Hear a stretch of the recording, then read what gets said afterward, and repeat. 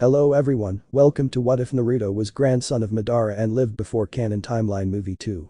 Before we start, please go support Oza 137,788 for writing that awesome fanfic.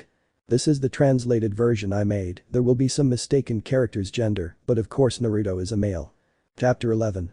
The next morning. Hanahagakure Ningun Sado. Uchiha clan compounds. The sun shone quite vibrantly on the village this fine morning, as if trying to lift away the sorrows that had been placed upon the villagers yesterday. These lively rays peered intently through the windows of the house, the very house in which our two favorite blondes resided. The millimeters moaned a female voice, gripping the stump like the thing pressed against her chest even tighter than before. Her slightly alluring cheek snouted itself into the warm, soft thing that enhanced her usually deep sleep even deeper than before. Although her eyes squinted a little, remembering that she quite didn't recall having slept in such a comfortable place before her senses had dulled. But she shrugged it off. She was enjoying her nap too much to worry right now. The millimeters, she moaned again, this time with a small frown marring her face. The soft thing under her cheek was twitching, and she didn't like the disturbance once the bit. Yet again she laughed when that stump, as firm as the thing inside her grasp, stopped moving and her breathing softened into small purrs. Her eyebrows twitched again. This time in pure annoyance at hearing the offending voice that threatened to disturb her sleep. Go away. Her hand was pushed down regardless of the furry thing trying to push her face away. She laughed proudly when she heard a soft thud followed by a painful mewl. This would disturb their sleep. The millimeters, she made herself comfortable, but letting out a sudden silly laugh didn't stop her lips from moving anywhere. Something wet and soft tickled her hand that dangled over the edge of the bed now. Stop it, his soft whispered lawyer with a silly laugh, trying to brush off those ticklish touches with gentle nudges here and there. Finally, she had enough. Her honey orbs of broken gold opened with a squint, trying to focus on the new lighting conditions with a few blinks. Kiara? Her sleepy voice asked questionably. The brown slitted eyes in front of her face blinked innocently, prompting her to return the gesture almost instantly. Her eyes traveled a little to the side, glancing at the chin that rested near her side of the pillow in a rather awkward sleeping position. Naruto sat on the floor by his bed. She knew she was in his guest room. The rest of them had traditional futons, with this being the only modern space, with a living room downstairs in the entire state. She knew this was the memory arrangement now, but a soft laugh broke over her face as she saw her friends dream deeply by her side, only by her. She could guess what must have happened.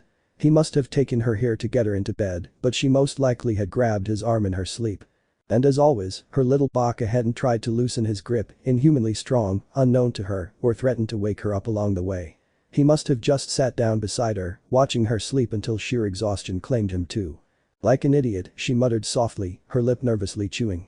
A small dusting of pink powder still rested on her cheeks while a tiny, shiny tear chipped down her cheek and onto her pillow to make a small, wet stain on the cotton. Her free arm pulled the tiny little one into a tight hug from the floor. She gave the white furry one a few gentle strokes to elicit little purrs from her favorite furball. All the events, now fresh in her mind, made her laughter seem almost solemn as a little tiger's tail began to wrap itself around her arm. This is the proper arrangement. She giggled foolishly, feeling tiny licks on her cheek. She placed a kiss on the little one's nose, watching the contentedly closed eyes of her best friend's companion. Thank you, Kiara. Her voice whispered gently to the little one, loosening her grip so the little one could jump up and go down with a happily wagging tail to show his gratitude to the girl for her petting. Naruto, she nudged the waking boy, who awoke to lift his arm. She released his grip, looking sadly as he tried to regain some control of the arm left by her, bewildered by shaking it and trying to coax any movement from his fingers. She had then grabbed it all night long in a vice. His elbow resting on the pillow, he sat up slowly, with none of his usual fervor as before. His face had turned blank as yesterday, visions of his parents' graves. You sleep well, she let herself be pulled into the light embrace, letting her face be placed to eat his neck as he gently sat her on his lap. Her voice held all the worry in the world for her. She felt so safe. Yes. Her physical form was small compared to his, not by much, but just enough to let her head be tucked under his chin as she rested comfortably on his lap. His fingers began to calculate the twists in her long locks of their own accord and she let him do as he pleased, just as she always did.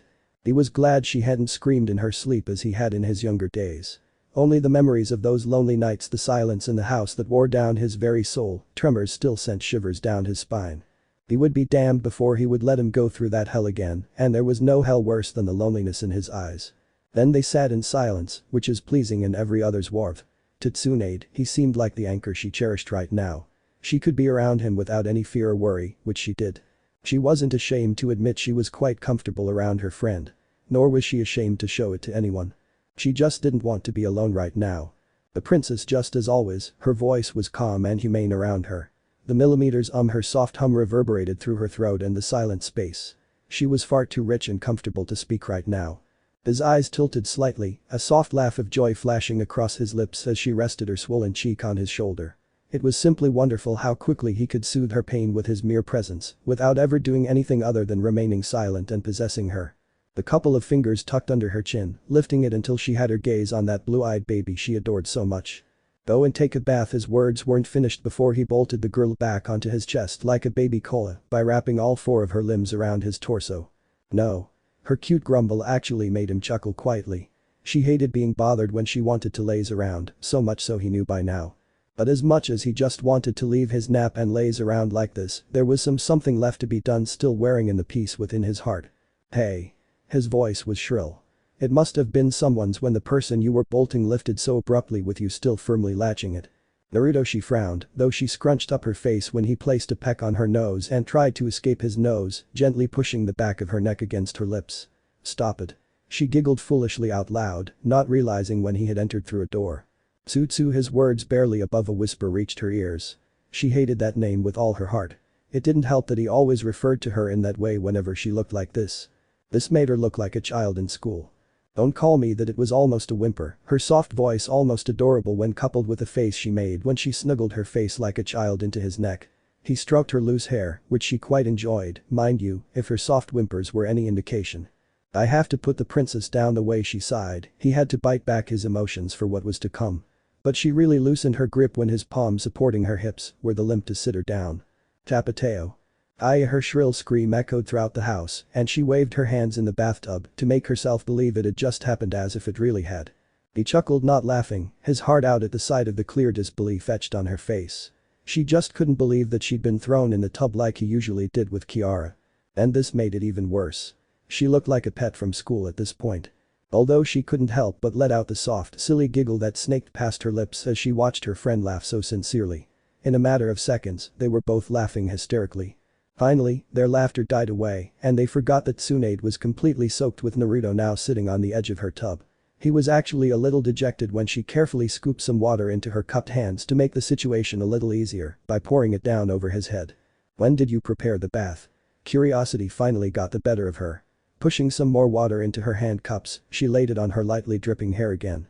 He didn't stop more as he couldn't to see her as content and playful as she usually was before.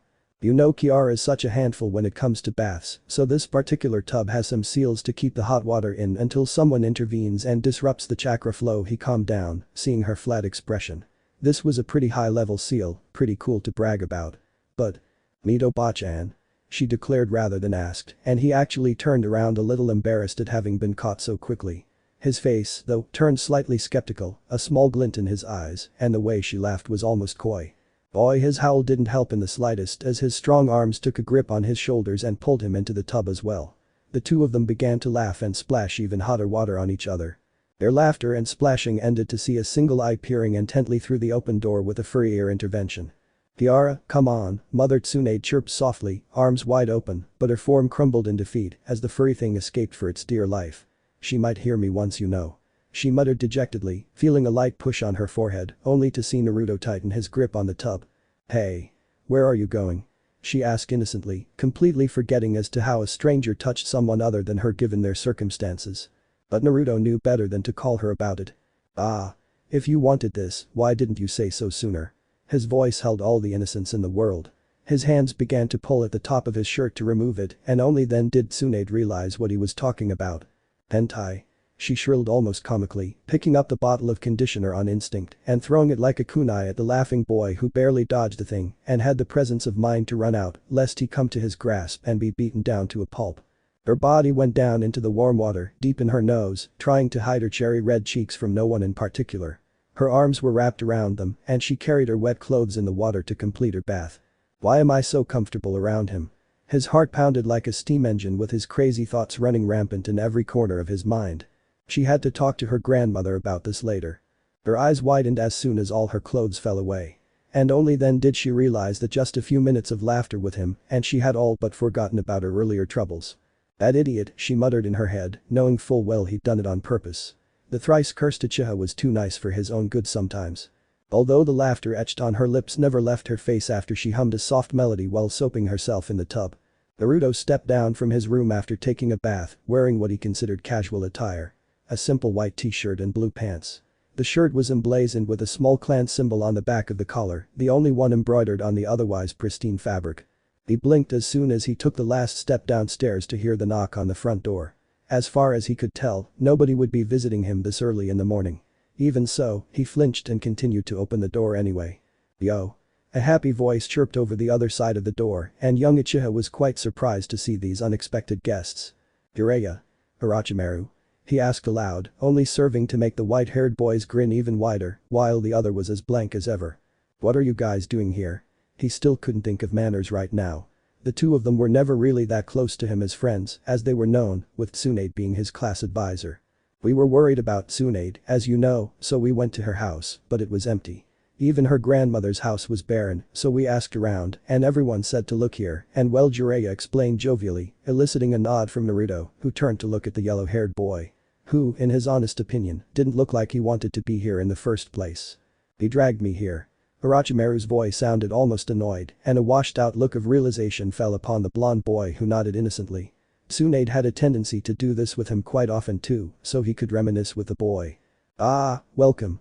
She's here." He stepped aside and beckoned them in before closing the door. The two of them looked around the palace, staring at the house with a slight sense of awe. Even Jiraiya gently put on his sandals, taken aback by the calming aura that seemed to radiate from the house. It almost seemed as if the house was alive in his eyes. "I'm guessing you haven't had breakfast," Naruto asked aloud, and the two boys blinked and snapped out of their stupors before him, disappearing into lost-looking pups. "No, they weren't until." "We don't have it, we'll take it over on that offer, Naruto-san." Orochimaru's concise voice cut through Jiraiya's own, who frowned down at his teammate heatedly. "Well, so much for being formal," he thought, hearing the laughter of the blonde boy in front of him. "This is great." Having a seat, both boys sat on the table while their host climbed up to work on their breakfasts. "So where's Chao Flat?" Jiraiya rubbed his ankle and glared down at Orochimaru, who narrowed his own eyes. "I mean Tsunade." He finally finished with an irritated growl. "She's taking a bath." Naruto simply spoke, not seeing the strange smile Jiraiya had upon hearing this. "Naruto, can I look around your house?" Jiraiya asked innocently and made an affirmative dive from the boy who had immersed himself too much in the kitchen to notice him, while Orochimaru read a scroll on basic seal hunting he had borrowed from his shelf. Jiraiya disappeared into the shadows, blending into the walls after making himself invisible with hand seals, and began to step up after the soft melody of humming arrived from there. And directly on target he had found his paradise. "Ah, Kami, I can die peacefully now." Her nose dripped with a trickle of blood as she emerged from the bathroom with nothing but a couple of wet pink towels covering her body and hair. She looked so beautiful, he reflected with a blush, looking at her opening of her slightly wet hair, wiping the water from them with dazed eyes. She had her rear end turned around right now and was standing in front of the wardrobe, which was just a curtain for Tom to take a peek at before the main show started. Finally, after what seemed like eternity, the boy's hands gripped the edges of his towel and opened it above him. His mouth slightly open, his nose even thicker, bleeding, he was more or less looking at the gates of paradise open directly in front of him. As soon as she turned Okami, he felt like fainting. Tsunade, standing there, was only shocked to leave her towel drop. She felt quite strange. As if she were looked at. She molded a bit of her chakra, just enough to let her senses fill the space. She laughed to find a whole all too familiar source of chakra standing just behind her and wrapped her towel back again. "Did you enjoy the show, Jiraiya?" she asked sweetly, a little too sweetly in fact. Her dazed state was broken when she shot her eyes back directly into an empty corner of space, her gaze narrowing rather dangerously over it. Jiraiya only managed to escape his perverted daydream about him when he felt his itch of senses as soon as the insane thirst for blood had taken over the space. He actually gasped audibly, seeing her gaze straight at him like that, like she'd almost killed him. And he cracked his knuckles hard to emphasize his point. But what truly heightened his panic exponentially was her laughter. This was the sweetest too much, and going to say he only had a feeling of foreboding about what was about to happen. Tsunade did the smart thing and dropped his transparency technique to come into her sight. Not wanting to aggravate her further than he already had, her palms flailed out before him almost helplessly and in a pleading manner. "We can talk about this minor misunderstanding." He tried to reason with her and be the smart one here. Not like she worried anyway. "We'll talk once again." This sent shivers down his spine as he watched that terribly sweet laughter match his voice's correspondence while she walked closer and closer, slowly, almost like a predator stalking its prey. "Once I'm done with you, that's it." And just like that, a shadow rose over his form as he awaited his pending fate. AHHH. Both Naruto, who was working on the final touches on the finished dish, and Orochimaru, who looked up from his scroll, blinked in harmony to hear the blood-curdling scream that came from above. "Wasn't this Jiraiya?" Naruto couldn't help but ask, and Orochimaru's tired sigh really helped to confirm and confuse the boy at the same time. Curiosity finally got the better of him, and he quickened his pace to take a look at the snake-like boy in the trailer behind him. Maybe Jiraiya had fallen into the bathroom and maybe even gotten hurt. These were Naruto's thoughts. Orochimaru's thoughts were, on the other hand, all too close to reality. He had a pretty good idea of what might have happened, given what he knew of his teammate over the past few months. And needless to say, he would be in a tight spot rather than be barred from entering a new place again, as he had been denied entry countless times before by his teammates' courtesy. The one and only Jiraiya. The scene was clearly one Naruto hadn't expected. Orochimaru was there. And he was right about the signal, as always. The figure atop a battered and bruised lump of flesh that Naruto recognized as Jiraiya was Tsunade, with a slight thump of her hips, still dressed in only a wet towel to cover her now dried body. The expression on her face was one of annoyance and irritation, but this changed fairly quickly when she turned around to her two other guests. Their own golden orbs met blue, gazing intently into each other for a moment before their eyes widened. An alluring blush rose across her cheeks as she tore her eyes from his intense stare, her heart picking up on this. It was quite a step each moment. She rubbed her right arm with her left palm to cover herself a little more and tried to look everywhere, but those piercing eyes stared directly into her face. "He glanced at me," she muttered in a whisper, as if she were the one who had committed the act. Orochimaru's thin eyebrow raised in amusement at this new side of his female teammate. Needless to say, this was a side he hadn't seen before, though it was surely entertaining. Tsunade felt so embarrassed by Naruto's staring she felt as if she might faint at any moment now that he started walking closer to her. Though she was impressed when his arm snaked around her waist and cradled her head back, the other resting just above her hip to envelop her in a warm embrace. "You'll catch a cold like the silly," he laughed at her in a scolding tone, and only then did she realize how cold she was. She was trembling. His head turned slightly, obliquely to Orochimaru, who nodded silently. The boy could understand his message quite clearly and left after picking up a stunned Jiraiya on his shoulders like a sack of potatoes and went on strike shortly after. Tsunade's eyes really widened as her hand grasped the edge of fabric holding the towel around her body in a loose knot. "Naruto, who are you?" He gave her a reassuring squeeze to close it. "Trust me, princess." And just like that, her wet towel fell off. Out of instinct, she only pressed herself hard and squeezed her chest with her weapons almost with great pain in fact.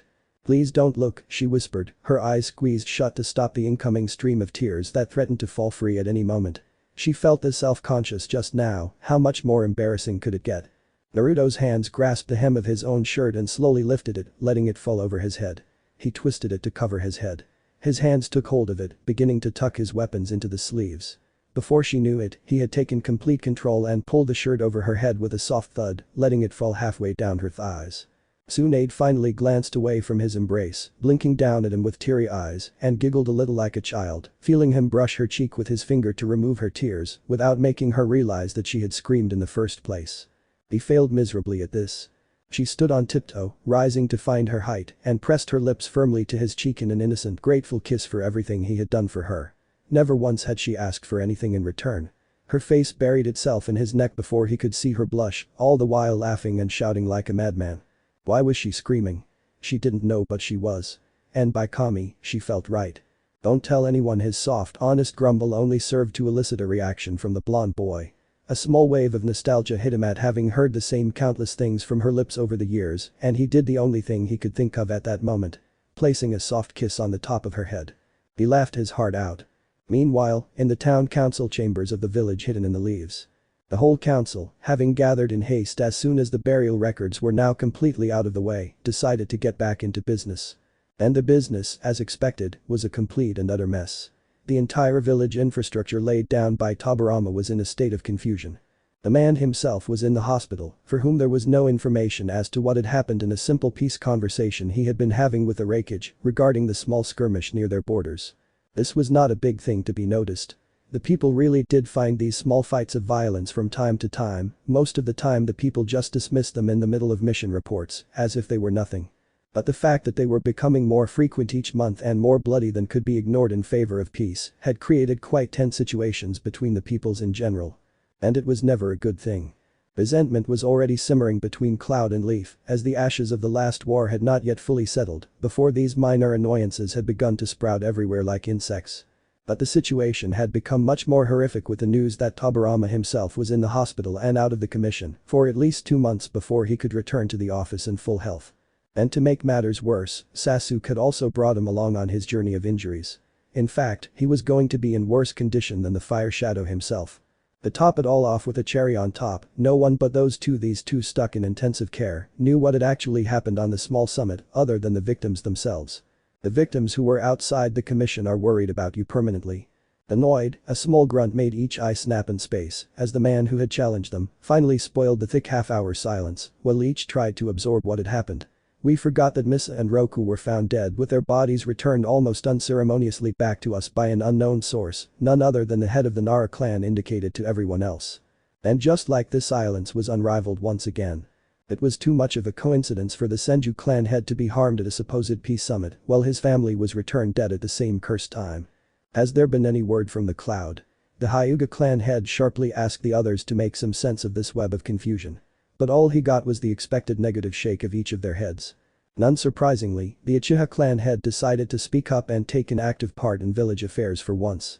They kept their lips tight for any and all information regarding their own Reikage and what actually happened at the peace summit. He replied, eliciting a nod from the Hyuga, who let out a tired sigh of exhaustion. Can we assume then that they're in the same boat as us? Daichi Akimichi asked, getting a silent nod from the Yamanaka clan head sitting beside him at the U-shaped table, reserved only for clan heads, and the Hokage himself, who had reserved the now vacant Senju clan seat at the same time.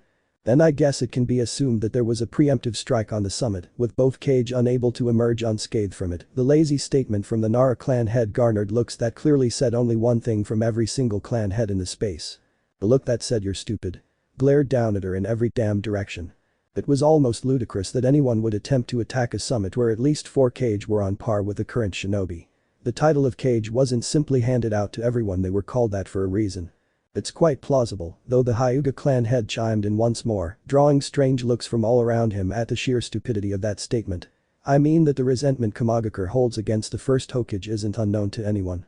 He actually killed their beloved Reikage after all, while Tobirama-sama held back the rest of his strength from helping or interfering with their petty squabble. He goaded over without flinching. And just like that, the council erupted into complete chaos. Every single clan head began making various assumptions and guesses about what actions should be taken. But just as Tobirama had expected when he bestowed his powers upon them, they couldn't yet reach a point where they all agreed to have some kind of countermeasures ready for any of their previous assumptions. The power he had given to the council was practically useless without a single mind to focus at all. The Konoha hospital. The reserved room was inaccessible to some, but the people who had it private. Sasuke lay lifeless on his bed, several hooked machines dangling from his motionless form. The only signs that he still showed he was alive were the slow rise and fall of his chest and the small mist he created inside the oxygen mask covering his face. With each beep the machines did, this gave his companion sitting by his side, looking none too good for the task, time to think about everything that had happened in their lives in the span of just a couple of shy weeks. His children, who were his responsibility, the responsibility his dead brother had left him with, were now dead. He hadn't even been conscious while they were buried, not as he had a right to salvation by offering his condolences, having been so powerless while they were tortured, mutilated, and Kami knows what the enemy doesn't give for so many days.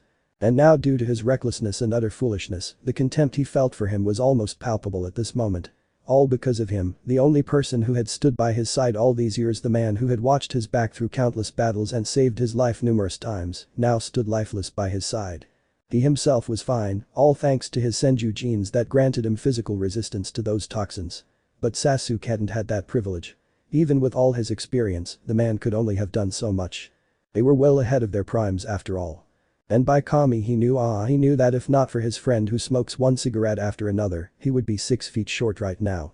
But this actually gave him time to think. Each beep from those pulse-emitting machines gave him a reminder of everything that had happened. To invent various assumptions about what had occurred and how those events could be twisted in the most pretentious way possible so that they came out on top. The years of manipulating an entire village full of shinobi and being called a master manipulator throughout the elemental nations really added to the fact. But the first thing that had brought him some relief was that they had emerged from that hell alive and well. Even after all the cards were piled up against them, they had come out on top again. Survival was a triumph in his eyes every time he entered the battle. Fumagukur would surely be in confusion right now. They would be absolutely furious, livid, even. But what if they weren't there? What if they didn't know what Reikage had planned due to the lack of information being leaked about that certain ambush? This was surely a long shot, perhaps too risky. But it might just pay off. And it was possible. He paved the way for endless possibilities for him to manipulate and turn the tide in his favor. If they truly didn't know, then perhaps, just perhaps, he could stop the villages before they turned against each other. This would give the people of Hohe just enough time to prepare for what was to come. Without paying attention, the entry into combat on the scale of a war between nations wasn't going to happen, not on his watch, that is. And having fallen victim to an enemy trap, he had almost calculated the cost to his comrade and the life of the most trusting shinobi in the group. But for now, if their assumptions more like the class bet were true enough to yield results, this would be a ripe fruit ready for them to pick. And the key point that made it all possible was that all of Reikage's men were dead. He was certain of this. This left no evidence that would have resulted in the cloud chirping out. They were returned to the Leaf's custody by Sasuke's placement without a doubt about it. The Monkey clan had been with them long enough to know that the spoils of war should always be eaten. Then the blade now possessed all the victim bodies they had killed in their battle royale. Everyone except those two baboons with the jewelry covered their hair. And just the thought of those two, the key to this particular chain of manipulations, made him smile with satisfaction. A satisfied smile, a simple, self-satisfied smile that would have made even the Shinigami flee from his face with just a mere glance right now. As far as he could recall, their names were Kinkaku and Ginkaku. The Gold and Silver brothers. Now he didn't remember those named after shinobi in the bingo books. But they were nothing like what their profiles described. They were easily the S-row to begin with, not to mention the fact that their blood was far too valuable to someone who wasn't a true Senju or Uchiha. To think that Reikage had kept those gems hidden from everyone in the world. And to do this, he would have had to keep their existence a secret from his own people as well. For his own people, fearing that news of his trump cards would leak out was not something Reikage would risk enough to take. And that's where they put the crack in their walls, which he would exploit. This is the fullest potential to make a whole damn funnel out of it for the Leaf to invade. Now that cage does not scratch this. What does a villager now with his cage MIA do in such a situation? The village whose cage had left to find the other in neutral lands would surely send a missive to the Leaf for answers when everything they could investigate would ultimately come to nothing. This would come to zero. The answers that would determine the Leaf's fate in the coming years were now placed in his hands. He could not help but abhor the emotions that played deep within his heart and the thoughts that now ran rampant within his mind. He liked this, he absolutely liked this. Just the thought of manipulating each one made him almost spin dizzily inside. How he could manipulate those with less conscience than his own. He arranged most of the damned world to do his bidding, only made every nerve he possessed tingle with pleasure. All the while, they never quite understood what they had been victims of before they were too deeply involved in it to escape. Only those glances when he stood on the peak of his fallen forms, with them alone understanding his projects to the fullest, while the brightness of life left his eyes. It was what made him feel truly alive. There was a reason that truly frightened his older brother. No, not him.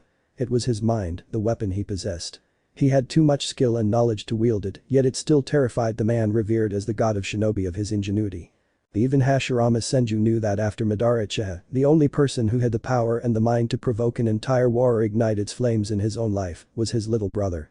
Habarama Senju himself. And today he would only do this. The plan was there, he just had to put the pieces together. And then. Let the actions reveal themselves right before your very eyes. The gentle click and creak of the door made her neck snap in the direction of the aforementioned exit. Her own fall, in such a way that she sees her sister-in-law intervening in the space in her usual kimono, but with a small clipboard, no doubt, or medical reports in her palm. He merely glanced at her, drawn closer, then lowered his eyes to her lap, his earlier thoughts almost forgotten now. He couldn't know, rather, he couldn't bear to look at her naked. Something she did slap him, pierce him, or stab him with a kunai straight through his heart. He would take it without even hesitation. I'm glad you're alright, Tabarama. Her arms wrapped around his head and she pulled him close to her chest. Her warm embrace only served to make him feel even worse than before. The fact that she simply didn't have the soul to hate him made him hate himself even more than before. Mito could see the worry in his eyes. Tabarama Senju never looked away from someone's fixed gaze. His pride was too great to avert his eyes, and he always sought out someone's fixed gaze with his own, almost diligently. But the mere fact that he did that to her told her how much he suffered inside. She could comfort him. He was, after all, the only one she'd left behind besides her two babies. Even though she was his sister-in-law, she always treated him like a mother hen. Scolding him for every little thing and laughing at every tiny mistake he made, he was far too stingy for her liking. She really learned to please him in those moments as much as she could. He was always strong for them, for each one of them. He was the pillar they all respected, but she knew that no one ever saw the worried man inside that shell. And she was the only one who ever broke through his shell like that. Other people he allowed to get close to him. Everyone else was someone who wasn't with him anymore. Those people could be counted on someone's fingertips and still have some left. "It's fine," he whispered softly, carefully running his fingers through her hairy gray hair. She could feel her kimono becoming slightly damp, but her shoulders never trembled, nor did he utter even the smallest sound of emotion. But she knew he was screaming. This was how close you would get to seeing Tobirama Senju in pain. He always screamed silently out of everyone's sight. "I'm a pathetic myth," he scraped out, the fan tube choking in his throat, making it almost impossible to speak a full sentence. "I'm so pathetic." He didn't ask for forgiveness. There was no forgiveness for this failure. There would only be revenge. The lady hushed him, continuing to care for him in the embrace for as long as he needed it. And when he grasped the back of her kimono in his fist and curled it lightly into his arms, she laughed. "I'm so sorry, please forgive me," he begged for their forgiveness. He needed it. The thought of his own family hating him was just too much to bear even for him. Even if she lied and didn't mean it, words alone would only give him enough to continue doing his job as before until he had completed all his responsibilities. "There's nothing to forgive. You did everything you could. You're human too, Tobirama. Nobody's perfect. Don't try to be one. This never ends well." She whispered wisely, making Tobirama Senju, the man hailed as the most likable person in the world, right now look like a child in his mother's arms. She was always the wiser of the two when it came to moments like these. And she had the biggest heart of all the Uzumaki, and this meant something in her mind. "Myth," he rasped out, coughing slowly as his throat finally gave way while she gently stroked his back.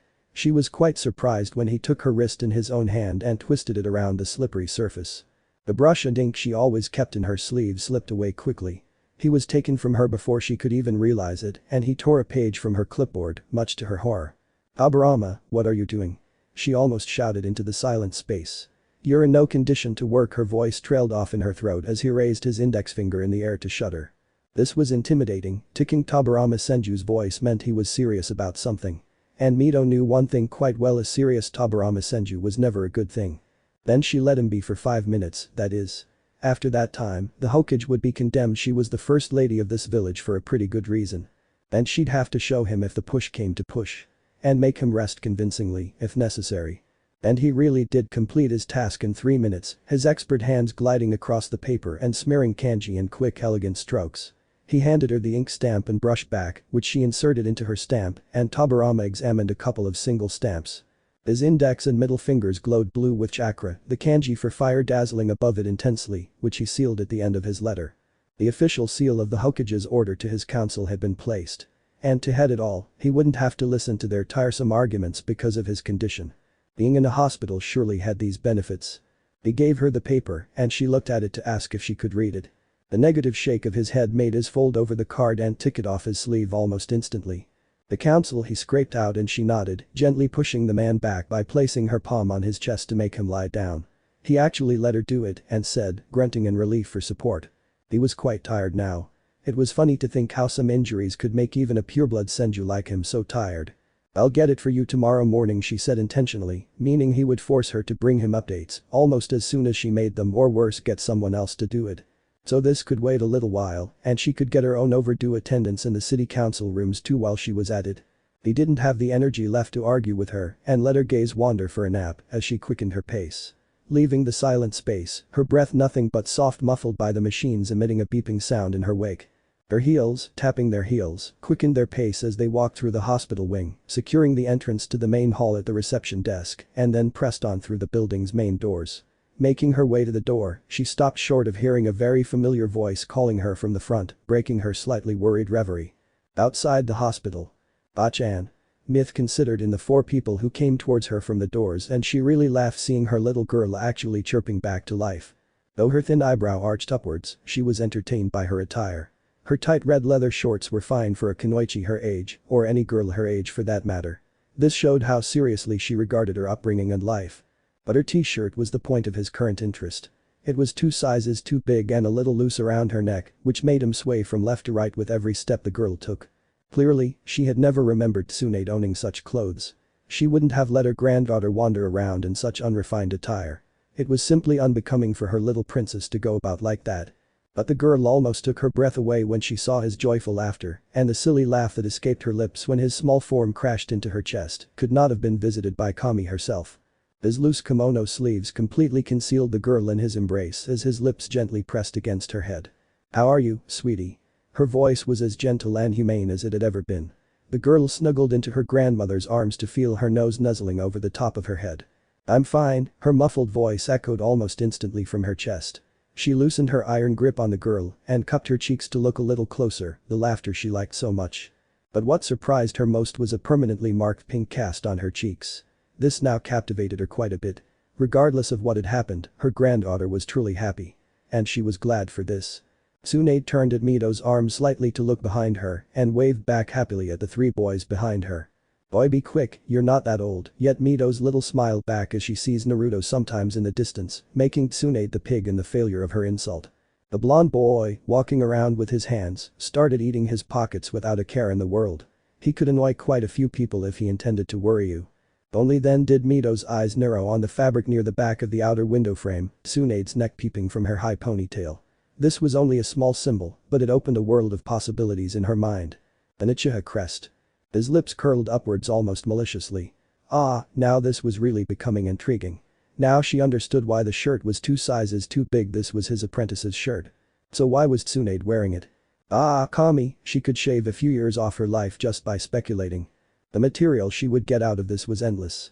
Little laughter crossed Naruto's face as he gave her a small nod from his head, telling her that he had been the primary reason for his little tomboy's happiness, just as she had hoped from him.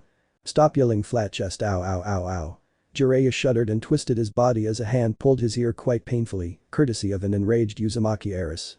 "Is that any path you want to talk about, young man?" Mito scolded the boy, who shook his head in her grip, and Mito let him go. She carefully bonked Tsunade, who proudly stuck her tongue out at the steaming Jiraiya and looked at her third teammate Orochimaru, if she remembered correctly, was his name. She giggled and patted his head when he politely gave her a bow. These little ones were just too adorable in her eyes. As adorable as a shinobi could be. "Naruto-san?" Orochimaru's voice truly startled them both, and Naruto looked at the boy with mild interest. He hadn't spoken much since he'd first encountered him, so this was a surprise. "Can we have a mast if you don't mind?" The request surprised everyone, Mito included. Jiraiya, although. What is this supposed to mean? Don't you ever ask me if I'm not good enough for you? Orochimaru's flat stare suggested someone should have answered him, someone other than Jiraiya. So the boy decided to answer him out loud and cut short his short thoughts. No.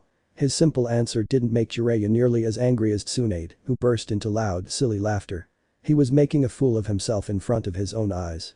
Even Mito and Naruto bit their lips and tried to stop their shoulders from shaking, unable to contain their laughter as they saw their red faces practically smoking. It seemed as if steam would burst from his ears at any moment now. "Why did you condemn, you bastard, ow, ow, ow, I'm sorry," he sang over himself, while his ear was being pulled painfully by Mito for another lesson in language. "Boys these days, no manners at all," she sighed to her. "Yeah, sure, I don't mind. I could use an extension myself." Naruto replied with a lazy shrug, stretching his back to calculate this as the strain of not getting any education at all for 2 days straight. He could do it with a mast, and he saw what Orochimaru was made of at the same time. Both boys began to strike, while Jiraiya chased after them shouting blasphemies at them for completely ignoring him again. He was too distant from Mito to punish lest she use her chains, so she let him go for now. "Hey. I'm coming to." Tsunade's words were abruptly cut short when a palm clasped her shoulder firmly, the smiling courtesy of Mito not letting the girl go quite so soon. "Where do you think you're going, miss?" The forgotten blink that his girl gave her, Mito almost made crush the girl in a tight embrace and never let her go. "With them?" Tsunade asked more than said, and she became even more disturbed when Mito's arm snaked around her shoulders while her index finger caressed the small embroidery on the back of her neck. Her voice was rather amused, which only served to confuse Princess Enju even more than before. "But we have much to talk about, sweetie, especially this shirt and the story behind it." My little Tsunade, the way all the blood rushed to her face as horror flashed in her eyes, and the way she sputtered out denials and incoherent grumbling, Mito actually laughed uproariously the whole time, pulling the girl along with her. Having quite a long cup of tea with her granddaughter. Needless to say, Tsunade simply didn't have any deadlines that day. No day was as embarrassing as this one up to that point in her life. especially when a nosy old woman sucked out every detail of that morning and tricked her into giving up on it and would probably continue to do so for many days to come. Chapter 12. The next morning. Onahagakure Ningun Sado. Council chambers. Can't he be serious? Every pair of eyes in the room was as wide as saucers, disbelief etched on each of their faces. As if someone had just informed them that Madara Uchiha had suddenly risen from his grave and come to enact his vengeance upon them for treating his grandson the way they had come. Yes, it really was that serious. A small sheet of paper scribbled with a few words, which was placed in addition to a small scroll kept for safekeeping, was the common source of disbelief among residents throughout the area. I haven't seen Tobirama joking in well, placing a finger on his chin, feigning all the evoked innocence in the world. Mito quite enjoyed the looks of incredulity etched on each of their faces. She wanted to take things a little further, but matters were serious enough for her when all the people suddenly started acting childish. But this? How? Well, why? Finally scraped out a stunned Hyuga clan head Hisatoshi Hyuga. Even the once stoic Hyuga clan head couldn't hide his shock at hearing more as he read what his Hokage ordered them to do. He must have had his reasons, but the rest I'm sure he didn't consider worthy enough of me to be made aware of. So, I'm as true as a blank slate as the last of you. Mito's reply was concise, flowing with an relieved, expert precision that showed her title as an heiress and representative for her nation on the leaf wasn't for show. She truly was of noble and honorable status, and she wasn't afraid to show it. This really silenced all the whispering and discussion council members, each of them understanding that the woman was not one for patience today and wanted to see these orders carried out right now. So let me make this straight. Nara spoke, drawing out the words with extreme attentiveness, which, as strange as it sounded, surely proved genuine today. Our Hokage, he truly considered it worthy enough to remind her that he was their leader in every sense. And not someone they alone had to worry about, or she alone, really. Then Sarutobi Sasuke went to have some simple peace negotiations with the Raikage on neutral ground in the Land of Fire, as we were correctly informed of, just before the departure of the two. He recited formally in the silent surroundings each of them was seated within. Mito simply nodded, tucking a strand of her scarlet hair behind her ear to show she was listening as much as she didn't want to, she was. Each of the other clan heads watched her scrutinizingly, having some sort of reaction, still tugging at their ears to discern if her mannerisms revealed something to indicate she knew something deeper than they did at this moment. The head of the Nara clan, Ensui Nara, as much as he wanted to believe he might have misread something in the letter, he already knew he had far too sharp a mind to have missed anything. And Mito's once noble and stoic face actually served to irritate his own nerves, rather a little at the present moment. He sighed, making sure he was really going to say this his Hokage's words aloud for the first time at this particular meeting. Two of them attended the summit with Lord Sasuke, whom you interpret as your personal bodyguard, the only one who cares about you. The suspicious tone in his last words wasn't lost on Mito, but she didn't give anything away again, much to her and everyone else's displeasure. Sasuke was one of their own, no doubt about it, but still, something was fishy here. Each of them could feel it in their gut. Well, the Raikage was there with a small contingent of his own jounin. Just as they were about to enter the small village chosen for the talks, they were attacked by these gold and silver brothers, Kumo jounin in the international bingo books, who then continued to ambush them and killed every one of them. Thank you, Kami, Sasuke, Sarutobi and Tobirama Senju, while the remaining ones are now put to a permanent rest. The victims, whose bodies have been recovered and are currently in our possession, to which we were not notified until now. He placed special weight on those words again to emphasize his point, though he sighed wearily when Mito simply covered her mouth to yawn gently. Big, just big, she was the lazy one here, troublesome woman, he mused wearily. They must be returned to the cloud envoy that they will send us when we reply to their missive that arrived just this morning. Each stared at the scroll next to Tobirama's handwritten sheet, as if it were poisoned or would bite them any moment now. And they have them, and each of our allies on both sides, which makes the whole world doomed to put these gold and silver brothers, who were mere nobodies a couple of days ago, as the row of Ronin wanted them, and quote, they ambushed a peace treaty between two commanding hidden peoples, namely the Leaf and the Cloud, by attacking their respective cages with their escorts to disrupt the meeting. All in a vain attempt to cause a fight, thus coining out conflict between said nations, and they tried to kill both of the respective leaders while being hit on one, namely the second Raikage of Kumagakure no Sado. Ensui finished his decree of the last step of Tobirama's letter, and the silence was unrivaled as soon as it was done. Yes, it sounds about right, was Mito's nonchalant reply, which made each of them circle her, sweating profusely. This is just ridiculous. Finally, the head of the Inuzuka clan, the most volatile of the assembled group, had finally had enough. We have in our possession 5 entire teams of Kumo's jounin, their best. What's more, the Raikage himself, who means we now possess the secrets to his revered Black Lightning Kekkei Genkai, with countless more of his secrets hidden within those bodies, and he wants us to return them to the cloud. Has he gone senile? The way Mito's eyes narrowed on the fanged as she leaned forward, plopping down her elbows on the table was quite an intimidating sight for each of them. Each knew that the head of the Inyazuka clan had just stepped onto forbidden territory as the temperature in the room dropped a couple of degrees. Are you asking about the mental state of your leader, Inyazuka? The way she dropped any suffix addressing him made him quite aware of the position he was in right now. She and Tobirama, along with the entire Senju and Uchiha clans, were still the two great powers of this village. Inyazuka was still nowhere near as powerful as those two clans, one of which he had foolishly just managed to aggravate with a single statement emerging from pure rubble.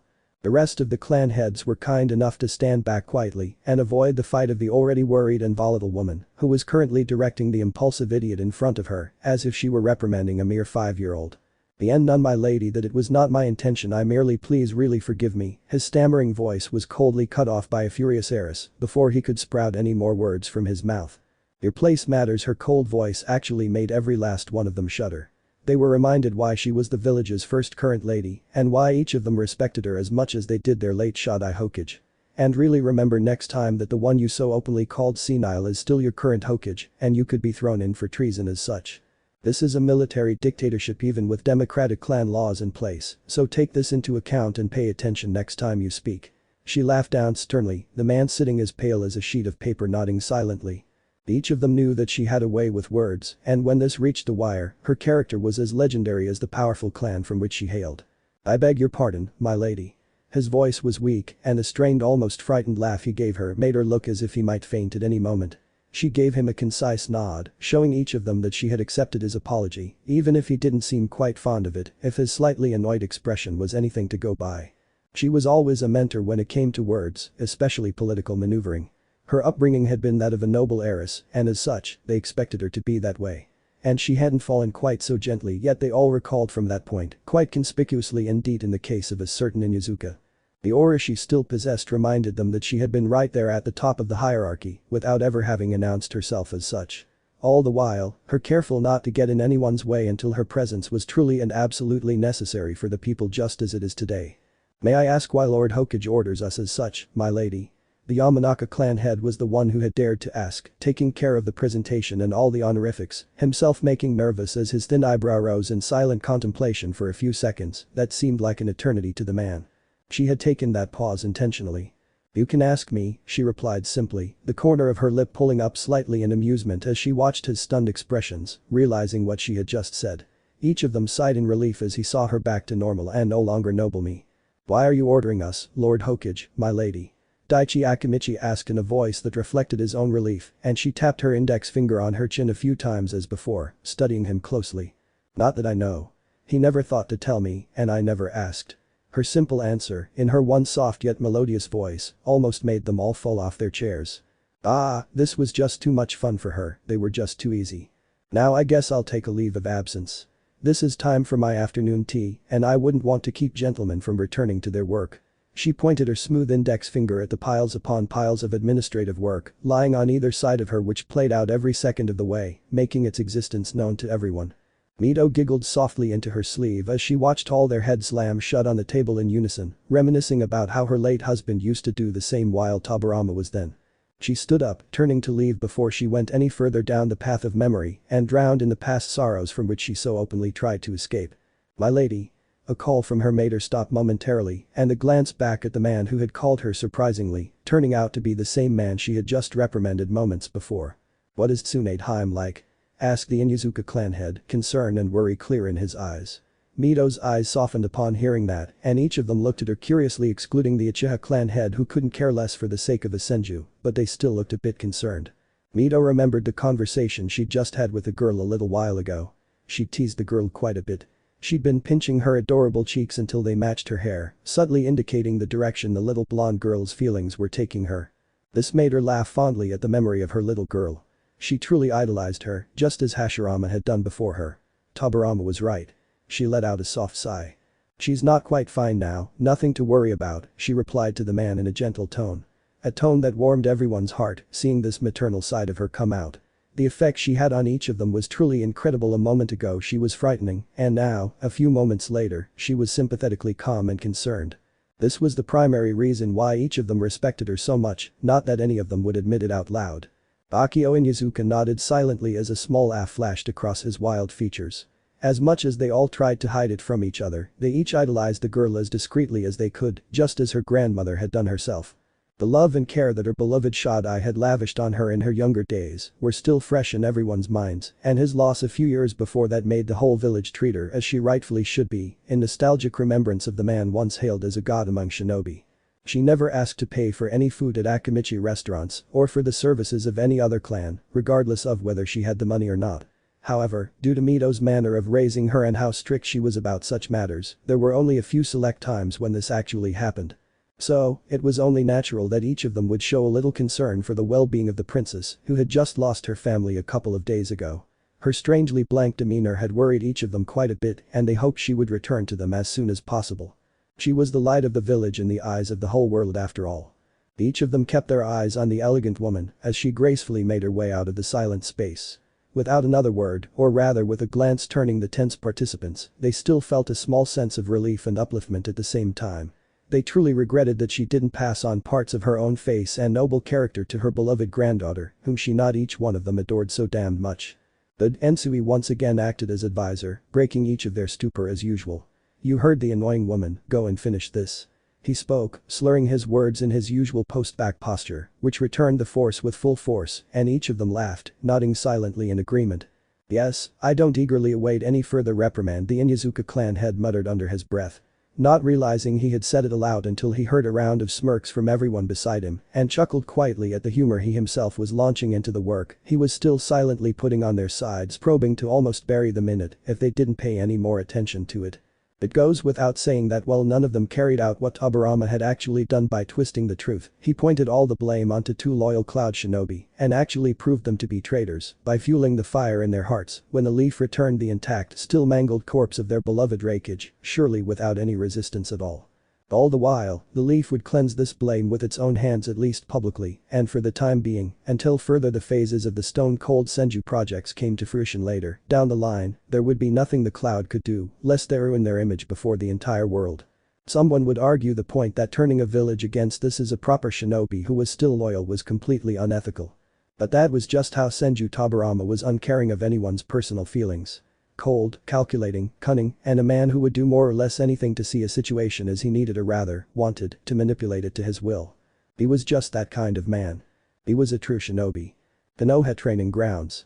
Continue Naruto, kick that bastard ass. The vividly colored, lascivious yet cheerful cheers of an unexpected yet welcoming spectator encouraged the two boys who were now standing in the middle of a lush, green, and lively educational field. Jiraiya lets out a loud whistle, not looking to leave the possibility of seeing his tense teammates getting kicked. The untimely and regretful loss was rather it to be explicitly stated. "How are we going to do this?" Naruto asked, his hand still reaching into his pocket as he tried to snoop around, his flailing long before his eyes, without having to put his hands to use it unless he absolutely needed to. He wasn't the lazy mind you think he was merely well efficient. Yes, he was. No ninjutsu, killing or maiming blows. "Something, the bar for maiming and deadly or fatal blows," Gojo Orochimaru asked, more than indicated, and got a nonchalant shrug from his opponent, who couldn't possibly see any posts with such rules. "Well then, Jiraiya, you can be the referee for our mast." Naruto's voice calmed from one of indifference to one of terror when he saw Jiraiya grinning openly like an idiot, rubbing his palms together as if he wanted to ignite a fire from the mere touch of his palm. Orochimaru merely sighed wearily. He'd used up his teammates' antics enough for now and didn't bother wasting his time and resources pointing out the boy's stupidity to his attention, not like it worked when he actually called him out the first few times. "Alright then, we'll start in 3 2 1." Jiraiya counted down to increase the suspense, looking at the two boys like a serious referee, raising his arm high above them in the air. Both boys turned somewhat seriously, Orochimaru folding his hands in anticipation of the fight he had long been eagerly awaiting to try himself. And Naruto wins. Both boys took a shot forward, the realization hitting them a moment too late, and both missed, landing face to face first, comically sliding close to each other. A loud thud was heard throughout the clearings shortly after. "How can he win when he hasn't even fought yet, you idiot?" a loud girl's voice shouted. A fist bonking Jiraiya gently above the head, lacking any of the usual power behind it, as the boy rubbed the small lump of pain like a child. His form shrank as he watched his own female teammate crush the support beside him. A hand on his hips, which were cocked to the side, while an annoyed expression plastered all over his face. The pinkish hue still brushed the dust off his cheeks permanently, which did not prevent the boy from warning that he was the victim with his fist, while he muttered stupid excuses like he would lose anyway, or that he was a loser to calm the furious Kunoichi. This did none of that. Her honey gold eyes turned towards the middle of the clearing, looking with a raised eyebrow at the two boys who were dusting off their clothes and taking up their starting positions again. "And why haven't you started too yet? It's been quite a while since I left you, you should have been done by now, right?" She couldn't help but ask her little question aloud. It really had been about 2 hours that morning since she'd been with her grandmother who was teasing her again this morning. Neither of the boys had sparred yesterday, both considering it good to rest first in order to make it a fair fight, since Orochimaru had already had a dreadful education session the day before that would not have made his mask fare very much in his mind. Naruto had no objection to another day off. Those came few and far between these days anyway. Who knew when he'd get another one like this? "Well, we were going to, but then we decided to have breakfast." Tsunade raised an eyebrow, seeing his embarrassed laugh as he rubbed his neck with his usual nervous ticking sound she knew by now. "And we found them." Orochimaru pointed a finger above her, and only then did Tsunade crane her neck to look at 2 pairs of sandals dangling 3 high branches in the tree directly beside her. Walking a little to the side, she saw Tsukumo and Dai munching over some dumplings from a bag while both of them waved at the dumpling skewers still in their hands. She waved them back happily out of courtesy herself. "Hey. What are you two doing here?" she asked, full of curiosity and testing her old taunts. "We found them when they were coming here about 2 hours ago." Dai spoke simply, settling a dumpling between his teeth, and Tsunade nodded but still quite didn't understand Naruto's nervous behavior or Tsukumo's annoyance in that way. "Naruto decided that I should treat him, and all 4 of them in fact, to some breakfast." The silver-haired genin narrowed his eyes accusingly at his teammate who stuck his tongue playfully back at the annoyed-looking boy high up in the trees. In Tsunade's curious eyes, which turned to him for an explanation, he said that the blonde boy decided to give him his share as well. "I'm broke," was his simple reply, and Tsukumo dangerously narrowed Naruto's eyes, making him look at him in challenge. As comical as this made the situation to Tsunade, she remained silent to watch as this unfolded further. "And is my money for free law?" Tsukumo asked back, lacking none of that playful anger that only Tsunade could say after all the years she had spent with the two of them, apart from Naruto being the third wheel in their little friend cart. "Hey. You're rich. Look so cheap." Naruto pointed an accusing finger at the boy, who bristled angrily on the branch he sat on. Naruto knew very well that he was going to come in a few moments, though, and he absolutely liked that part. "I'm not rich." Naruto narrowed his eyes and snarled in defeat. "My family is only just getting by. But you should know well that my father doesn't give away money easily." He yelled back, his face turning bright red as he recalled the long lecture he'd received that morning about spending his money carelessly when he'd asked his father for an early allowance about 2 hours earlier. "I'm out too. I'll return it once we get back from some missions." His response surprised Tsunade and everyone else except Tsukumo, who had already understood a while ago. Uchiha's pride wouldn't let him accept just any favor from anyone. He would prefer to return it, knowing that this was most likely coming. This did not mean that he accepted it, although. "Did I ask him back for the money?" he shouted back, and sparks began to rise amidst his flashes. "Then what the hell did we fight and shout for?" Naruto yelled back, Tsukumo bristling even more with anger at the motives that opposed every intelligent cell in his body. Then he retorted as intelligently as he could. "How the hell should I know?" Both boys gasped a little in the effort of their shouting contest, the tired silence being broken by the sound of melodic silly laughter coming from Jiraiya's side. "You two are such big dorks."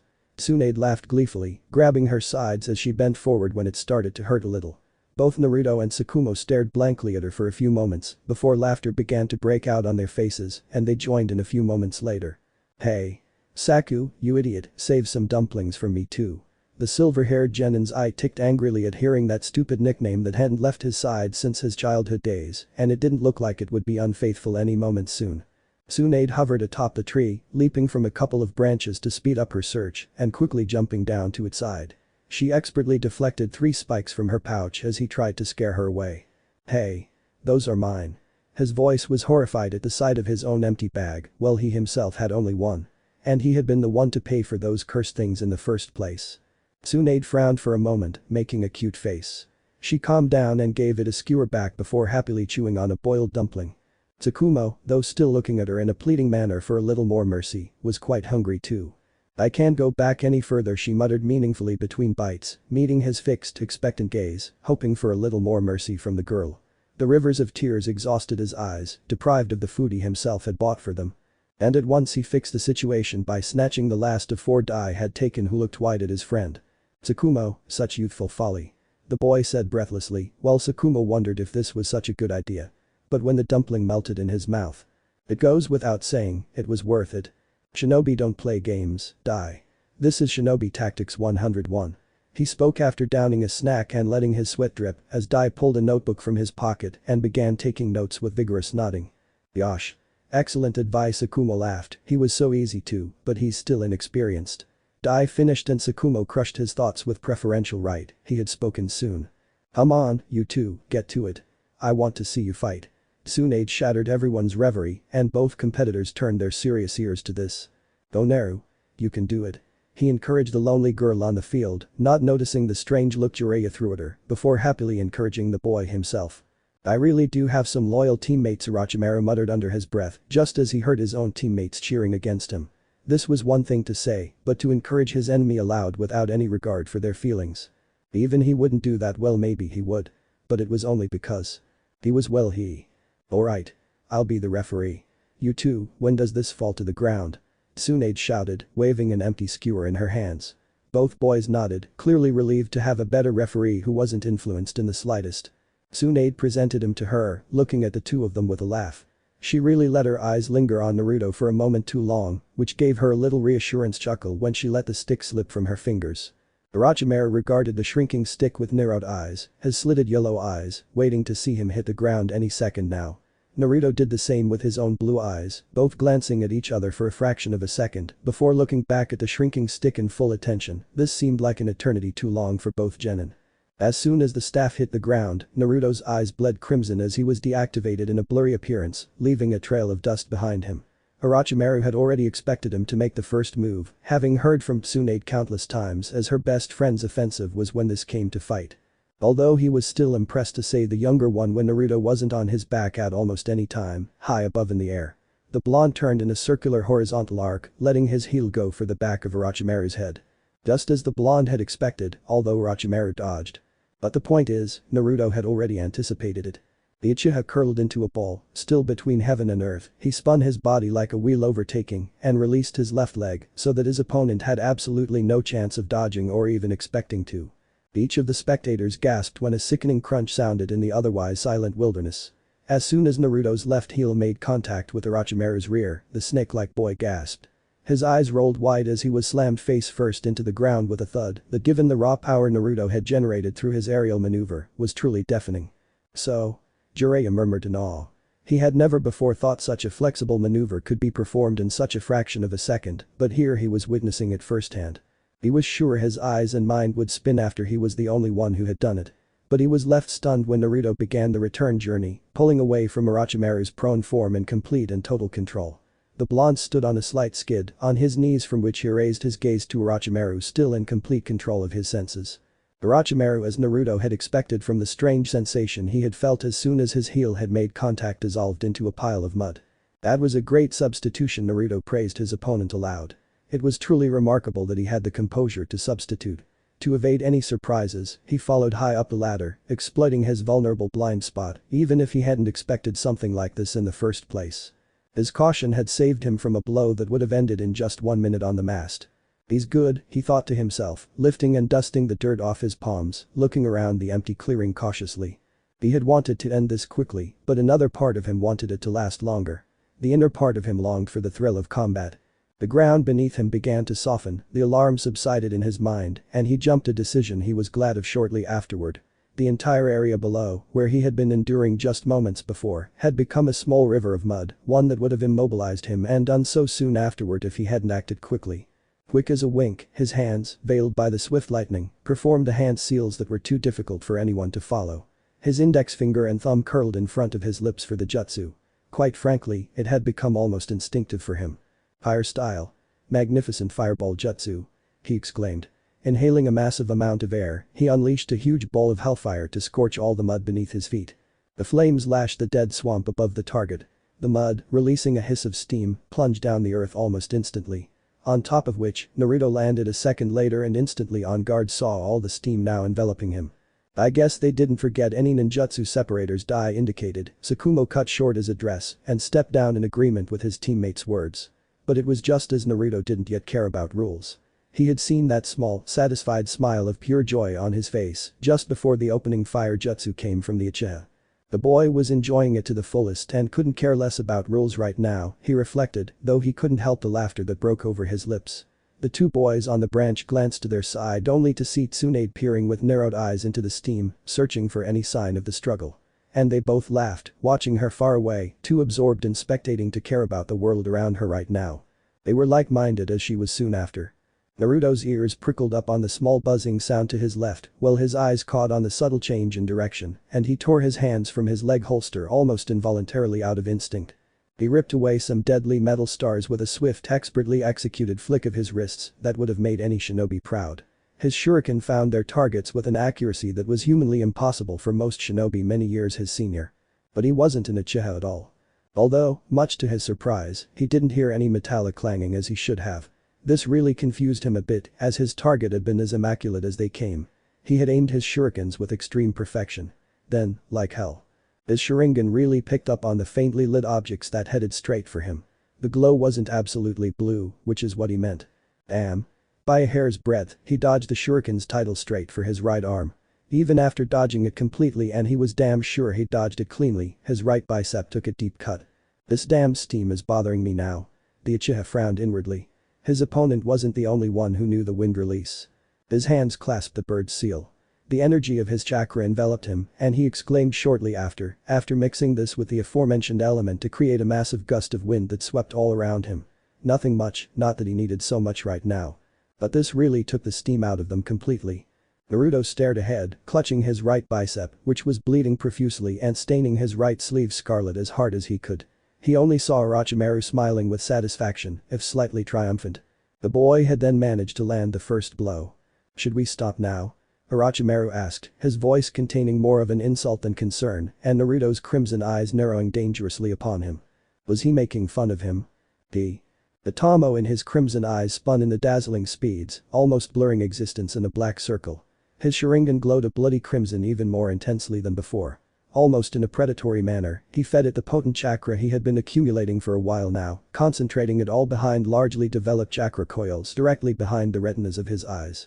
Ah, the boy Dai whispered, already knowing he was coming. He shouldn't have made fun of him, Tsukumo murmured, continuing his words, and they had begun to concentrate on their dumpling instead of fighting. Jiraiya looked quite confused, seeing their disinterested faces. It was almost as if they believed it was. It's over. Tsunade finished her thoughts aloud, jumping down from her branch to lean against his side. Jiraiya regarded her with a look that screamed stupid, not that she paid any attention to him. Jiraiya watched her stare intently at Naruto's back. More specifically, at his bleeding arm, which the Uchiha had grasped with his other palm, trying to stem the blood loss as much as he could. Jiraiya couldn't quite grasp what continued beyond this point on the mast.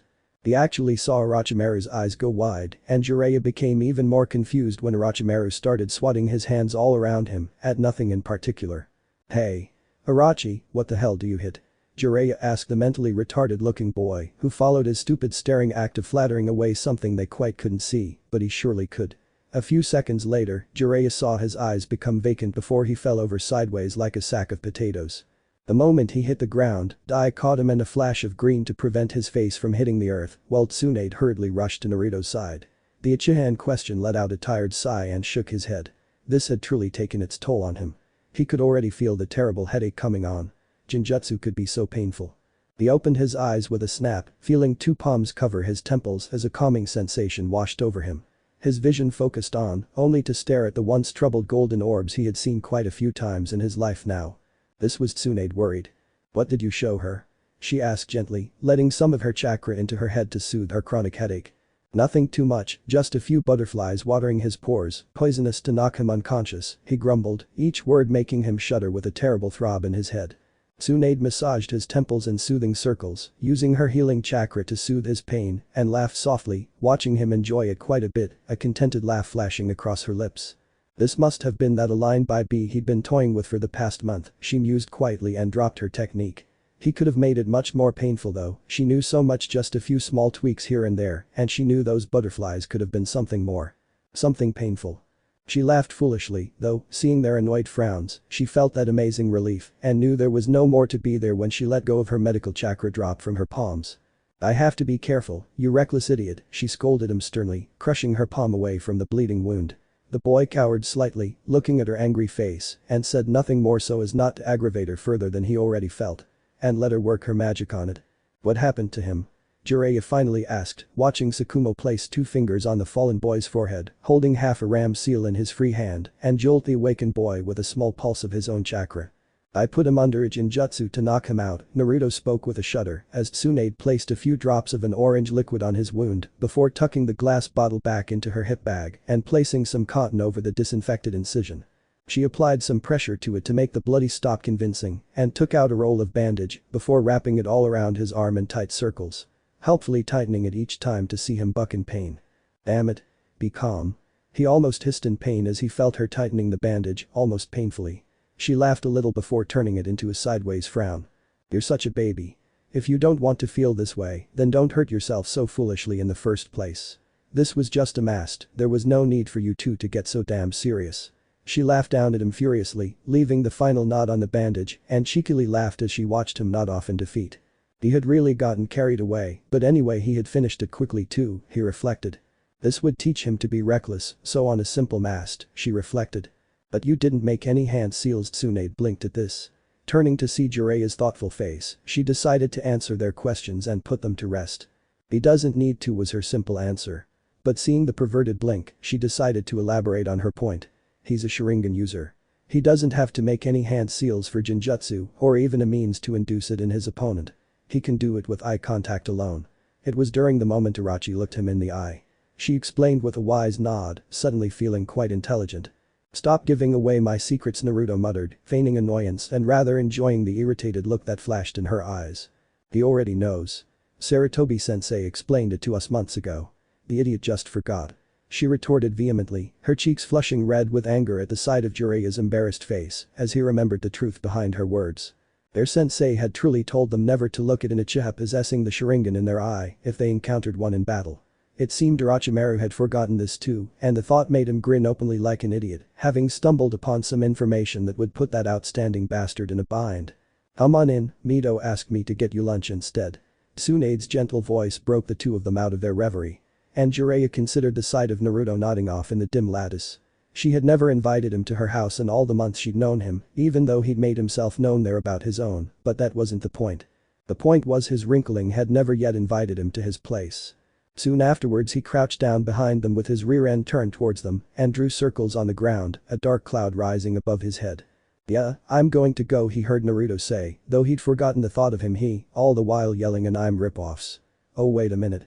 I almost forgot that. Tsunade blinked absently at Naruto's sudden exclamation, which turned back to Jiraiya with a laugh. Jiraiya, said the boy, rising to his feet upon hearing his name and happily snapping his neck back.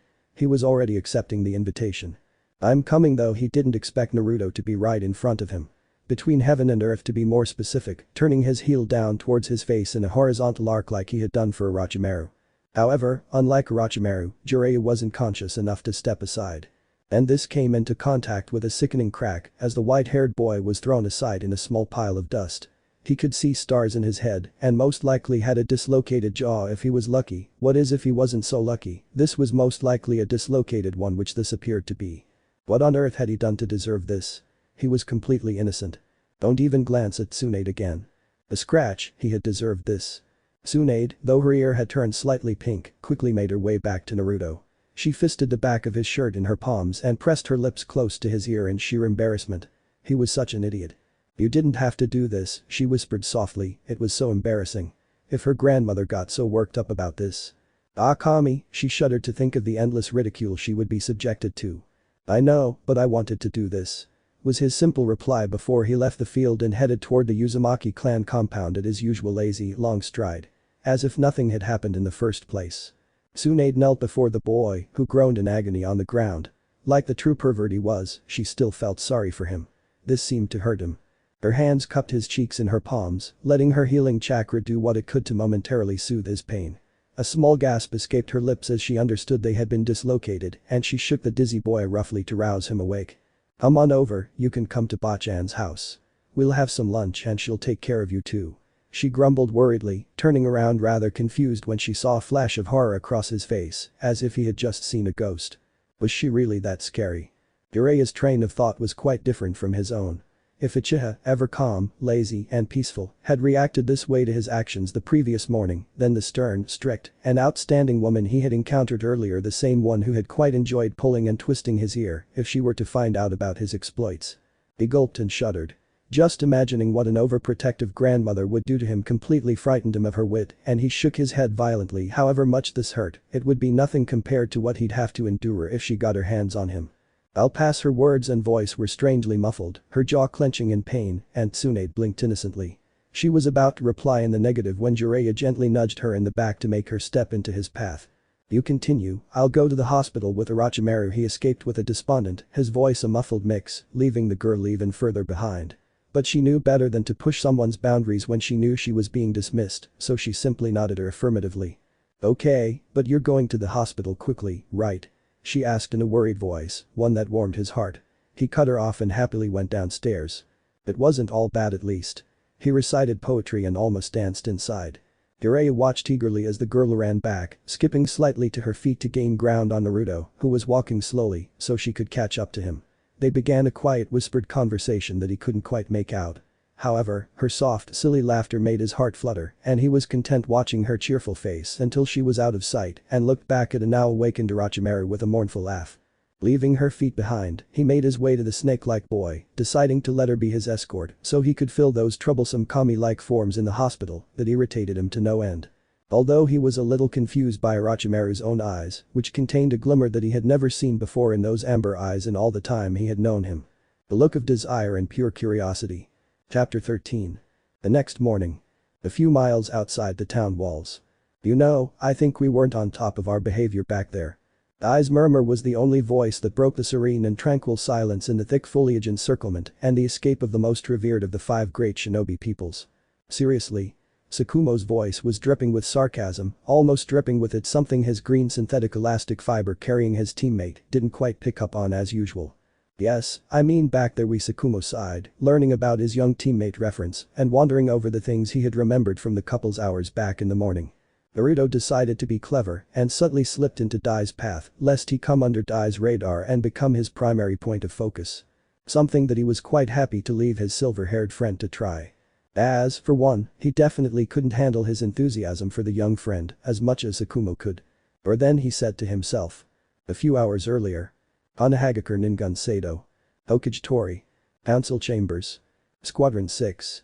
Everything from the most basic tasks to the most complex political matters was being handled by the council right now, mission assignments included. So, here we are. Squad 6, with Hiruzen in the lead and his 3 genin following him into the enormous town council chambers to get their first taste of the outside world in what had been a quiet downtime for almost the entire town. But don't worry, the silence could only last so long, especially for a hidden people who are. The unmistakable laughter at the sight of the son of the highly respected Sarutobi clan head made many faces light up considerably. But what caused complete heart changes in the otherwise densely populated environment was the genin lurking behind him, more specifically, the Senju heiress assigned to him this time. Her small laugh and the full return of life to her eyes were the primary source of relief for almost all of them. Even the once stoic Hyuga couldn't help but smile with satisfaction if he saw his beloved princess back to her usual fervor, eager to go and take on some missions. Squadron 6, Mission Report. Hiruzen decided to break the formalities he had begun to see through the mysterious silence that had fallen over the space upon his arrival. This had truly achieved what he had hoped for, and this would truly serve to break them out of their stupor. Yes, of course. But isn't it a bit too early to deploy them to the Sarutobi-san training camp? The question actually made Hiruzen blink in a manner of complete and utter disbelief. Well, this was a first. Although, this only took a moment for him to gain popularity by the slight nudge in which they all pointed behind him to his lone kunoichi, whose offer he instantly dismissed with a negative shake of his head. This was Tsunade's mental health that they were concerned about, he concluded. They're quite ready, the mission if you please. He asked curtly. His tone reminded them their patience was running thin. It was one thing to be concerned about a certain shinobi or clan heir, but to blatantly show favoritism. Kurama would surely have a field day with these buffoons if he could get a leg up on this, whether it was his own magnificent niece or something else. But that was a subject for another day. For today he wanted a mission. Of course, just checking his statement was punctuated with disdain for the council, as if this wasn't yet a valid matter to be bothered about. This actually caused his eyebrows to curl together in subtle irritation, but he remained calm. They were the council and responsible for almost everything right now, he reminded himself. The entire 6th Squadron heard this raised. Finally, each of them whispered in relief. Assignment to Squadron B. You will be assigned to escort our client to his hometown, the fire capital. This should prove to be a convenient mission for this squadron given the circumstances. Hiruzen sharp eyebrow rose in a manner that showed his surprise. He certainly had the experience to gauge a mission like this for what it truly was. Quite clearly, in fact, if those subtle hints from the council's voice were any indication. This was supposedly a mission for Crank, only raised in the queue due to his customer status. If his final destination was something to go by, it certainly seemed that way in his mind for all the right reasons. But he grudgingly nodded in acceptance. If anything, it would serve as a good comeback mission for his team after the holidays, a nice little mission to get them back in the swing of things. So, everything was fine and well when he took the Chunin assignment scroll and began to make his exit from the chambers, his subordinates in tow. Squadron 7. This shout made Tsunade, and even more surprisingly Hiruzen, almost jump up. As far as he could remember, his father was still comatose in the hospital ward. And if his memory served him right, Squadron 7 had been assigned to the downed man. Squadron 7 reporting for missions. It was Sakumo's voice cutting through the brief silence surrounding the cameras. All the scribbling and whispering ceased as 3 silhouettes made their way into the middle. "Dear Sensei?" the Chunin asked, lacking any of the warmth or interest he had shown just moments before for the previous squad. In fact, if one were to look closely, all the light-hearted feeling had left the confines of the enormous chambers. The only feeling left behind was one of cold, pointed indifference expressly directed at the blue-haired blonde boy standing in the middle of the trio, whose habitually lazy, plastered unsatisfied smile spoke volumes about the interest he had in what they thought of him. Which was practically nothing at all.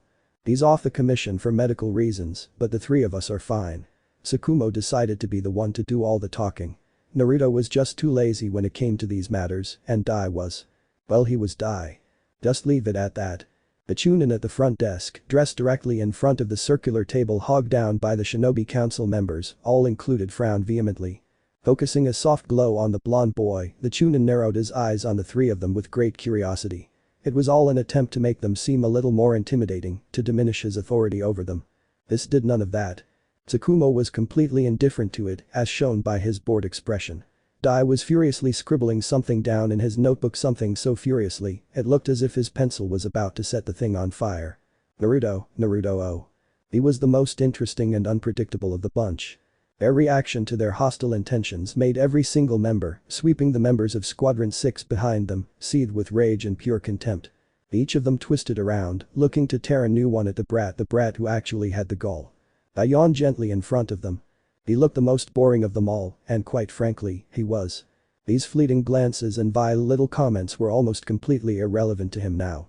It had been far too long, and they weren't inventive enough for him to pay any more attention to such foolish actions. He wasn't 5 more. No, that they mattered to anyone anyway. The mission, Sakumo spoke, slurring the words indifferently, bonking at Dai when he whispered something in his ear.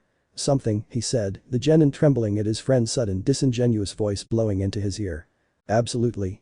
The Chunin almost growled out, eyeing the piles upon piles of ever-increasing swirls, those that still had to be allocated to the numerous free teams to take them.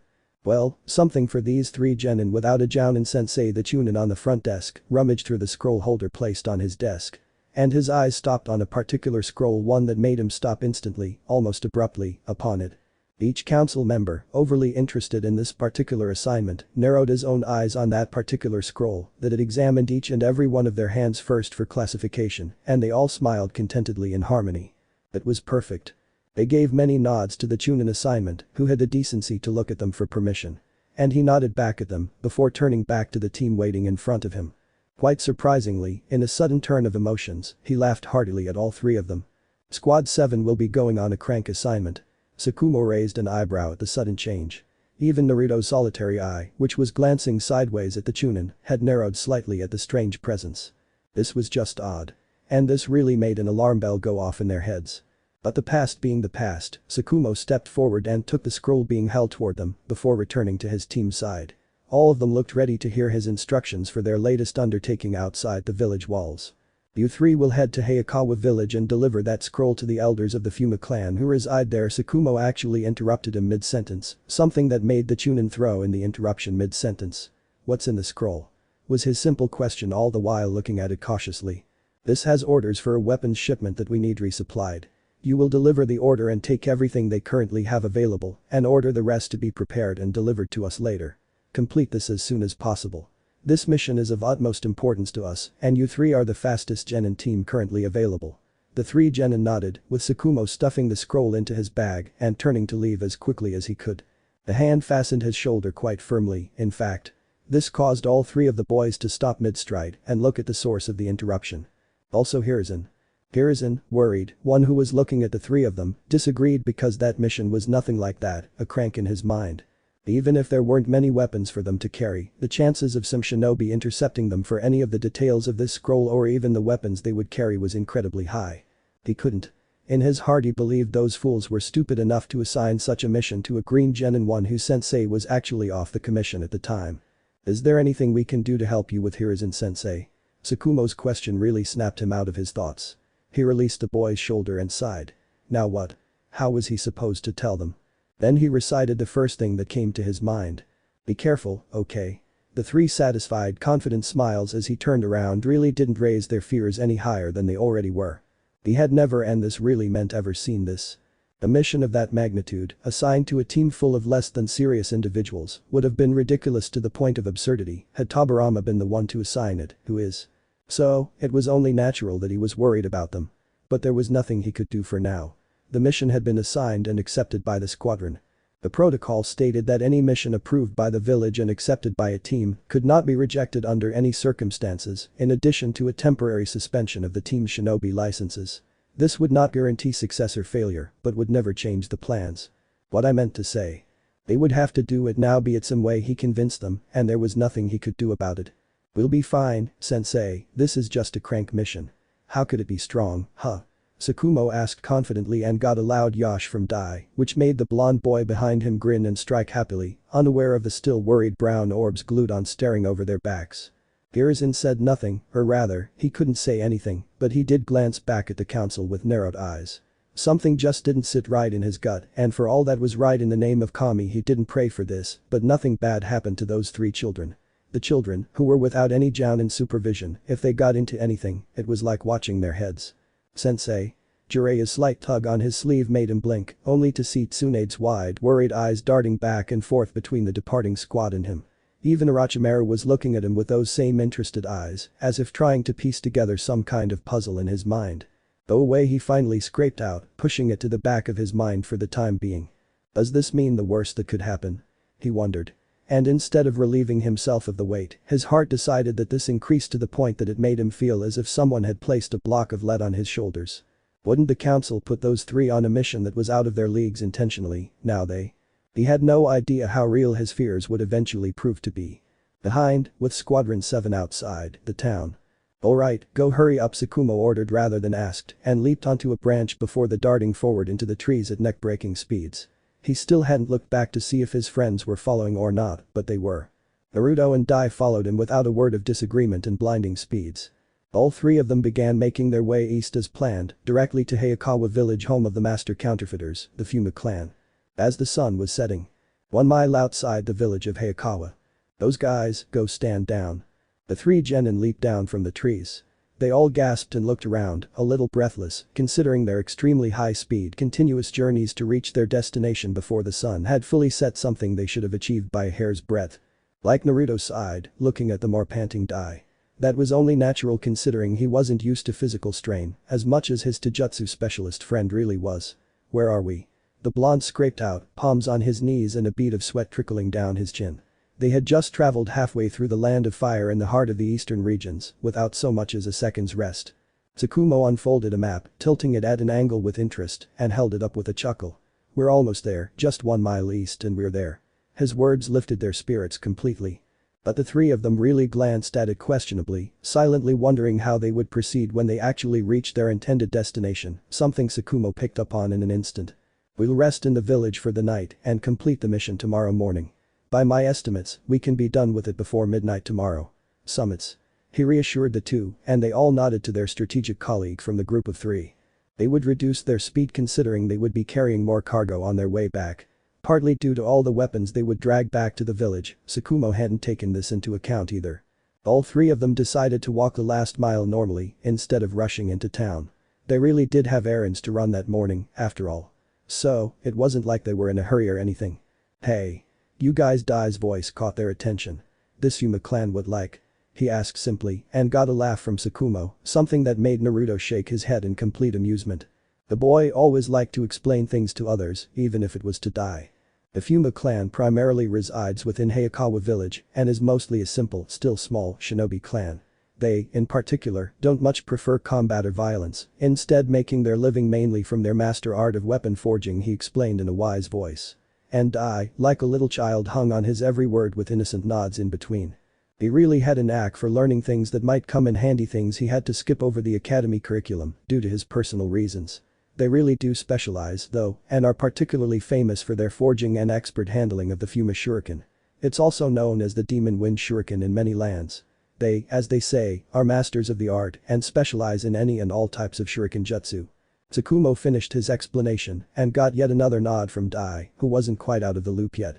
Isn't that the same big one Naruto used once? He really did remember a strange shuriken, an abnormally large sword with 4 blades on each one. And he got an admirable nod from Tsukumo, who was quite impressed by his friend's memory. And his thirst for knowledge was ever present. The short-tempered genin had no shame in admitting he wasn't the brightest of the bunch. And he had no particular hesitation in asking for something he wasn't aware of. His teammates were always happy to relieve him of his doubts and questions as best they could, it gave them all something to talk about almost all the time.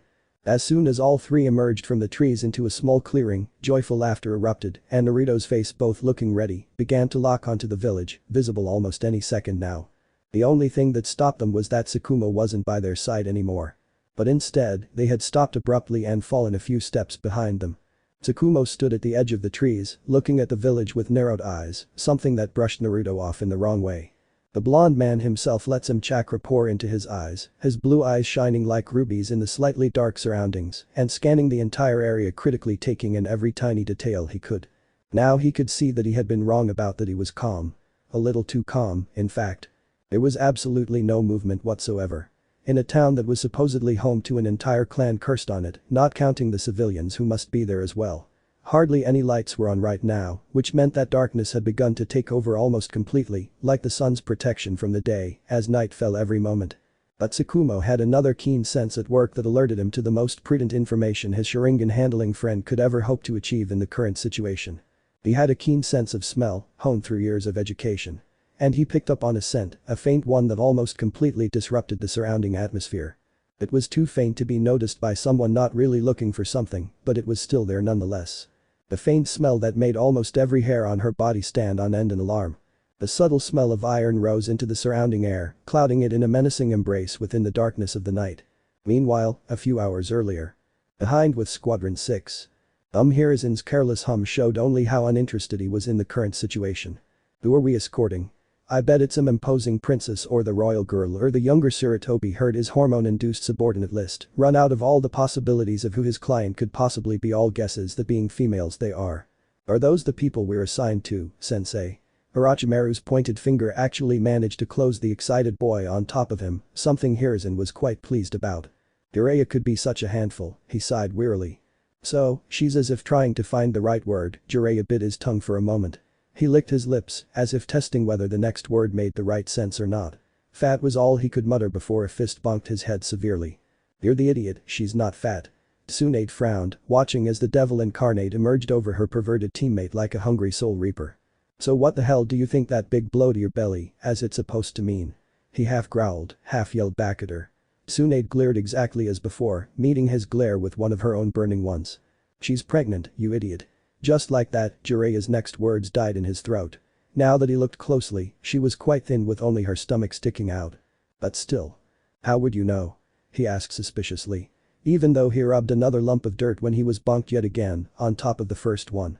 The courtesy of the furious Kunoichi, who looked as irritated as they had just come. I've read dozens of medical books and pamphlets. And that doesn't even include how many times I've been to the hospital with Bachan. She fired up vehemently, the boy in front of her still not looking quite convinced. Then she decided to let him see a little more reason from her perspective. Besides, I'm a girl. We can say the matter like that, she muttered to convince him, though why should she have to do what was frankly over her? But she did, which was all there was to it. Yes, the right one. Jiraiya's snort actually snapped his attention, and Orochimaru's eyes narrowed. He continued to pause their little fight, already knowing what his forgotten friend was going to leave loose from his mouth next. And frankly, he wasn't affectionate enough to follow this. But alas, it was too late this time. But the apartment you're in, it really makes me suspicious of your gender. Hiruzen still felt like slapping his palm over his face when he saw Tsunade's face go almost beet red with pure fury. Why did you thrice condemn the perverted excuse of a life form? She frowned down at him, rolling up her sleeves to teach him a lesson. Only for Hiruzen to stop her dead in her tracks before she could unleash her loose anger on the slightly crouching boy. We are in front of our clients now. Show some restraint, you two. The Jounin in the group sighed wearily as the two glared angrily at each other and turned away in harmony with pointed anger, neither too wise to notice that the woman's amused laughter at the sight of the two's energetic argument came to an abrupt end due to their sudden presence. How much time do you have?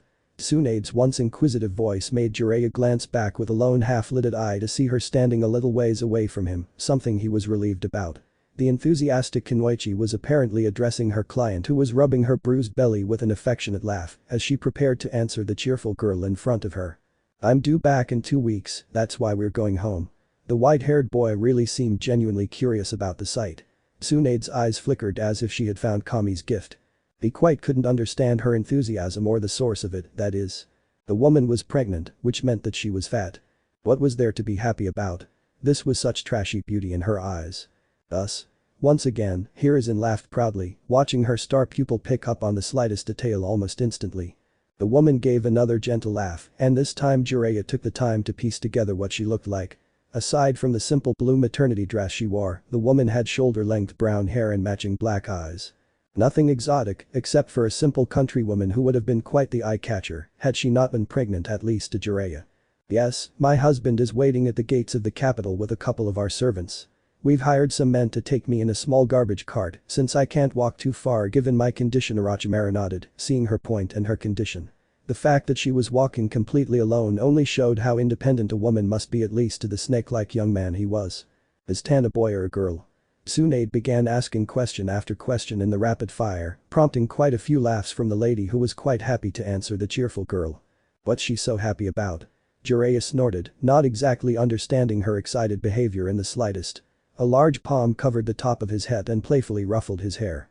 You really are naive, Jiraiya, but you'll get it one day, Hiruzen wisely replied after his words with a guttural laugh that involuntarily filtered out to see his genin pout like a child with a slight puff of his cheeks.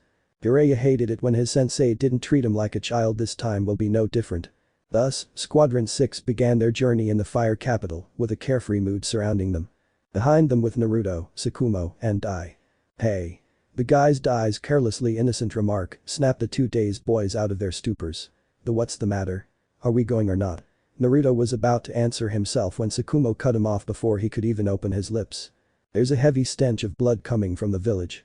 That comment surely did the trick. I looked at Naruto during the collision, both opening and closing their mouths, with nothing audible coming out of them. Are you sure? Naruto was the first to make a coherent sentence, with a slight stutter, and Tsukumo's nod doing nothing to suppress his fears when said genin cut his address down in the affirmative. Yes, Tsukumo's finger was raised in the air to get a sense for the air, and he nodded in confirmation, more so for himself than for his teammates. The draft was from the leeward side, blowing towards them from the village. This was the only plausible reason why he had been able to detect it with his keen sense of smell while still being away from the village. On both Naruto and Tsukumo murmured in harmony, though the green-haired boy in the middle blinked, watching them walk in opposite directions, one towards the village and the other marching away from it completely. Ugh, guys. Dai finally decided to stop them, and this surely did the trick as well. Naruto narrowed his eyes at Tsukumo as he looked at Tsukumo's pointed expression of complete disbelief directly at him. Can't you be serious? His voice was as incredulous as his face, and the sight of Naruto's resolute stance made him stomp down very hard, closer in anger. Naruto barely flinched when Tsukumo's finger buzzed past his ear, pointing at the dark village behind him. Those bloody village reeks. Was there most likely a massacre there, or an invasion, or Kami knows what? The sight of Naruto staring blankly at him with his Sharingan active made him almost tremble with fury. And Kami being kind, he had half mind to hit the female with his hand to his foolish blonde friend until he really recovered this minus the back part of wherever he had lost it. Naruto, he finally growled out, it was almost stupid. No, it wasn't that, it was downright suicidal. That the stench of blood village, you get me blood. He quoted the word with his fingers to emphasize the point, but the blonde just crossed his arms with a small nod to show he was listening. And the stench is still fresh, which means the people who must have done it are most likely in the village too. He reasoned with Uchiha thrice cursed, wholeheartedly stubborn. But that same damned pride of his would not budge, not today, not ever. Naruto slid Tsukumo's palms away, from which he shook his shoulders. And the fabrication began its journey to the village that emitted a sinister aura of pure death. What the hell are you trying to prove? Tsukumo almost growled, withdrawing his arms sternly, only to see Naruto's own stern eyes staring intently at him now. Let them go. It was barely above a whisper, but Tsukumo glanced down to see that he had grabbed her collar in a burst of anger and let her go, albeit somewhat reluctantly. Naruto, why do you want to go? Dai asked as calmly as he could, looking at the most sensible and reasonable of the bunch right now. As much as he trusted Tsukumo's intellect and the boy's sharp analytical abilities, he trusted Naruto's instincts far more. Tsukumo was always their brain, but Naruto was the heart of this team. And he'd been in a couple of situations like this before, where as reckless as the blonde was, his path was always pulled in his direction. Although her aching body and wounds the next day were a completely different matter. And it was almost funny that at times like these, when his usually calm teammates were angry, he was always the advisor and the smart one. Just like today. If there are people who caused the massacres there, Tsukumo's increasingly agitated outburst was completely ignored by Naruto, who was staring directly at Dai. Then there may also be people from the clan and their village. Survivors, people who might need our help. His statement was once again interrupted by the same boy, who was becoming even more agitated before the minute had passed. The Uchiha was spewing nonsense from his eyes right now. It's not our mission, Naruto, Tsukumo hissed in reply. Had his friend really lost him? Walking into a den full of tigers without any idea of how many are there, waiting for your chance to pounce on them without a thought for your own life. This is the right thing to do. They are our allies, and they need our help. Naruto retorted emphatically, and Dai palmed his face, seeing the rapprochement he had hoped for unfold, igniting once more in total, this is glory. We're shinobi, you idiot. Don't you remember what sensei told us back then during our first real mission? Alliances are just that, mere pieces of paper and words. He growled, and Naruto glared exactly as before, returning his best friend's fixed stare with one of his own fiery glares. I don't think you remember his words clearly, Tsukumo. He also told us that an alliance only truly matters when allied nations believe in peace. They try so hard to show it, remember now. The blonde's rebuttal made Tsukumo tremble slightly, but for the life of him, he couldn't back down to this. Sasuke had said that, since they hated him as much as he did, he had to admit it. But the context was entirely different here. His teacher's twisted words weren't enough to warrant the kind of actions he was prepared to take. And Kami condemns him. I'm not going to be a part of it. Tsukumo's words still startled Dai. The silver-haired genin was absolutely serious. Her face and voice alone showed it. Tsukumo, what are you saying? Dai's innocent question was cut off by an angry Tsukumo before he could finish it, raising a palm and closing it on him. Don't get involved with this, Dai. He may be stupid enough to believe in these ideals of peace and put his life on the line, but I'm different. Still, Dai had to gulp at the steady gaze continuing between two of the closest friends he'd ever had the pleasure of knowing. Throughout Tsukumo's entire life, he had been trained and raised by his family to be made into a shinobi inclined towards a specific field of shinobi arts. Murders? Yes, it was that his family had made a name for themselves. As far as he could remember, he was always taught one thing every day, every single day by his father. Never take a walk in a battle you don't know. You can't win. Taking on an enemy who is far superior to you is not the way of a shinobi. This was a lesson his family taught him, and he himself had lived by this very day. He wasn't going to change it tonight, not yet for him. You walk down the path. Tsukumo's finger pointed down the path leading to the village, still as silent and sinister as before, and Dai just silently nodded, still unable to believe this was happening. They were falling apart. You're going alone. Our mission was to deliver a scroll. A simple crank mission, and I'm not about risking my life for something we weren't even assigned to do in the first place. With those words, a few minutes of silence enveloped the clearing in which they stood. I felt like hiding somewhere and staying there forever. This wasn't how it was supposed to be. They were friends and friends stick together. At all costs. You coming to die? Were Naruto's only words to break the tense silence that had settled between the three of them. And the hateful, not the almost betrayed look that Tsukumo gave him had absolutely no effect on the Uchiha, who stared expectantly at Dai for an answer. And as embarrassing as Dai had to admit it, the once brisk lad felt an emotion he didn't think he would feel today or anytime soon. He felt scared. Bowing his head slightly, Dai said nothing. But Naruto got all the answers he was looking for in but a moment. Without another word, he began walking back to the village and felt a feeling he thought he had long forgotten. He wanted to go back and look at them, but he knew this would only make his friends doubt the decision they had made for them. He wasn't foolish enough to do this to them for his own selfish reasons. But for all that was holy, he couldn't shake the feeling bubbling up deep inside his heart. Clenching his fist over the left side of his shirt, the same spot where his heart, as it was supposed to be, he let his inner turmoil take over completely. He wasn't scared, it was just this. He felt so alone. Tsukumo and Dai. The two boys stood side by side, watching their friend's white flailing jacket blowing in the wind with care as he walked through the dreaded town, as if nothing in the world could unsettle him. Tsukumo Dai's whisper was riddled with guilt, but Tsukumo just stared at Naruto's silhouette with nothing but an impassive fixed gaze. He wasn't guilty, he told himself. This bothered Uchiha. He had a tendency to put his life on the line every single damn time. This wasn't the first time they'd argued. Nor was it their most heated argument yet. It had been a mistake, he still regretted it to this day. On that day, in the heat of the moment, he had said something that still twisted his heart in ways that made him restless at night, his eyes devoid of all sleep. I have a family to go back to Naruto, you don't. Not everyone wants to throw their life away for such silly reasons. It was something he regretted very much that day. His friend's reaction was just as he had expected, a small flash of pain in his eyes, before it was hidden from the world, as he simply walked away from him. Let him go, Dai. We don't have to be there to whip him into shape every time he does something reckless. He's a shinobi now. Let him deal with the consequences of his actions. Tsukumo finished with a sneer. And even as mute as Dai was, he could tell that he didn't mean those words to come across as harshly as they had. If his clenched knuckles were any indication that he is. We will wait until dawn for him to return, if he does not return by then.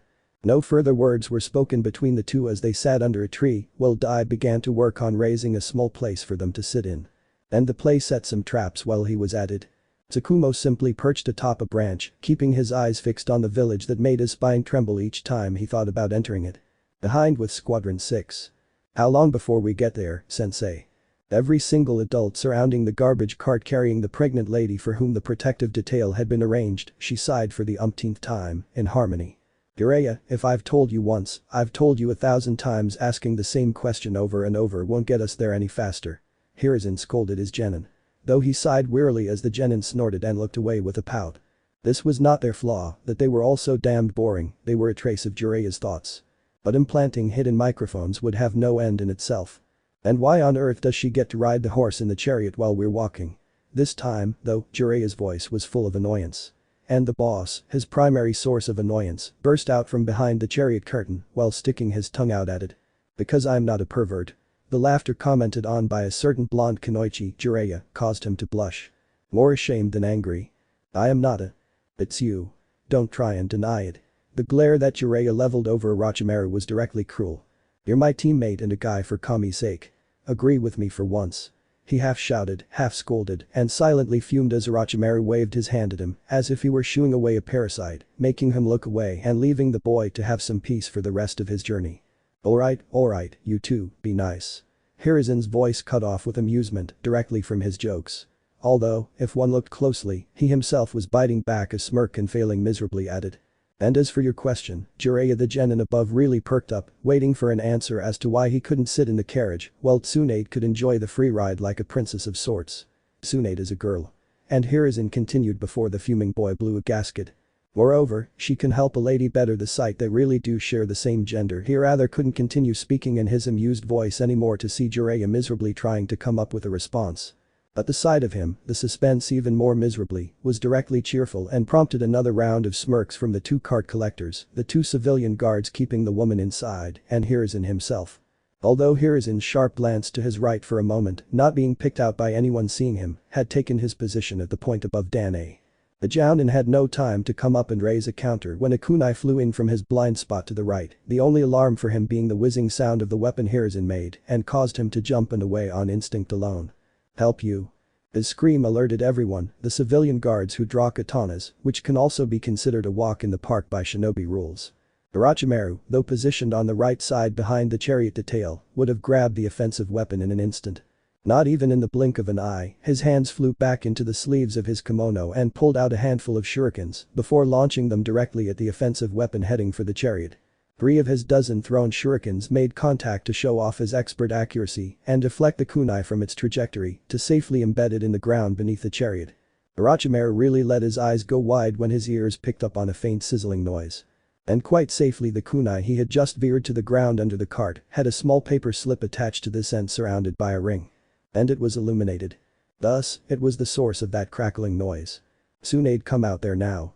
Orochimaru's shout heightened Hiruzen's worst fears about his Kunoichi's life even more than before. But his heart calmed when he saw a blurry blonde and blue figure leap from the other end of the cart not yet a second before it was blasted off into smithereens, and the man breathed a sigh of relief. It had been a little too close for comfort. Tsunade slid down the slightly grassy slope on the other side of the path, gracefully holding the pregnant woman in her arms to show off her physical courage, before gracefully leaping onto her feet at the bottom of the mountainous slide. Jiraiya, Orochimaru, both boys gathered around behind their sensei at a moment's notice, hearing his voice turn stern. They were all mesmerized by Jiraiya's face, which was quickly washed away as the situation intensified. "Come with me." He barked out and darted into the trees from where those weapons had come. "Hi." His genin chorused behind him, before running out of the trees peeking over the other side of the road directly behind his master. "Hey. What's wrong?" Tsunade's worried voice asked aloud as she felt the woman twitching around her arms. Her eyes widened as her left arm felt the fabric over it tighten slightly. "Wet. I think my HH." The Senju heiress almost dropped the woman when she suddenly screamed, but realization dawned upon her when she remembered what this meant. Its water broke. She almost screamed inwardly and ran as carefully as she could to the nearby tree. She placed its underside as gently as gravity would allow. "Hey. Don't fall asleep on me." Tsunade howled softly, seeing her eyes recoil slightly. And she shook her awake with gentle taps on her cheek almost instantly. Thankfully, this worked. One thing her grandmother had taught her in the medical field, her first lesson, actually was never to let a patient fall asleep before they had been fully treated. They could never wake up after this. Just wait a minute. Don't they fall asleep? Treatment. Patient. Tsunade's eyes swiveled wide to the point her face began to look comical. But she took a grip on the woman's hand of her own to watch her attempt to squeeze her stomach in pain as hard as she could. Just one thought, a thought that almost made her tremble with fear, was on her mind right now. "I'll have to give up the baby." Behind them in the village of Hayakawa. "Hello." Naruto's lonely voice echoed through the barren streets, his hands cupped over his mouth to amplify his voice even further. There was nothing here for him to count on, and he'd been searching for almost an hour now. Anyone here? So finally, seeing through all his normal methods of exploring the flaw, he decided to go back to basics and start shouting to see if anyone was actually there or not. But the situation was rather odd. According to Tsukumo, there was a strong smell of blood in the air. He had caught it as soon as he set foot there, so the assessment was indeed accurate. So where was hell for each of us? Should there be something or someone with the right? Attackers, survivors. Hell, some corpses to scream loudly. But there was absolutely nothing here. All the streets he had explored in the dark had been barren, all the houses he had looked into closely were empty. There was nothing here to show any sign of violence or robbery in the numerous shops he had searched outside. So much so that he had stopped hiding to see if perhaps the invaders could hide and wait for him to let his guard down. But that was half an hour ago. So now here he was, in the middle of a town that looked more like it had been abandoned than invaded. Help too. Now that he's made it stop. It was a soft whisper, and he wouldn't have paid any attention to it on any other day. And if his ears weren't as sensitive as they were today. The tomos in his eyes slowly swiveled, gathering every single inch of this cursed town to see where this had come from. The sea, where I had the sound, comes from, confirming that this had indeed been inhabited by people earlier tonight. Please someone, anyone. That soft sniffle, almost as loud as being inaudible, made his neck recover with a crack. His eyes glanced down until he read the Central Park sign inscribed above the place where this had come from. So, he made his way inside. And he laughed. There was someone who needed his help, just as he had expected. And Tsukumo's fears were completely unfounded. There were no enemies here as far as he could see. Moreover, there was a survivor who needed him right now. The sound of soft sniffling began to grow louder and louder, turning into thick sobs as he made his way even deeper into the park. The lights were even dimmer in here than they were outside, some still flickering on and off. But while there was still a faint hint of it for his eyes to pick up, he was fine. The surface was slippery, almost as smooth as a killer's. His hands drew his sword, strapped diagonally down his back. That horrible stench, the God-given smell of human blood, intensified with every step he took near the incoming, helpless sounds. The aura surrounding this place did nothing to raise their fears at any moment soon. But he made his way close to it. Completely on guard. And finally, he stopped when he saw what he had been searching for all this time. The person, most likely a girl, judging by her long hair, no scratches, the slight bumps visible on her chest, confirmed her deductions, was curled into a tiny ball by the bark of a tree. Her knees clasped to her chest in a tight grip, he could clearly see her body trembling even in the dead of night, which, from what he could guess, was due to screaming. "Hey!" he whispered aloud, tightening his grip on the hilt of his sword as he saw her suddenly tremble while his eyes glanced down at her knees. He couldn't tell what color her eyes or hair were. He would need a lighter to gauge that. But she had long hair, probably while his bachan's was a length close to her hips. Her eyes were wide, almost innocent in fact. And he really relaxed his guard a little when he saw their wide, gleaming eyes, their tears glistening in the small moonlight they were deprived of. They looked so innocent that he simply couldn't gauge it as he would have for any stranger on any other day. His Sharigan, though broken to life. It burned almost with rage as she raised her feet and rushed closer to him. His sword rose in the air, intending to slice her neck as precisely as he could to cleave her away when her eyes caught sight of his opening weapon before her. But there was no weapon in her hands, and for whatever reason he could sense that she was harmless. Perhaps because of the way she looked, she had the same eyes Tsunade had a couple of days ago. He let her come closer and closer to him. Before the girl, no more than 16 or 17, bumped into him and hugged him for dear life. He hesitantly left his coat of arms lying around her, not quite understanding what had made such a frightened girl find such comfort in a complete stranger when she had just seen so much blood. Oratory of blood, though. The source of the stench was now clear. It was her. The girl dripped wet in it from head to toe, and he couldn't imagine what had made her wet, this deep in the elixir of life. Ear from the leaf, his whisper ceased all her doubt in an instant as to why she had trusted him so much. So that's why she trusted him. He was an ally. Her training had told her she wasn't a kunoichi. No shinobi experienced or otherwise would trip over a rock and nearly fall like she had. Even in such horrific lighting conditions as they were in, they just wouldn't, it wasn't right. And one could not fake screams as much as they tried, not from their eyes they could. Then he gently enveloped the girl in a warm embrace. "That's fine." His soft whisper made her screams absolutely furious. She began to scream hysterically, as if she had almost gone mad. But someone, in her opinion, if they showed her what she must have seen to be drenched in a bucket of blood. His hands caressed her long, soft hair, letting her bury her face in his neck. He laughed sadly. Why did he always have to do this to everyone, even the most innocent, like his adorable Tsuna? But when his weapons gave a gentle squeeze to his torso. Every sense, every damned instinct incorporated into his body screamed one thing. Danger. Clack. The numerous wooden hulls snaked around in the air, bringing the serene and sinister silence in the clearing to an abrupt halt. The twisted log fell from the girl's arms. The girl, who was screaming a minute ago, pulled her waist-length hair back with an expert whip from her head. My, we're not the fighters." Her whispers sounded louder, no longer sniffling or sobbing, like they had a second ago. She looked none of that at the girl he'd seen a minute ago. "Who the hell are you?" Naruto demanded, his voice as icy as the coldest glacier. He perched high in a tree like a hawk, scanning out where his prey lay, his deadly eyes blazing down upon her very soul. Wasn't her voice helpless too?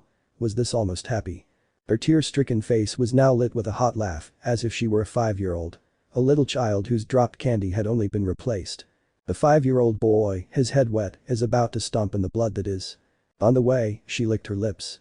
It would have been omitted by someone else, but he, in this dark environment, was almost insane, twisted. She chewed her lip gently, looking at him with all the evoked interest in the world. If not for his perfectly timed substitution, instead of that unfortunate trunk, he would have been the one to have been staked by a couple dozen chains on all his vital organs. Through the chains that had sprouted from the earth of Kami, know where and when hell had been created by her. It was the question he asked himself over and over again. Who killed the people in the village? His question was simple, just an attempt to buy some time to assess his surroundings. The question had almost gone unheard by the girl in front of him. Almost. A monster.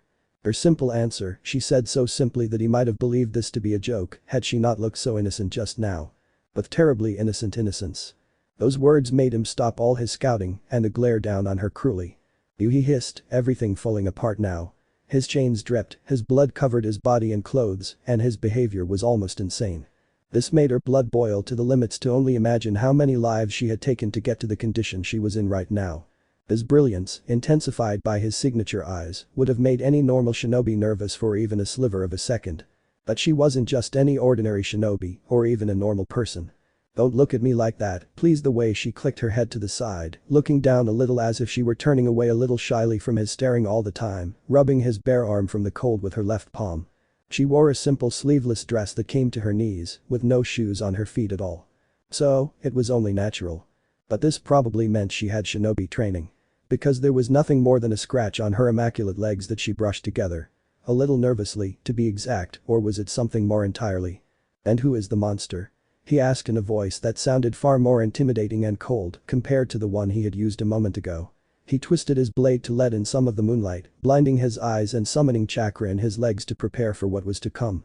He looked ready to deal with the killing, while his hair shaded his eyes to ensure his gaze didn't give anything away, or rather, didn't hint at his next move, as Tobirama himself had taught him. And this made for quite an intimidating sight to behold. Its shape was accentuated in the darkness by the small flicker of a nearby street lamp, which was the only main source of light in the clearing. This would surely have made his mentor proud of his pupil. He had seen how he handled himself in a situation he had no idea was about to happen. And as stupid as her question was, since he already knew the answer. He had asked her to make sure he was right before he started on dividing up what he had in the store for her. And with a small, shy glance from the innocent girl, the answer to her question came. "They are." And with just that tiny whisper, all of hell crumbled. Chapter 14. Meanwhile. Hanahagakure no Sato. Konoha Hospital. "How are you doing today?" "Like a fine for a man in my condition, I suppose." The sarcastic, almost dry observation to the warm and humanitarian voice was the opposite, instead the inclination to the cold and indifferent when compared. "And this really one," said the bearer of the observation, a bonk above his head. "Is any path leading to a person? Is any path to treating his wounded cage?" The banter caused the two complicated matches to glare at each other. Crossing their arms beneath their modest breasts, Mito narrowed her eyes on Tobirama, his provocation to return the favor completely unfolded, leading to the same outcome as their previous encounter. He was bonked over his head. Again. This bothered him to no avail, not as he could do anything about it other than rub his aching head as best he could, while Mito began jotting something down on her clipboard. It seemed important enough, and if the past few days were any indication, it would make her life even more miserable. Let the world know, Tobirama Senju hated hospitals. But he absolutely despised anyone who kept any of his relatives. In the past, it was his annoying brother. Now his wife had taken on the added burden of work to make his life even worse. "I'm fine now." His complaint didn't seem to reach the Uzumaki woman's ears. And if it did, she'd done a pretty impressive job of hiding it. He sighed in defeat. The longer he was scooped up in a hospital with only four walls and a machine that emits a beeping signal. Did he mention how annoying the ringing was to people after prolonged exposure? Well, if he didn't have one, he mentioned it now. "Let me be the judge of this." His royal voice clarified that he was audible to her, so neither was he mute, nor was she deaf. "So may I be so inclined as to leave?" As polite as an impassive man like him could be, he had tried his best with this. "No." "Damn that stubborn woman." "Why?" His eye, drooping, looked down at his clipboard, and he mentioned that his laughter grew wider by the second. She probably enjoyed preparing her meals. If they could call that filth they served here edible enough to refer to it as the food it is. Now, remember, Tobirama Senju didn't complain about such trivial things. No, he was quite a patient man. So much so, his patience was a testament to his title in some nations. But that food was not yet suitable for tortured prisoners. The first thing he did as soon as he escaped. Got rid of the bosses who degraded the patient's life without evidence, replaced them with ones who could create the real food, and ban myth from ever treating it. He placed that last point at the top of all priorities. Hell, death now seemed better to him. "Only because I look like it?" Her nonchalant reply elicited a deathly gleam from him. She ignored it and tucked a hair-free lock behind her ear as gracefully as ever, finding it more amusing than the man acting like a child in front of her. His final sigh truly warned her he was defeated now. As much as she found it childish to believe, she was also quite proud of it. At least the man was worthy of praise, in one way or another. And this was the most salient thing she had seen after he was informed of Sasuke's comatose state.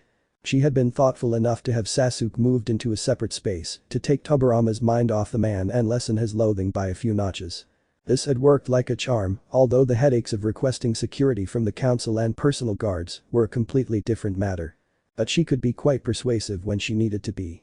Soon ate about a mission in an attempt to make small talk, she blurted out the first thing that came to mind. She had seen her granddaughter's permit with Hiruzen and the squadron time back then, but hadn't made any real contact with them. "I see." Her voice was as indifferent as it had ever been, and this made her eyebrows furrow together in mild annoyance. He at least could act as if he cared. The slight annoyance and the turning of her head away as she sat down on his bed were enough to get his attention. Tobirama knew at that moment that if he didn't rectify this problem directly, right there and then, he would pay for it later. She was his dietitian too, after all. And Naruto? He could only see a bit of her face as she stared away, but her lips really did pull up slightly, noticing his interest in these family matters. Then he knew he was saved, at least for now. He must be too, after all he really did say he's going on a mission today as well. Her nonchalant shrug really told her that was all she knew. Once again, silence was unrivaled in space. I can't believe Naruto said the old man is fun to waste time with. His annoyed statement coupled with a pout made him pulse slightly. I'm not old. His sideways glance, his suspicious bite, he spoke differently. And we really entertained ourselves quite well. He could see it in her eyes, which showed her interest in the world. She wanted to know what they had done to make this so enjoyable. We talked about things, her thin eyebrow raised curiously, prompting him to continue and explain this a little more. Sensitive things. Which was translated as the serious shinobi subject matter by Mito. And we played shogi, which surprised her quite a bit. Then they enjoyed playing games. He always loses, that's the fun of it. Myth. Sweat dripped as I heard this. But Mito cultivated her gaze, a little worried this time. He just didn't shut up, but his eyes had glazed over in a way she knew all too well. He had dug quite deeply into the thought. She knew him well enough to know his little whims by now. And she prayed it wasn't about Sasuke. He had just emerged from that bitter shell he'd been through yesterday. Mito, can I ask you something? His sudden question had surprised her. He could see that from the slight widening of her violet eyes. Why, he didn't know. But he had.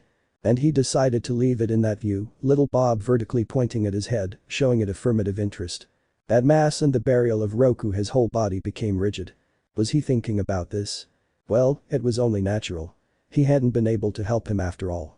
And now, Kami, gosh, she was getting depressed too, just thinking that once again she made her want to scream her eyes out. Naruto's scream? She blinked at him. Then she blinked again, seeing his still expectant gaze fixed on her. But after a second, assuring herself she had heard him correctly, she summoned all her intelligence to form a coherent thought. Opening her lips, she silently closed them. She was confused. So she tried again. And as cleverly as possible, escaped a huh? The blank stare he gave her made her sense quite stupid. Coughing away the light pink dust from her cheeks, she decided to relive that day once more in the deep recesses of her mind. He did. The sight of him so captivated made his heart warm, at least he moved on and didn't cling to the past anymore.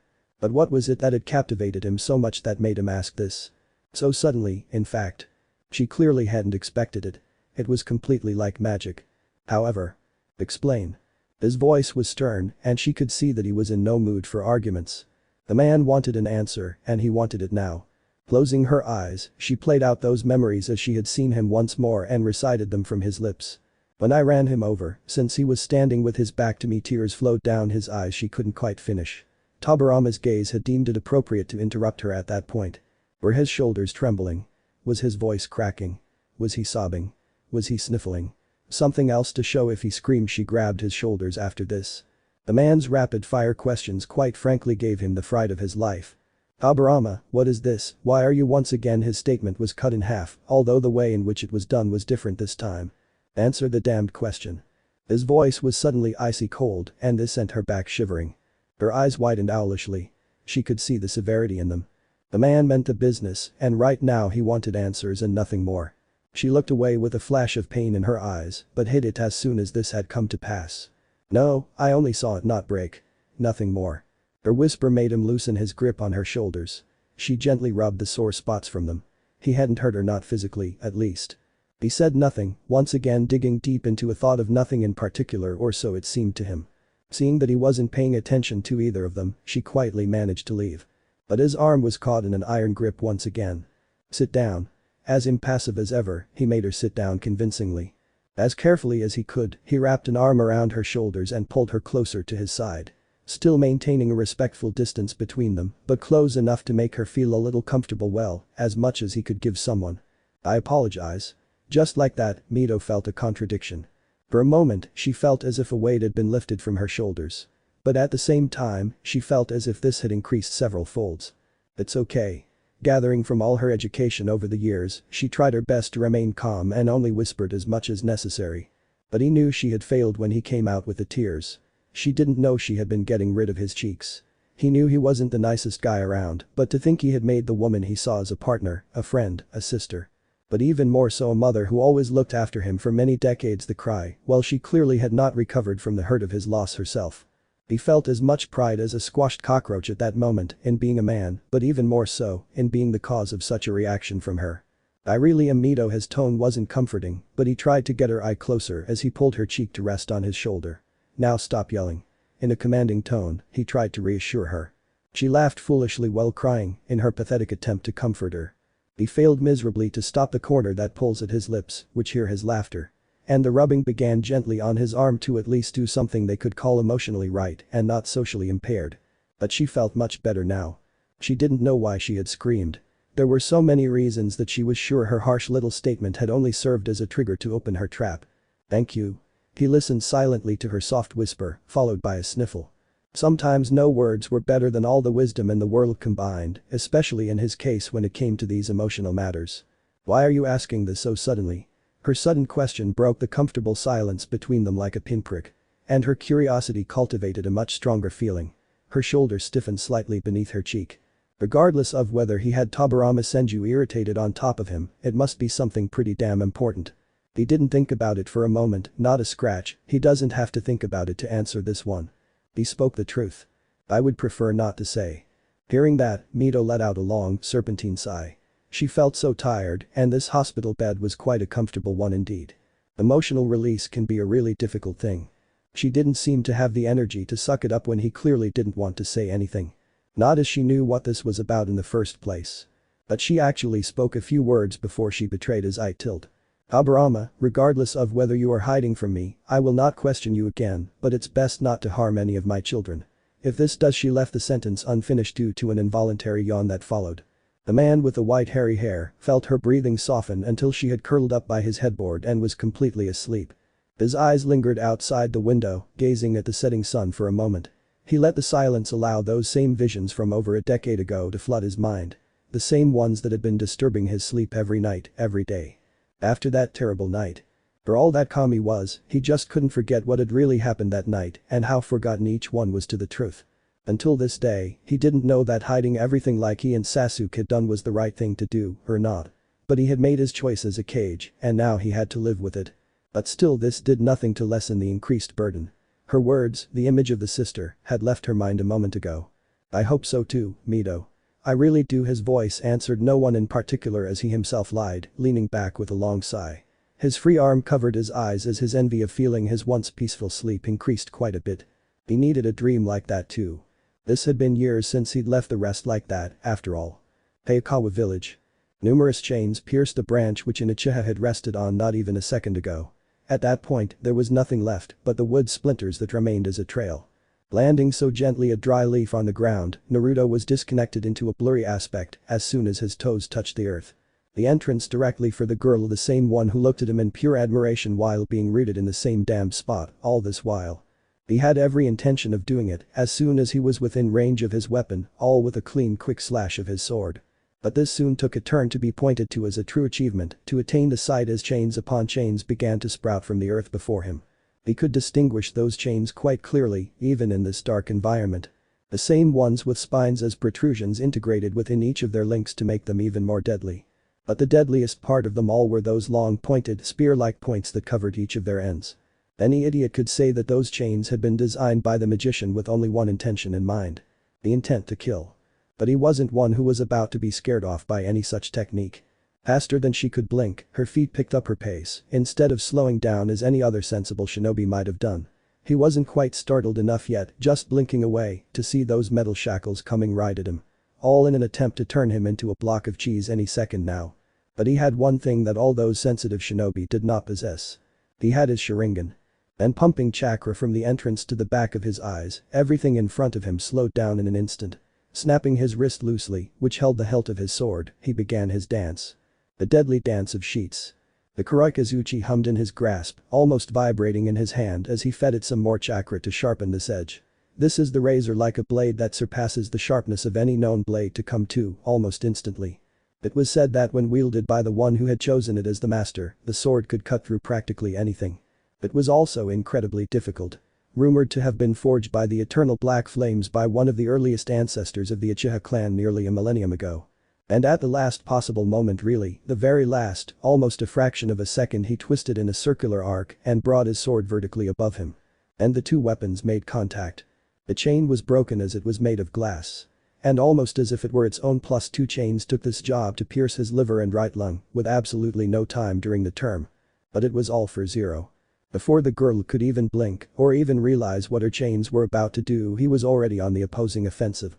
Jumping back to avoid another chain directly from his feet, Naruto slashed it in half as soon as he whizzed past it so as not to lose any of its momentum. The girl in question took a hesitant step back, watching his sudden attack, and thrust her hand forward, the arrangement of the four chains still behind her continuing the attack. To be honest, she was a little annoyed by how he was handling the situation. No one else had ever responded to his chains in that matter. Most were dead by this point, and those who were lucky or skilled enough to be alive were looking for ways to escape for now. No one had ever thought of attacking her. Not before, now. But this wasn't the only thing that annoyed her. His chains were extraordinarily strong. She had tested them many times. They were hailed as nearly unbreakable, but he cracked through them as if they were made of butter. And this bothered her quite a bit. Not in a scared way. Oh no, not at all. She felt small, tingly, almost dizzy. Licking her lips gently, she rubbed her thighs together as her heart raced to see the view in front of her. The sight of his hair flailing as he broke yet another chain to dusted. She glimpsed this she wasn't about to forget anytime soon now. Her flailing blonde locks, wet with sweat, shook off the dust as they glittered from her face in the moonlight. And her eyes. Ah, Kami, those exotic eyes. One minute they thought the baby was adorable blue. But this enchanting, beautiful, almost twisted shade of crimson. A shade that reminded her of her favorite liquid in the whole wide world. This had an effect on her like nothing else. Kami, it was him making his sense so vivid and so awakened. Naruto, oblivious to everything, searching his mind for opponents, leaped on a chain and trampled him. All the while glancing away, the chain scraped the flat blade of his sword with a loud screeching noise, sparks flying with every second the two metal objects remained in contact. But this did not deter his impetus in the slightest. Jumping off the chain he was on, she couldn't attempt any funny business by wrapping him in the chain, still not exactly aware he was stimulating her even more with these completely unpredictable movements of his. He continued his assault to destroy these annoying chains into oblivion. But his eyes, which danced around all the time to predict his paths, had let him discover one more thing. One thing that one could not have noticed were it not for his astute conscience, still amidst such a burning struggle. He had scratched out a weakness. As many as he destroyed, she replaced almost instantly. But still, there was a model. She never had that number increased beyond 24. And it was weakness a limitation. It was only to be expected, seeing how strong they were. With each strike he made, he could feel the strain it put on his sword. Each broken chain made his blade vibrate, and it was a first. His sword was usually split by the metal, as it was nothing if he would have it that way. His grandmother's chain was still not enough to offer him resistance if and when they made the mask serious. These chains were definitely no joke. They were difficult, like extremely strong. But there lies your weakness. Maintaining that rigidity and strength, she compromised numbers. And the way she didn't move in the slightest, but only glanced away from him as if he were Kami's gift to come to this, must be an exhausting technique to control the way she did. Not once did she have a chain strike with the other, no matter how he had tried to manipulate her into making it so. So, the concentration she unleashed must be insane to sustain such a technique for so long. To avoid questioning her reserves, she had a hell of a chakra reserve to sustain these chains and keep replacing them as long as she had them. But he had to finish them right now. He didn't have that kind of chakra to expend and unleash like she did, and yet he still didn't seem puzzled. So he held back his techniques until he could discern what weaknesses she had before he unleashed his repertoire of techniques. Even better if he could finish this without them. It would be as efficient as he is. And at this point he had found a third hole in his technique. The chain he had glanced at next to his ear at this moment had not disappeared. But given the degree of control she used them with, it must have been better to just make it disappear and attack with a new replacement directly from in front of him. It would have been much more efficient than stopping the chain then, changing this trajectory and turning it back on itself could open up new problems of clanging with the path of another chain from the front. So why didn't she do it? Or was it that why couldn't she? Perhaps she didn't want to dispel them, as this would be quite a significant chakra loss to replace. Or perhaps she simply couldn't. Well, he rose up for a test and the error for tests of certainty. But he would have to be quick. His swift movements accumulated a lot of energy. and he certainly wasn't a beast like Tsunade with her reserves of humongous or this twisted enemy before him. He had to keep a good chunk in reserve in case she had something up her sleeve for later. So quick, like a bolt he was back again to close the distance. The girl, not having time to spare for his attack, simply releases her remaining 3 chains in front of her to stop him. He was simply too much for her to handle. And it wasn't in terms of strength or skill. Well, her lower abdominal region was killing her right now and she was doing everything she could to keep calm. The 3 chains converged on him like a helix in formation, the intention of piercing and retaining him to make some distance at the same time. Not like he had any of it. A huge explosion of chakra erupted from his soles and he was off the earth like a high spring in the air. Like a bouquet, the chain spread out and swirled to hold his momentum and directed upward straight into him while he was still in the air. And completely vulnerable. But in a flash his sword was sheathed again in this holster. His hands forced into his hip pouch and ripped out the metal stars and kunai he was searching for in a fraction of a second. His Sharingan calmly watched the chains coming toward him. Still upside down between heaven and earth, he worried you. Throwing out the end of a small coil of ninja wire between his teeth, he expertly seeded it through the holes all over the weapon before any human eye could do much to follow those movements. A shinobi had to be as discreet as possible. Aburama was always firm on that point as long as the man trained him. Then he began to hypothesize to test his opponent a little. Like an upside-down head, he spun it around. Each shuriken between his fingers was launched in an exact time gap to hit each target perfectly. Almost inhumanly well. And they hit the target they created. Like a cyclone of metal, each shuriken embedded itself in the tiny gap directly between each link of the chain. Each chain was speared by a dozen weapons, each one directly into the weak point of these links. And this served its purpose, integrating the 3 chains onto several trees, the path too far apart from one another. In a display of acrobatic skill, he twisted and turned his body, righted himself, and landed on his feet. His feet rested on the chain sprouting from his back, to be exact, 1 foot on each of his chains. Naruto's knees curved perpendicularly to absorb the impact of the fall, but also for another purpose. Like a predator, he rested his chin down near her shoulder, his lips grazing in front of her ears to let his menacing panting breaths tickle her cold ears. "Now you are done." His voice, almost resonating like a bloodthirsty shinigami for a moment, whispered softly into her ear. She glanced back for just a second, just catching a glimpse of his shadowed face, which only allowed her to see those delicious eyes of his. Her eyes were closed, partially covered, and her face began to show signs of relief as she looked ahead. All the restraint she had maintained to keep herself quiet vanished the moment she heard that whisper. But they were completely crushed when they saw that the intimidating path he had threatened at this moment. This boy was simply too much for her. As if turning over jelly, the girl's legs gave way and she fell. Her chains vanished too, partly due to a sudden clouding of her mind. The girl's breathing became labored. She could feel his heart pounding, and one small thing that bothered her was that he had slightly ruined her dress. She had liked that dress, especially since she had taken it after the shop owner had been killed for it. But she liked this boy even more. Like a schoolgirl being caught unrumpled, she shyly pulled her dress down her thighs. Her cheeks flushed a bright shade of red as she rejoiced after her sudden, still pleasurable release. A smooth, almost inaudible sound to someone who knew the kind of noise that made it give way as Naruto unsheathed his sword over his right shoulder. The placement of it gleamed the blade next to her neck, he narrowed his eyes when she still didn't shudder at the cold touch. But he had to do something before he finished her. He needed some information from her. This was something he wouldn't be able to live with if he didn't achieve it right now. Aburama would surely have had his head screwed on his enemy when she was clear out of it. But he decided to play dumb for now in the name of some interrogation. No, that this would make him feel a little less stupid. "Why did you do it?" Her voice was icy, sharp, and to the point. He needed answers, and Kami condemns him, he needed them now. To think she had taken an entire cursed town off the map, even if she had the skills to do it, her motives, he had to find out. When she didn't answer for 5 seconds, he released the pressure on her neck to make some impetus and be done with it. But her sword stopped this as the final swing when she actually spoke. "Because of you." Her response made his blood temperature drop a few degrees.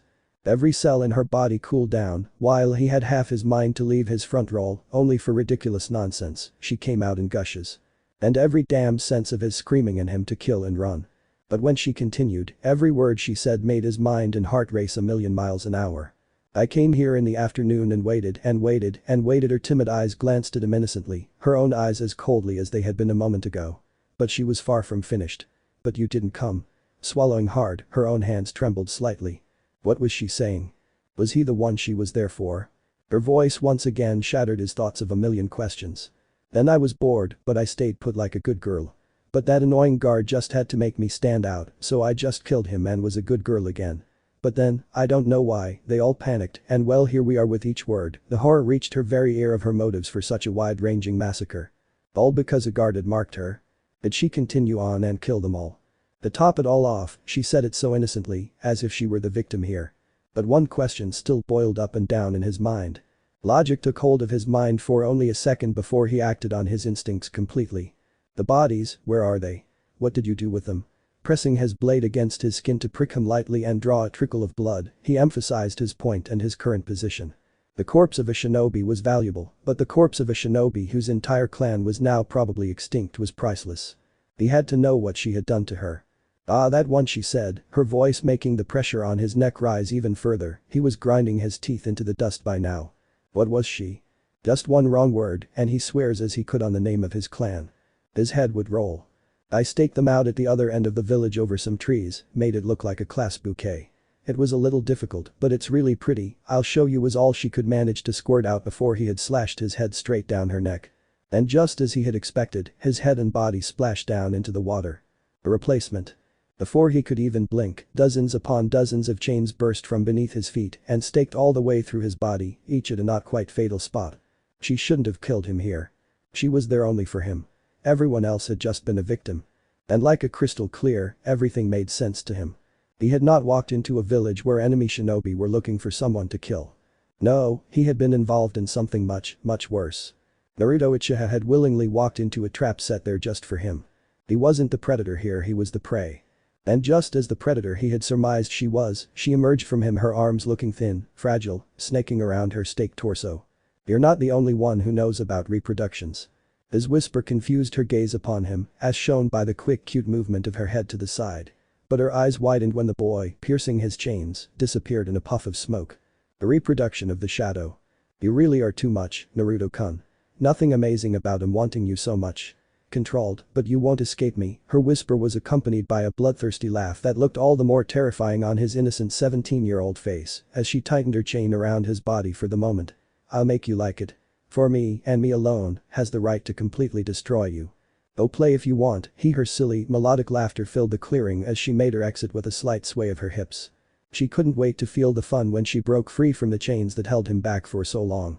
He really did have so much potential, just like he had told her. Meanwhile, a mile away from the village. This is only 4 hours until sunrise. Dai didn't say anything to anyone in particular. He was looking at the moon, since this was the position for calibrating time. He had nothing else to do. If Tsukumo had heard it while he lay on the branch above the Dai tree sitting below, the silver-haired genin showed no signs of recognition. He himself wasn't in the right mood right now.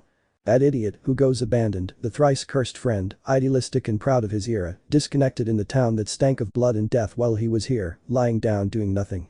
His heart screamed in to enter, all the ardor of weapons, and take out that blonde idiot he called unconscious preferably. But his mind, his education, and the years of his father's teachings still stood tall.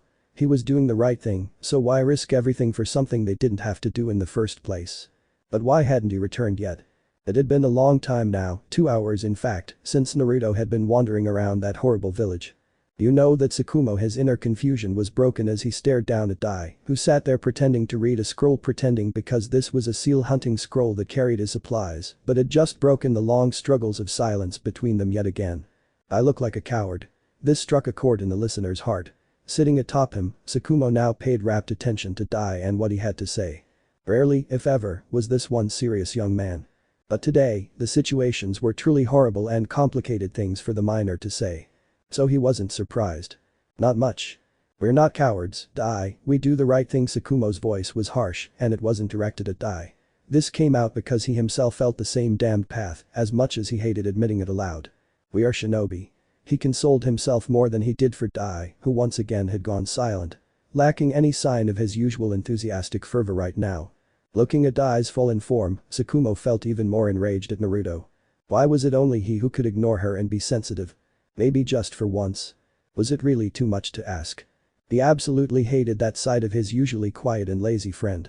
Above all, when he would become all idealism and as stubborn as a rock, he would have no concern for who stood before him and would enter into a full-blown fervor of arms as if he were possessed by another reckless soul of his own. But that was who he was. There was no denying this. He would be more worried if he didn't do things like that. Listen to me. The thick-headed boy searched to hear the call and saw that Sukuna wasn't laughing. He has to learn restraints. We can't always shrink him. Sukumo's neck snapped, facing directly toward the village as the words died in his throat. Jumping down on Dai's side, who on guard saw this sudden change in Sukumo's behavior, Dai felt quite confused by the situation. Tsukumo swallowed audibly, a bead of sweat falling down his temple and leaving on the tip of his chin to show only how intimidated he truly felt. That sudden increase in chakra that he felt, it was unlike anything he had ever felt before. How could a human still possess so much chakra? The eyes of both genin widened in horror as they saw the village they had not dared to enter, igniting with a bright yellow glow. Tsukumo's mind analyzed things at a mile per minute. To propel a technique of that scale, they would most likely require a small battalion of shinobi. 5 teams high chunin level at least. And this problem in itself spelled out for Naruto. Boy Sukumo considered Dai shaking his arm to break him out of his stupor while he held his orange leg warmers tightly over his chest. Dai, what makes you think you are? I'm coming in. Just as Dai's orange scarf was clutched in Sukumo's hand, he glared cruelly at him. What did he do wrong with him? Did each one know he loved to turn suicidal as soon as they saw a challenge they knew he couldn't survive? What on earth were they trying to prove? But he was impressed when Dai pushed his arm back and made some distance with a new cold look in his eyes. The Taijutsu user had finally had enough. He would do it for me. Just like this, all the pent-up anger was drained from Sukumo's body. Dai's words hit him harder than any enemy could have done right now. He just watched Dai run into the village as fast as he possibly could, not giving away his presence, while he stood there stunned by his wit and hitting a complete blank at this moment. Naruto would really do it for Dai. No, not just for Dai. For Tsunade, for his sensei, for any leaf shinobi he went to bed with his life without a thought if he knew there was still a sliver of a possibility that he could help them. He had proven it a few hours ago, he would still do it for complete outsiders, allies or not. Naruto would do it for him. Without another thought, he left just before Dai. His father and the family's upbringing and ideologies were condemned. His friend needed him and he needed him now. All senses of logic and fear are forgotten, while only one thought is sung in his mind like a stuck record. Over and over and over again. Hold on until I get there. Don't you die on me, you reckless idiot. Meanwhile, back in the streets of Hayakawa village. In an unfamiliar alley.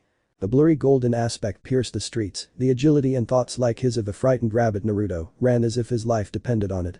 He had picked up his pace when the playback he had substituted as soon as the girl had not failed on her knees and had told him that she was there for him had indeed been the right choice about his part. If she were here for him, then he was in a trap. And the only thing for him to do in this situation was to control and escape this town. He had, after all, gotten all the information he needed from her. She was in Uzumaki, no doubt about it. If her chains weren't a dead giveaway, she had massive almost inhuman chakra reserves she had used to spear her reproduction with a couple dozen chains, even after her exhausting combat had surely sealed the deal for him. She wasn't just any ordinary Uzumaki girl either.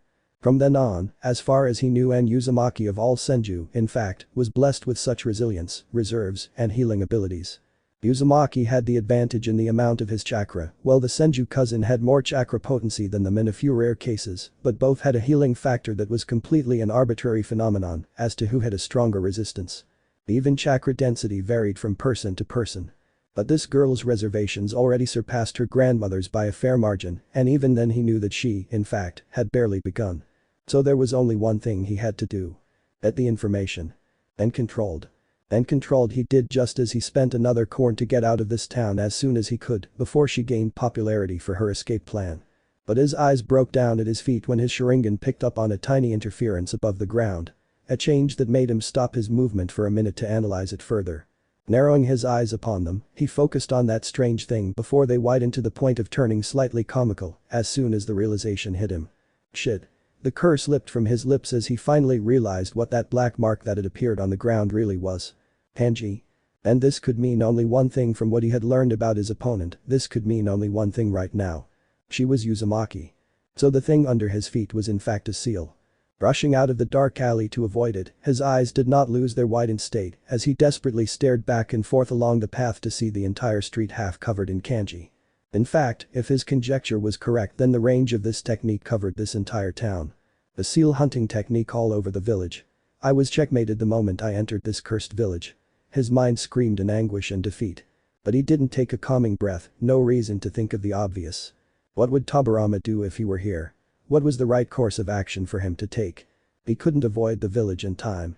Any second now she would activate her technique and he would most likely be trapped like a hamster in her palms. And the seals were a powerful asset if the caster had the time to prepare it the first time. She had certainly taken her time with this, the view. She really did examine the lengths of covering the entire damned village in it. Every technique has a weakness. There are no exceptions they calm down. Years ago, in a land that trains when Tobirama had trapped him down in a low-level seal, he had been 6 if he remembered the right. He had heard those words from the strict master. Analyze the technique. You have your Sharingan to help you and a sharp mind to go with it. Accept that you are trapped, break down the opponent's technique straight down to the basics and invent the most convenient counter, even if it's not perfect. Your priority is containing the technique and strengthening your survival. By some means necessary. He whispered the last of his mentor's words and closed his eyes for a moment before the obvious fall to earth. He still had the advantage. He knew of her abilities, but she didn't know as much about him as he did about her. He had made sure of it and kept his reserves intact during his battle. She was in Uzumaki, so this was most likely an Uzumaki seal. And Uzumaki was well versed in seal hunting techniques. A small laugh lit up her face as the earth beneath her feet lit up, the kanji lit up, to be exact. But it was also the point. Just before the kanji tore the wrapping around his ankles, his hands formed the dog seal and held the boar seal as he felt himself getting paralyzed when he was covered to stomp on the kanji. This is a high-level paralysis seal, Uzumaki seal hunting style for sure. I don't feel any pain, so no torture triggers, but I've lost all control of my body.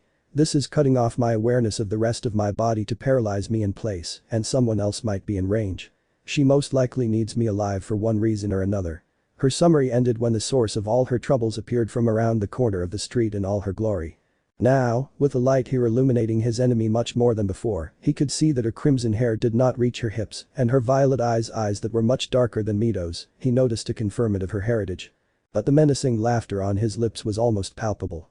He couldn't let her do what she wanted with him. He would most likely die or worse. Naruto-kun, she softly chirped, her heart twisting in agony as she stood within a foot of him. She knew his name, now that he was really bad.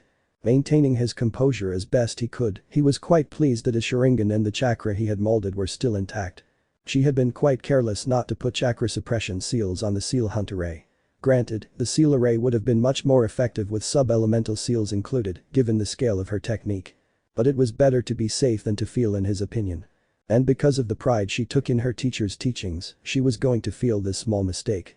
Her violet eyes stared adoringly into his menacing crimson ones as he glared down at her with all his might.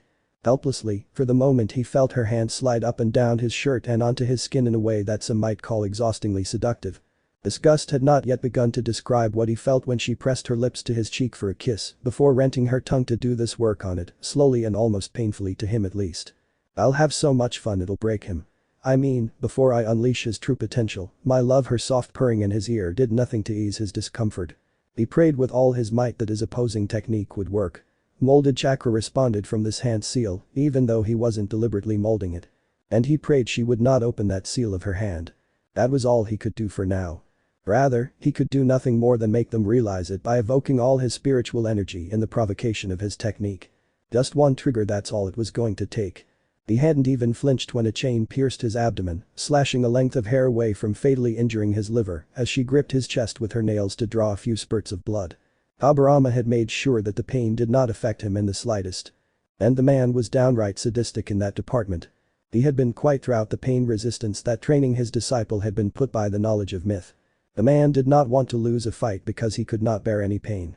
This was not yet trained if he compared to how Tobirama would destroy him in several ways when he had just been a small child. Well, now that he thought about those days, you could call it torture resistance education if he were honest with himself. However, his master had been right. This would be very useful today. You really are my type, he said, still not flinching from the pain.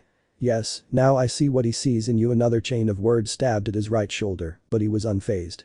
This was just a matter of time. But he was keeping all this information to himself for the time being. She wasn't the only one. Someone had sent her.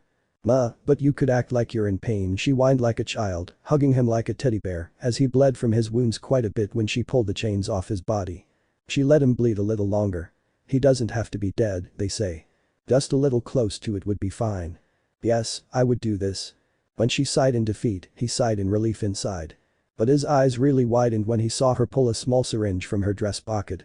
The black thing filled this glass bottle, it was safe, it didn't look like she was giving him a cold shot, which was safe. And he, safe as hell, didn't want the prescribed injection to be stabbed into his body right now. Go unleash your potential then and cut straight into the chase, I've got you prepped over quite a bit. No reason in killing you, this would be such garbage. He knew those stabs were the preparation she was referring to. As soon as his free palm cupped her neck while she let her other hand pull the syringe closer to his neck, he knew he had run out of time. But just in time, his trigger came and he smiled with satisfaction, confusing the girl quite a bit with the sudden change in emotions he displayed. Was he starting to enjoy this just as much as she was? It would be fun, she mused, placing a finger on her chin in thought. The lightning style, he scraped out, his eyes widening as she heard those two words, but it was too late for her to react to what followed. Having arranged the enormous amount of chakra he had previously summoned, his hand seal that turns him into lightning chakra all the time she seasoned it, he let it in from within. In your nervous system to be exact. Many would consider his actions suicidal under normal circumstances, but the line between madman and genius was truly a fine one, at least he believed it to be so. This was a matter of opinion in all honesty. A silent scream escaped her lips as every nerve in her body was jolted by thousands of volts of electricity as her technique was activated from the upside down. Whether he resisted the pain or not, even if it was only because he was still conscious, it hurt like hell. Hammering his fist into the stomach of the stunned girl, he buried it and expelled his evoked lightning chakra directly into her body. The violent spasms of his body actually made him laugh a little, if only for a little while. She had then dared everyone to do those disgusting things to him. Nobody touched him like that. And he let the chakra blast be conjured into a focused beam to send it back and away from him. The bee, but how can you move? Her distressed whisper still did not prompt him to answer her as he slashed at her aching neck that she had gripped like a log just a moment ago. Watching her curl into a ball, undoubtedly in pain, he felt no remorse. Only indifference. Now she would know this hurt even if he didn't show it. Still covered in the kanji of his technique, Naruto walked proudly, hiding any sign of the enormous pain he was experiencing every moment now, and increased the chakra input into his technique. His high-level paralysis seal was still activated. But he moved as if nothing had happened to him. At least not on the outside. The blue lightning flashed around him in a display of glittering sparks, the small booming thunder echoing repeatedly in the streets as his hair stood a little of the static he had released. As soon as this reached, this is the maximum voltage. You don't have to know. Just know what I did. With that, he said, and he left literally, he vanished in a flash. His insane movements were swift, leaving a trail of blue light behind him. Naruto knew he didn't have much time. As soon as he let go of this rushing technique, he would go from the shock to the pain he was experiencing right now. Otherwise, he would have stopped finishing it. But tomorrow was another day. Even if he could subdue the pain for now, it really affected his body and especially his mind as much as it would anyone else. His nervous system was now linked to his subconscious mind, and it was what had him running on his core instincts right now. The inward jerk had served to complete this as the objective. He was faster, had insane reactive instincts, and mated with his Sharigan he was almost untouchable. But as with every technique, this had its disadvantages. As soon as he had let go of his technique, he would move on from the pain. This was a mere imitation of the revered lightning armor wielded by the second Raikage. But he didn't possess the Raikage's inhumanly resilient body to withstand the strain of this technique. To think about it, the man used this with his much more powerful black lightning and still wasn't affected by it. Naruto envied that man's resilient body. This was the reason that even if one could reproduce the man's technique, no one else could use it without this enormous setback.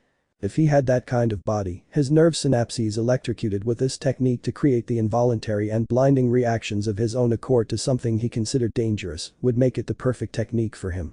With the Sharingan to accompany him, he knew only the Hiraishin would be able to fail him in combat. But this was a debatable point, something impossible, it simply was impossible. But he really had this suspense safe in case he was caught, as he only had one and had to exhaust himself. After all, he covered 10 minutes of distance at normal speeds in a minute and a half, give or take. But for the moment, especially against paralysis techniques, he had invented it to be Achilles' heel against every damn one of them, be it ninjutsu or fuinjutsu. But Tobirama had completely forbidden him from using it. Considering how much he damaged his nervous system, this is the sequel to what happened a couple of years ago. Naruto scoffed inwardly. His mentor really shouldn't talk about forbidden techniques, the point itself was ridiculous. He was a wisp of something boldly labeled prohibited from top to bottom. Half a mile outside the village, Naruto spotted two familiar figures and sighed in relief when his eyes saw who the two silhouettes really were. He was running out of chakra after having stored it for 15 minutes already. And had he mentioned that this hurt like a woman? He probably had. But this really hurt like a female, that was a fact. Ai and Tsukumo almost missed their faces when lightning thundered down in front of them with a deafening boom. They both blinked owlishly at the sight of Naruto boosting down his technique as the spark surrounding him disappeared. Her hair stayed in place, though. One of the reasons didn't like using this technique is concerning you. And the black spots in his vision passed almost straight by at that moment as his eyes returned to his blue colleagues and Dai caught him from the fall, facing first on the ground.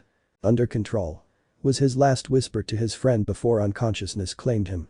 Tsukumo and Dai don't need to be said twice. Both boys left, heading straight for Konoha without any signs of making any stops in between, almost without a thought. Seeing Naruto being carried like that over Dai's shoulder, Tsukumo felt a deep regret for still being able to go for help when he most likely had fought the battle of his life.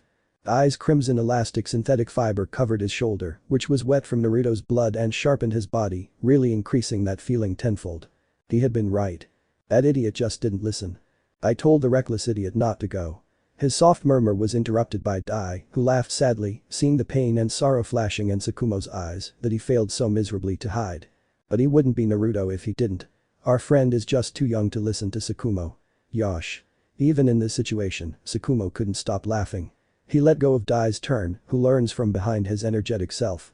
Above all, this is part of Yosh. Even unconscious and bleeding, neither of which was fatal, for which he was grateful did Naruto stop causing trouble for him. And it was then that Tsukumo finally did one thing. But I would have to do the report when we get back.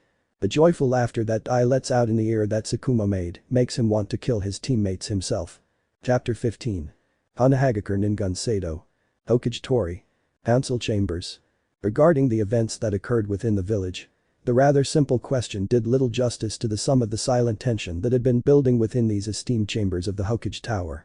I thought it prudent not to enter so recklessly and stay behind. Dai was also convinced by my argument, so we didn't go in. Since we didn't go in, I can't answer what exactly happened inside the village.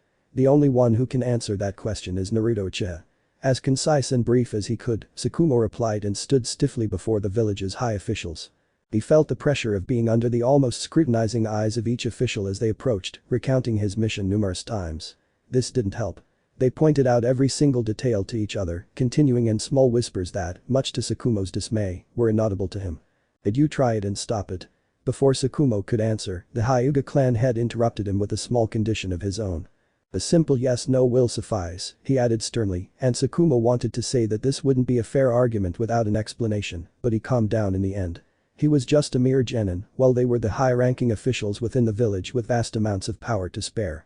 It would be a fool's choice to even attempt to argue with any of them right now. Yes, I did. Just like that, he felt as if he had hammered down the final nail on Naruto's coffin.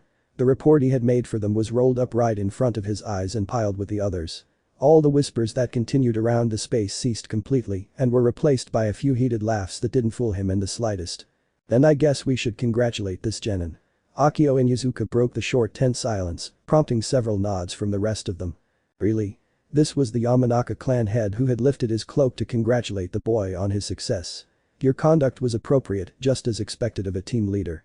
You analyzed the situation astutely, made calm decisions, and never once lost your composure or rushed in to give away your position until absolutely necessary.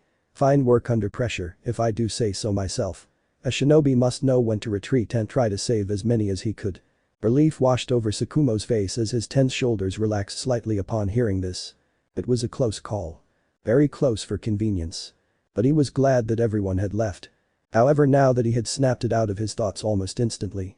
Your teammates' actions, I don't think, should go unnoticed. Tsukumo really felt the sense of foreshadowing this and audibly swallowed the sight of the small giggles that threatened to erupt on each of their faces. It almost seemed as if they enjoyed this. He just didn't know how close he was to the truth. I'm moving this mission up to row B. Please collect your payment for the mission. Approaching the mission desk, Tsukumo actually collected the payment slips. This wasn't assigned by any client. This fell under the jurisdiction of the village's internal affairs department. So, they had every right to do as they pleased with these results. But one thing was odd.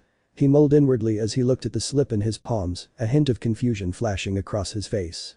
Sir, there are only two, he asked rather than said. And it didn't seem as though they had made any mistake from the innocent looks plastered on each of their faces. Yes, that's his, and I could die. We will stand for Naruto Uchiha's payment and the rectification of his actions until he must explain his side of the story here. Personally. The last word was spoken with added emphasis, and Sukuna wanted to argue.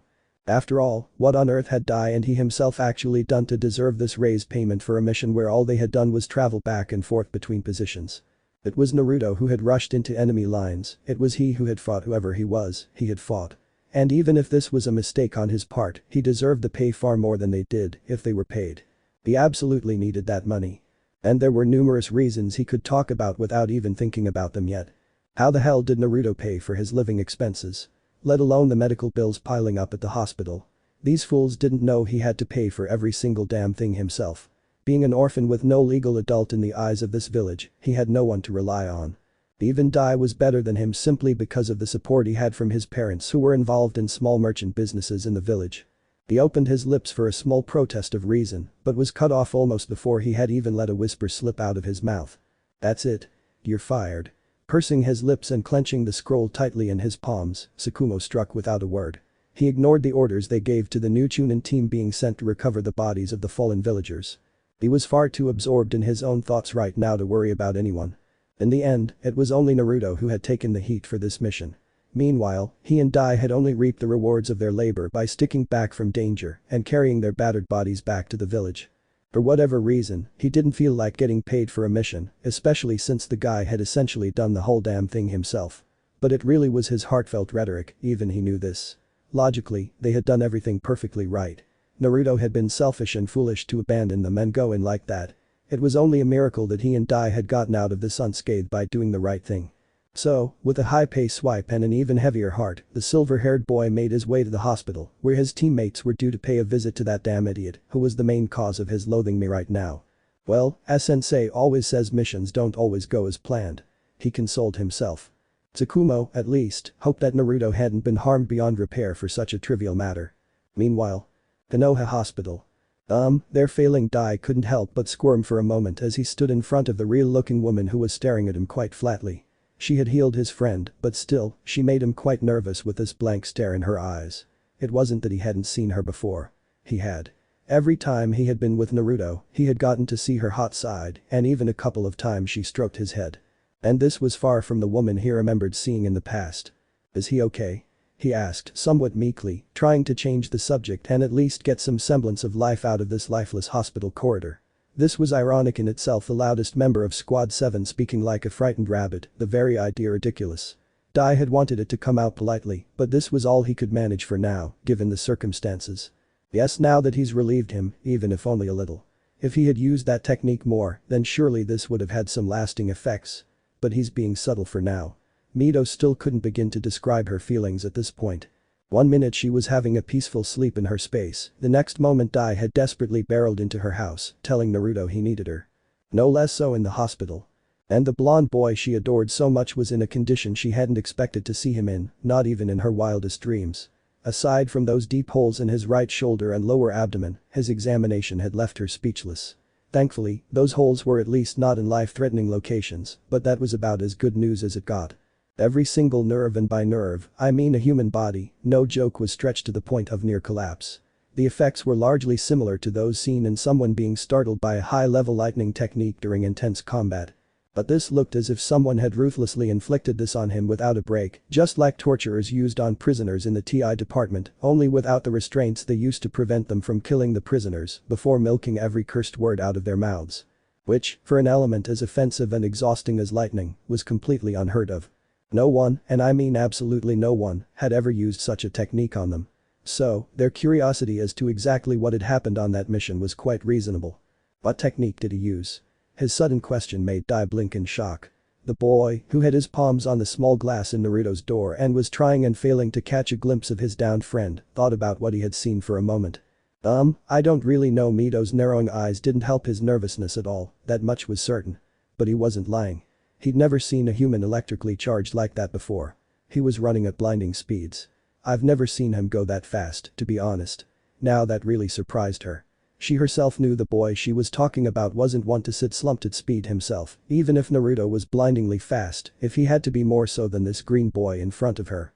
But this did not answer his question. And this didn't bother her at all. Just before his anger fell upon Dai, the boy tried to plead his case as much as he could, lest he make himself his primary and objective focus for expressing out his frustrations. He was covered in lightning, his head trampled, meaning he really shown the emphasis on his point by showing his own body as a class divider made him feel rather stupid. But something was better than the coating of an angry woman, in his opinion. You mean literally? The embarrassed look she gave him cemented that she was right and really helped the boy who tried and failed to explain his sentence, and thus his case, a lot. I see. His long sigh revealed what he had to say. But Mito could make up the rest herself. Naruto quite possibly electrocuted himself to achieve that extraordinary feat. This was a truly genius tactic in her opinion, but it didn't make his return any less livid right now, after the effects of said technique. The boy wasn't built like a tank. He was a quick and agile kid, relying on his instincts and speed far more than he did on brute strength and power. If she were completely honest, it seemed he would be happy whenever he won, as long as he did the little he could. One might call this lazy, but Tobirama, his mentor, called this efficient. She, however, knew the truth a little more than he did. Naruto always avoided conflict as much as he could. Ending a fight or running away when he had the chance was exactly what she would expect from him. But the escape in this way was a completely different matter. Oi. Oi. Oi. Dai's throwing motion broke her thoughts. Just before his fist could have slammed into the boy, she carefully punished him and reminded him he was in a hospital of all places. She saw his bright eyes and became a little confused herself. He moved. Her eyes widened in surprise. It simply wasn't possible. The boy had been pushed out by the sheer cold of the shock, enduring immense pain thanks to his technique. He shouldn't be able to wake up, much less move, for at least 2 days right now. It was right on top of the point that she had just given him a really high dose of some mild calming sedatives, no more than about 2 hours. But their mulling was cut short when another scream sounded loud in the silent halls they resided within. Ah-chan. She wanted to scold and bonk everyone there to remind them that this was a cursed hospital. Only then did she realize that only 2 people in the entire world had called her that, one of them right. Now in space she'd only been in for an hour and quite possibly unconscious. So only left. Suna before she could finish, her granddaughter had cut her off. Where is he? But in a moment Mito knew that the girl was quite aware of her friend's condition. Glancing slightly behind the girl, she saw an apologetic Sukuna rubbing his head in embarrassment. Okay, this is what he answered. He's in this room. Dai replied silently, pointing a finger at the door in front of him. And before Mito could even realize what had happened, Tsunade was already closing the door to the aforementioned room behind her. Iridide's heart nearly leapt out of his chest as his eyes widened in shock. Frankly, none of these people had any restraint whatsoever. That was proven when she grabbed Dai's scarf while he, too, had found it prudent to follow Tsunade's encouragement and go visit his friend who had just come out of surgery. No visitors allowed. Her stern tone didn't waver at any point in the argument. Like a little kitten, she picked him up by his scarf and positioned him beside Sukuna to enter and take Tsunade from the space the same way. Then she would have to drill some etiquette and common sense into these 2 hyperactive children of hers. Mito had expected her granddaughter to shout blasphemies at the boy, to embrace death, or something close to those 2. But what she hadn't expected was for her little girl to sit by the chair at her head. She looked as calm as a shadow while her palms rested on her thighs. The sight of her so calm and quiet was quite unusual. The girl would burst with energy to spare even after prolonged periods of vigorous activity at the end of the day. This was all thanks to the genes she had passed on to her granddaughter, granting her the legendary stamina for which almost every Uzumaki was renowned. Tsunade. No reaction came from the girl, so she tried again. Honey. The girl's sudden calm demeanor frankly worried her, as was evident from the wavering of her soft murmuring voice. Right behind her granddaughter and fastening her arm around the girl's shoulder to make her presence known, only then did she see the small glistening drops fall, rolling down her cheeks as she realized. The girl was screaming silently. He's so hurt. The soft sniffle in her ear made her grandmother's heart ache. But it was to be expected, seeing how badly Naruto looked right now. It's not as bad as this, sweetie, Mito chirped to the girl to reassure her. She herself knew what anyone would think at the sight of him right now. His head was wrapped in bandages, looking more like a mummy than a breathing human. But it was only because of the surgery she had performed to repair his nervous system that he looked this way. It wasn't necessary in the first place. His condition hadn't really been severe enough to warrant surgery.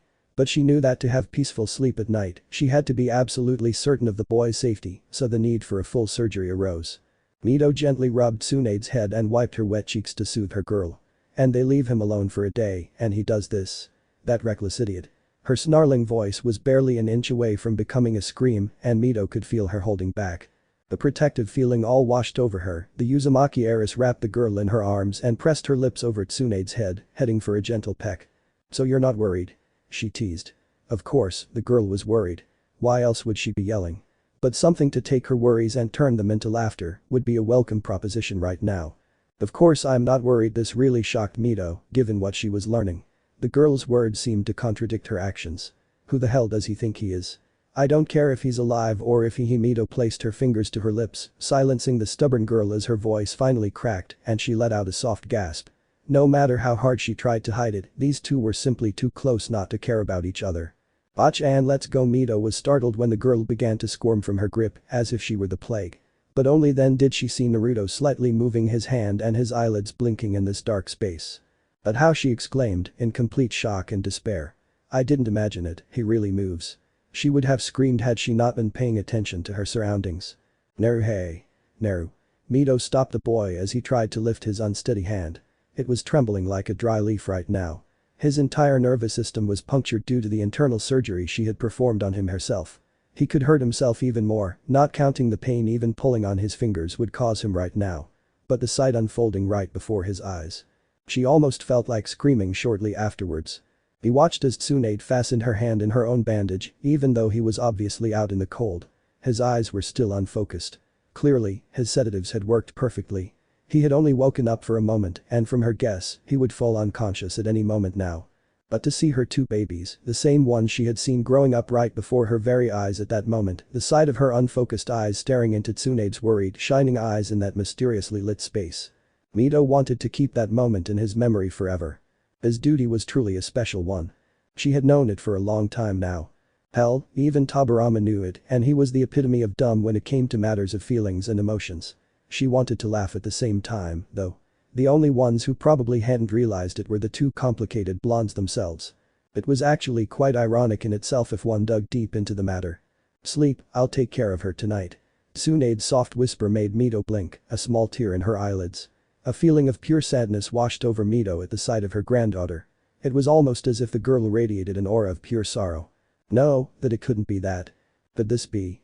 For the Senju heiress herself, she was far too preoccupied with her friend to worry about the world right now. Not even more so than a few days ago when he was taking care of her.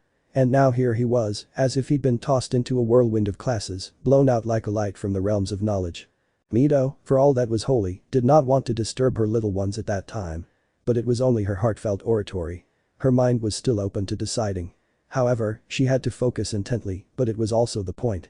Sweetie, Mito chirped the girl carefully, failing to get as much attention as a pull of recognition from the girl on her weapons. We have to let him rest. Come on. Mito almost gasped as Tsunade glanced back at her. There was no in it. It almost seemed as if the girl was looking directly through it. Tsunade's eyes were unconsciously filled with a cruel, direct killing intent that washed over the space. The killing intent didn't faze Mito in the slightest. This was the appearance of a vision she had just seen manifest itself directly through her own child, which had shaken her to her core. Hashirama Senju. She had seen that look before. This was the same look her husband had clung to on that cursed day, decades ago. She had buried that memory, left by God's hand, in the deepest recesses of her mind to forget it completely. But it had returned to haunt her again, in a way she hadn't even thought possible in her wildest dreams. The man had the same look in his eyes as when she had lost her unborn child due to. It still hurt her heart to even remember it. But seeing what she feared in her granddaughter's eyes left her completely speechless. I'll keep him. Her cold voice once again sent a shiver down Mito's spine. Silently, the older woman nodded. She knew the girl was in no state to listen, let alone obey anything she might say or decide. But thinking she was so furious right now, Mito knew the girl would fight even her to stay if necessary. Tsunade turned her cold eyes back to her friend and they immediately softened considerably as she worriedly washed them. She felt her hair drifting from her right shoulder to the back of her neck, no doubt by her grandmother. But she paid no attention to it and struck Naruto's hand with her thumb as gently as she could. However, she felt quite strange to feel a gentle push behind her neck. Before she could even try to turn her neck or understand that it had actually happened, she felt a small jolt at the point of contact. Her honey-colored orbs retreated into their sockets as she fell back into Mito's warm embrace, completely unconscious. It was amazing what a small lightning technique could do in the hands of a skilled medical kunoichi. I'm sorry honey, but he needs his rest. Speaking more to her than to the girl in her arms, Mito loosened the grip her two children held, her hands as gently as she possibly could. Soon after, the little girl was scooped up in her arms as she struck, but not before throwing a worried glance back at Naruto and then down at Tsunade sleeping in her arms. She laughed warmly and closed the door behind her. Her children were just such handfuls. She could shave off a few years if she put these annoying ones up again. Her silly laugh came out as she pondered her own thoughts. Gently kissing her adorable munchkin's nose, Mito quite enjoyed irritatedly scrunching Tsunade's face as she sniffed her face into her chest to hide from that annoying touch that disturbed her forced sleep so much. The tired sigh slipped past Mito's lips, which Tsukumo and Dai watched expectantly. "He's fine now," she spoke quickly as both boys opened their lips to say something. "You can't see it right now." The way they fell into defeat without so much as a whisper made her laugh happily silly. "Go home for today, come see him tomorrow. I'll ask for a few visiting hours the day after tomorrow when he's finally ready to wake up." "Okay." The two vigorous nods she made only served to broaden her laughter, if slightly. Striking the hospital strike with such grace, still holding her child, she hadn't lost any of the grace she once exuded, almost involuntarily. She truly felt as if she had lived through more than a year of what had all been happening in the past couple of weeks. Time can be such a strange entity sometimes. A couple of days later. Everyone in the hospital laughed. The source of happiness in such a gloomy place, one might ask. Well, a certain blonde kunoichi who walked with a hopping gait was the primary source of reason. The cheerful laughter she directed nearly cheered everyone around her up, and when she greeted someone passing by, she earned a gentle, affectionate nod from each of them. It was undoubtedly someone in the village whom everyone truly adored, their princess, the way too. But each one looked at the small portion pot in their hands in a slightly strange way. It was clearly a used serving dish, which it quite obviously contained. But what was strange was the smell it gave off. Ha! Now he can never say again that I've never done anything for him. Her friend was truly quite dull when this came to mind. And he had said so on more than one occasion, but she had never noticed it in the slightest. She knew he hadn't meant it, with that playful laugh always on his face. But it was still true. And this hadn't bothered her at all. But today, even her grandmother had been happy with what she was doing in the kitchen so early in the morning to prepare a home-cooked meal for her recovering friend. But looking up at the ceiling, in all the innocence in the world, she quite couldn't understand the strange look her grandmother had given her when she showed her the food she had so diligently prepared that morning. But then, before she could ask her anything, she was removed from the house, and this still left her confused beyond repair. These old people were simply too strange for her to understand. The view of the space she had been searching for seemed like an eternity, and a wide laugh broke out on her face as she excitedly slid the door open. Naruto.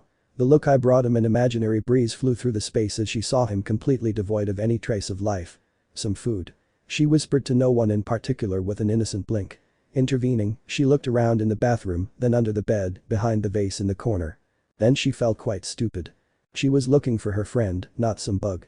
Only then did he glance down to illustrate the realization dawned on his face.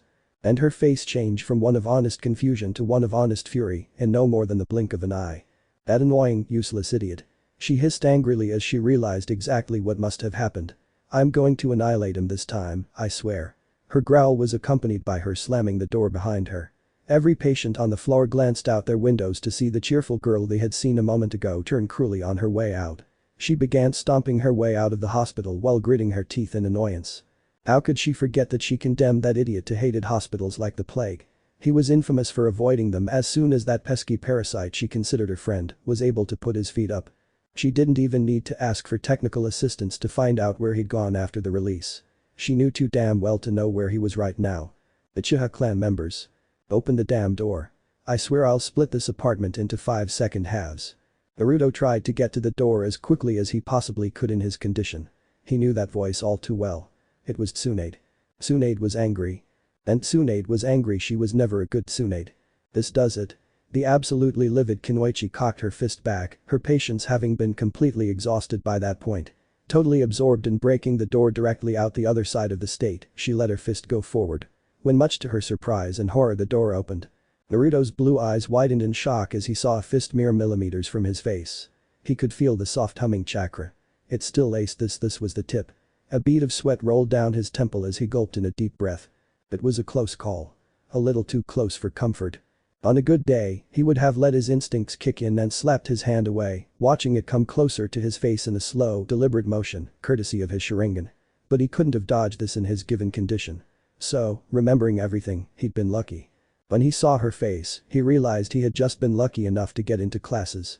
Tsunade let out a soft howl as he pulled her into the house onto his arm and closed the door in the blink of an eye.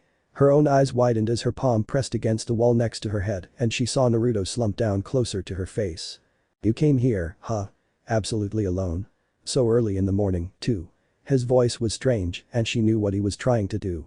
You really realize that people might get the wrong idea if you keep this up, right? On any other day, she would have blushed and gone down in a mumbling mess, flustered by his deception. But today was no other day. She slapped him across the forehead with her hand, which, just as she'd expected, was burning hot like a stove.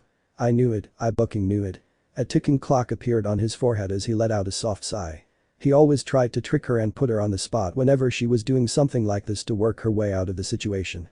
So it's true that you forced them to let you leave the hospital. She whistled. He really was an idiot. Only then did she see him sweating like crazy, even in such a cool weather. Upon closer inspection, she could see him barely supporting his head with his palm, while his legs trembled like dry leaves.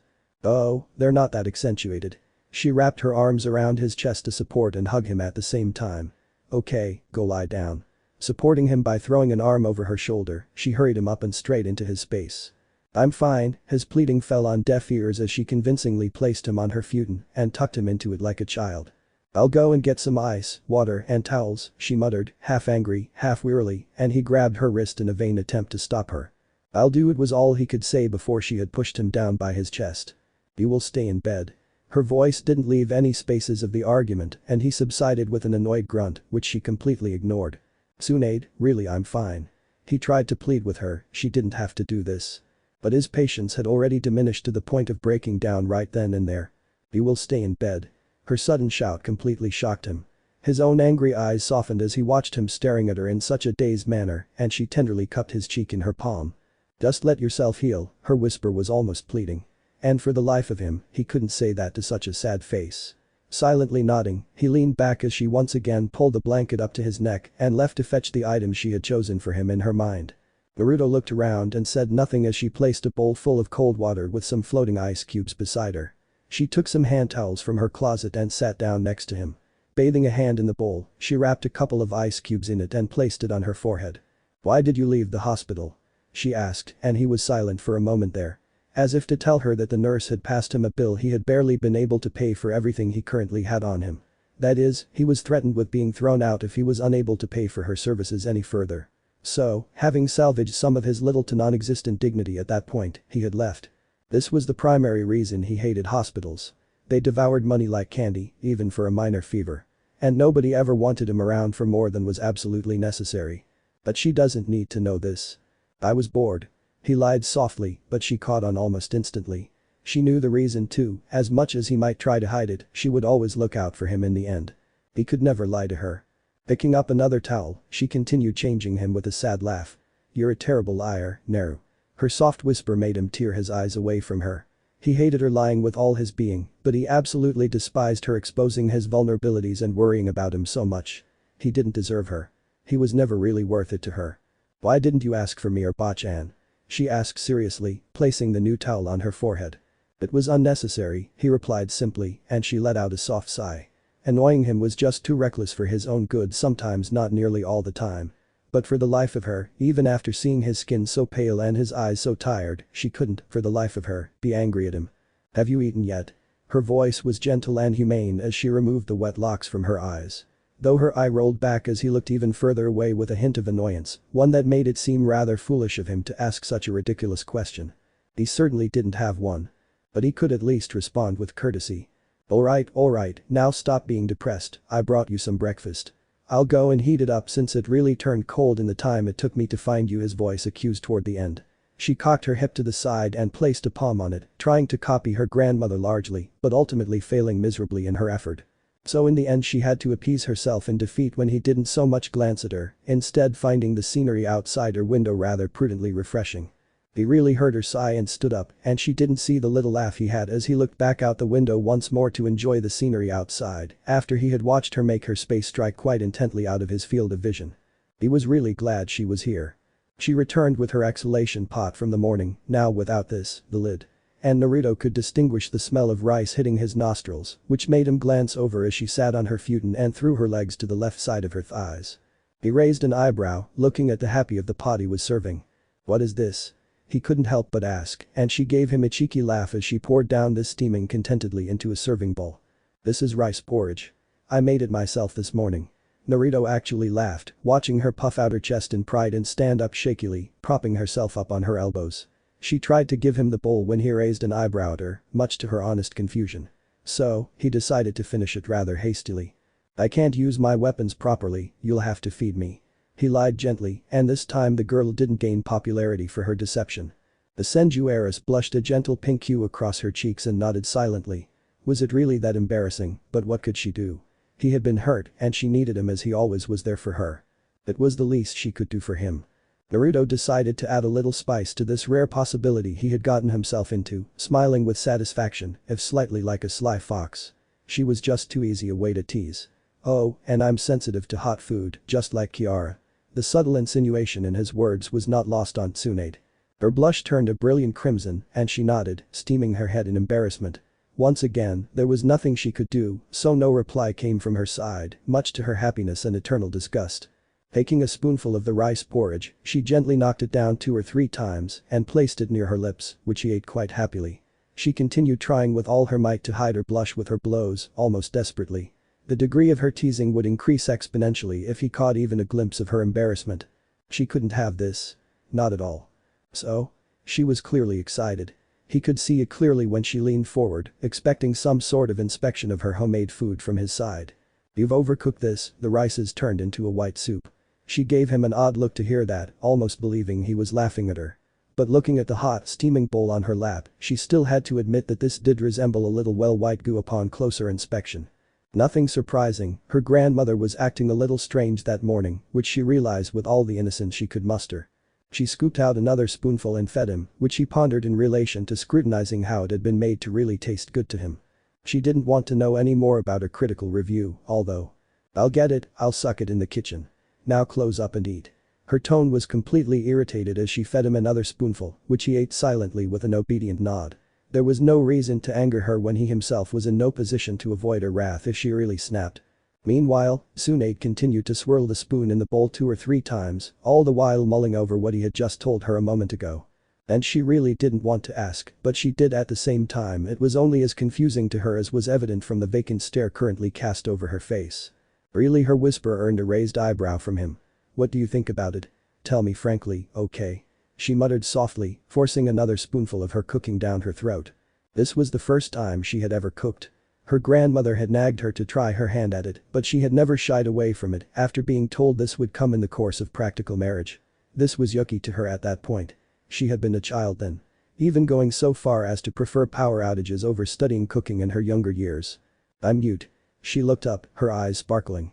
She had to hear more of this and then boast to everyone about her impressive kitchen, especially her grandmother. "I never knew there was a way to completely kill the natural flavor of food." She almost fell over rather comically when he decided to crush her hopes almost instantly. But she wasn't surprised by it in the slightest. That idiot was always as dull as a hammer.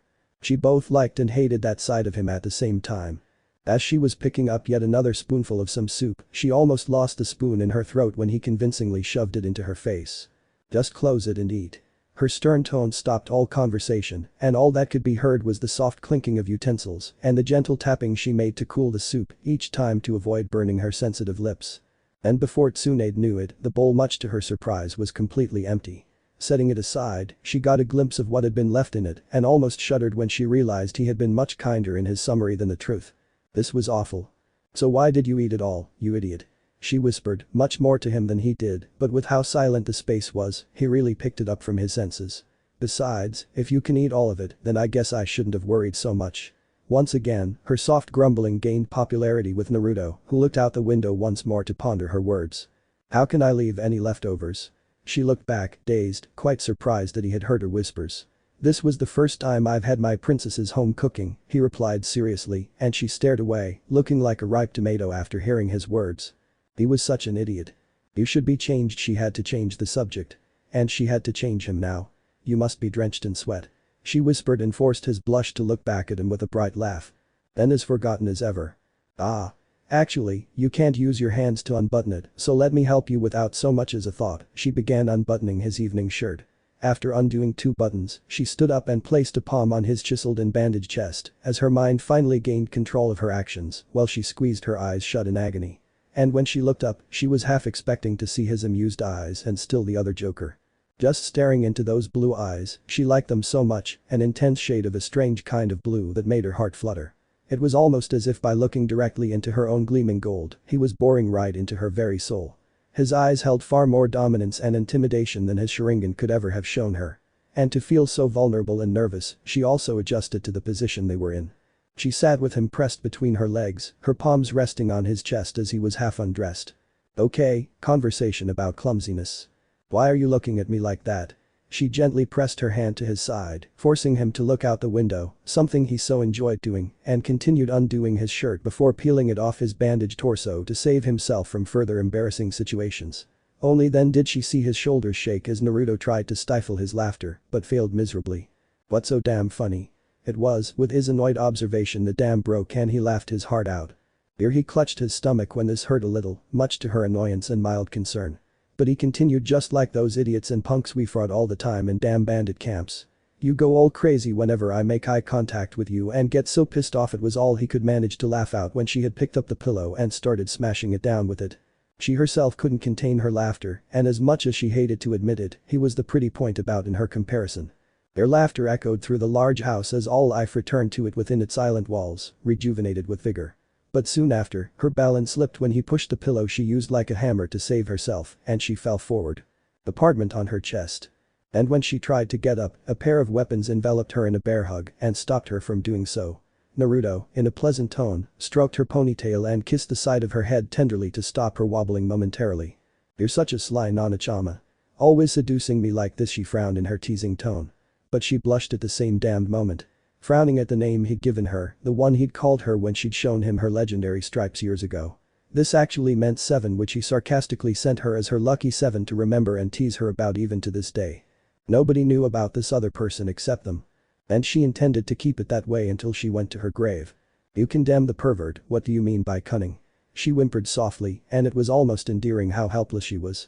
She was right now because of her inability to use her incredible strength, fearing his impetuousness even more, which he took full advantage of. Placing both her palms on his chest, she tried to rise. But his grip didn't budge in the slightest. You control me. Let go. She tried to wriggle free from his grasp as he tightened his grip on her almost desperately. This really started to worry her a little. Thank you. His honest whisper brought a flicker of affectionate laughter to her lips, and with a soft squeak, she nodded and nuzzled her face into his neck. All intentions of trying to get up dead with that. She could feel it in her heart that he didn't want to let her go. And not that she would admit it out loud. She would rather endure torture than admit it to anyone. But she liked affectionate hugs, especially from him. It had been like that after they were little and she'd slept over instead of staying the night. Naruto took off his shirt and threw the blanket over them both. The two blondes hugged each other, laughing heartily, just like they had done for years. Now they curled up in cozy little balls to enjoy their time alone. They're right there in each other's weapon to keep each other warm. Tsunade actually laughed fondly when he lowered his face to her chest and hid behind her weapons.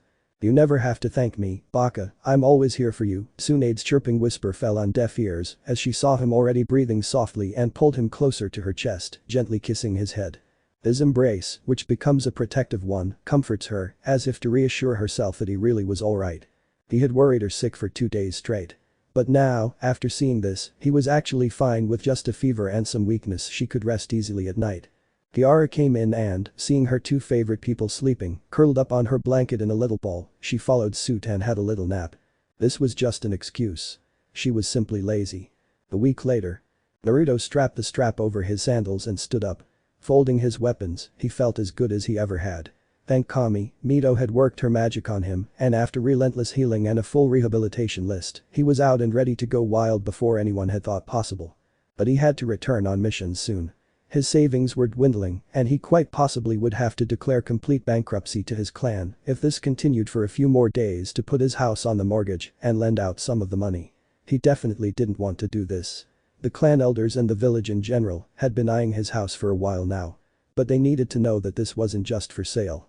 He would be condemned before he let them so much as touch a speck of dust on his property. But one small obstacle still stood evident in their path. The council. Yup, today was the day he found those old rags to explain his side of the story. And, if all that's possible, he'll get his long-awaited mission pay, since he could frankly use the money. Rather, he could actually use the money. But all that mattered to him right now was that he got up and kicked, and that thought alone made him laugh. Being scooped up in one space all day, tied to a bed, this made him restless. It just wasn't him. He never liked being confined. After he'd been confined, he enjoyed scrubbing out the unfamiliar parts near the village that no one ever thought to visit to gain an even deeper understanding of what truly made this place so special, the place so many shinobi had given their lives to ensure was tranquility and peace. And now that they had given her a clean grade. He rushed out his door with a burst of speed, pumping chakra in the soles of his shoes with the energy of his feet, and leaped onto a rooftop with a joyful laugh. The wind gently rustled his golden locks, which were close to his lovely blue eyes, sparkling with a hint of mischief. The soft scent of leaves reached his nostrils, and he pumped his lungs full of fresh air. He liked it, he absolutely loved this. This was freedom in their eyes, true freedom. And like a blurry aspect, he made his way to the place he did not know, the natural predator to his fine, rested mood. He expects to crush it like an insignificant bug under his feet. Chapter 16. Hanahagakure Ningun Sado. Konoha Hospital. Where did you get this information from? At this point, Tobirama was not just annoyed, he was enraged. I have my ways. Tucking a key behind her ear, Mito gave a sly laugh to Tobirama, who was currently eyeing her suspiciously. However, the information he held in the palm of his hand made him not want to do anything about it. Even so, the dot remained. Mission reports, as you're supposed to know, are classified to the highest degree. I made sure of that. His voice was steely, and the iron in it showed Mito how disgusted he really was. Whether it was the information itself or how she'd gotten the information, she would never know. Aren't you forgetting something important? Sitting beside him and resting her cheek in his palm, the Uzumaki heiress gave him the most innocent look she could muster in that moment. Sighing wearily, Tobirama nodded. This is what I do. There were only some battles he could never win, no matter how strong or influential he became.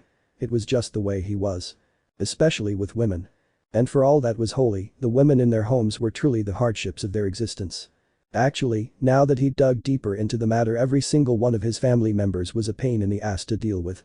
Seeing her innocent laughter, he frowned deeply in utter annoyance. Especially women. They were the greatest pain of them all. Myth. He frowned down at his sister's figure, whose innocent-looking face was at this moment irritating him to no end. Tobirama, he gave the coldest look he could muster to the sarcastic chittering ear. But despite her growing anger, she stroked his cheek as if he were a mere child to her, as if he were probably just in her eyes. You have much more serious things to examine. Her humane voice still made her face melt into a weary one. In the end, as much as he hated it, he had to admit she was right. He really did have a lot to examine to see if the papers in his palms were truly as accurate as he had hoped they were. What did they do to him? He clicked another page to turn to the next, his eyes wandering around the paper with once growing agitation. This really was serious, much more serious than anything he would have expected or had ever expected a matter like this to be. But things in the shinobi world were never as he expected them to be. Ever. This upset him greatly, but that was simply how he was. He was the living embodiment of what the cage of another village had hoped for his death. Instead, it had led to his own untimely demise. Quite the irony if he really said that himself. But this. That reckless fool, he grumbled in irritation.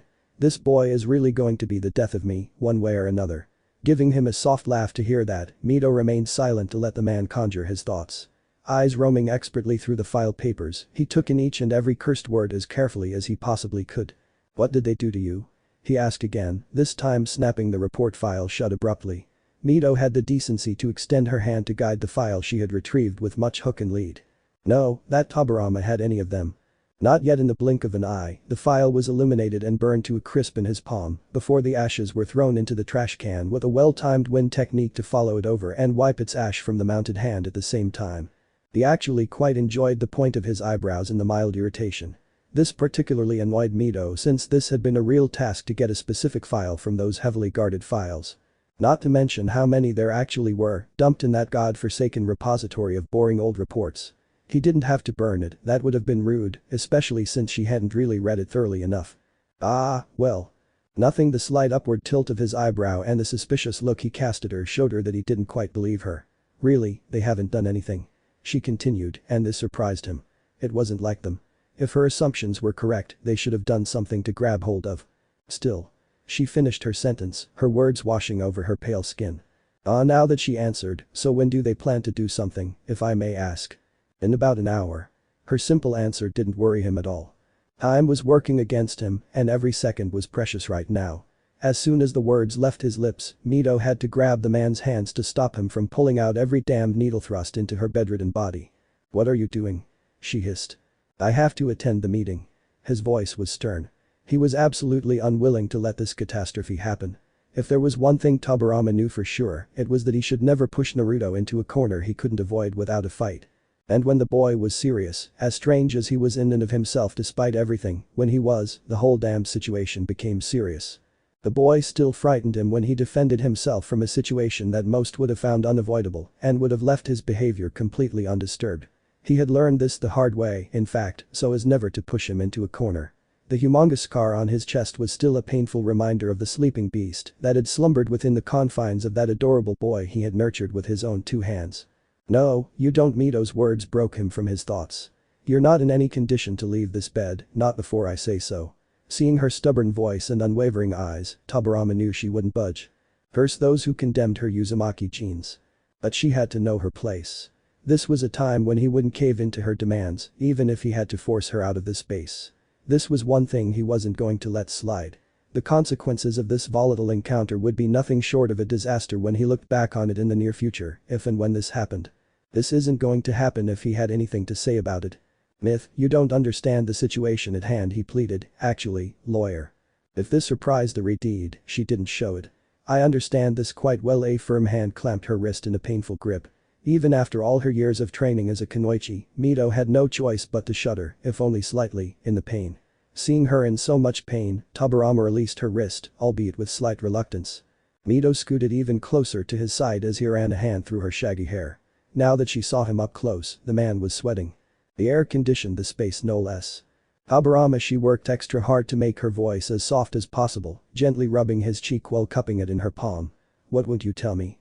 Finally, the million-dollar question, she had to force him to look into her eyes when he began to avert his gaze, as if she were the reincarnation of Medusa the Gorgon. "Tell me." Seeing his hesitation, she knew one more gentle nudge would do the trick. "Please." This made him look into her deep violet eyes, and with a weary sigh, his forehead fell lifelessly onto her shoulder. Controlling her fingers through his shaggy hair, Mito gave him some time to compose himself before he told her everything. She could get something out of him if she willed it, but never before had she pressed him on a matter he didn't divulge of his own accord. Everyone had their secrets, some more so than others, but this was different. This was directly linked to one of her children, and so, she was not unwilling to suck it up from him, even if she had to drug him to make him speak his mind freely and honestly. Naruto has a high tolerance for dealing with things thrown at him, so much so that I've never had the pleasure of knowing that Mito knew that another boy had witnessed the daily abuse he endured without ever even glancing at someone the wrong way. But there are limits, he said, and this broke her attention. He's still just a little boy, Mito. No matter how calm and peaceful he may appear on the outside, on the inside, he's always in turmoil. She didn't show it, but she was truly impressed. Her fingernails gently scratching his scalp, she let him draw out everything he'd been hiding from her. But one question bothered her: how hadn't she seen it? The boy had really done a wonderful job of hiding these things from her, if what Tobirama said was, in fact, actually true. "Trust me about this." Myth, the woman really gave him her full attention. "If I've learned one thing over the years I've watched him grow up, you must never push Naruto where he doesn't want to go. He takes after his grandfather too much in those greetings." His whole body stiffened upon hearing this. The ghost of Uchiha was like a real threat on the battlefield as he was disconnected from it. There were tales belonging to legendary shinobi where he had flat outright snapped people's necks if anyone pushed him over the edge on his afternoon strolls. And unlike Naruto, who had a really high boiling point if she never saw him approach the edge, Madara had been much more volatile. This actually eased her worries a little. She was worried about things that shouldn't have been there in the first place. But still.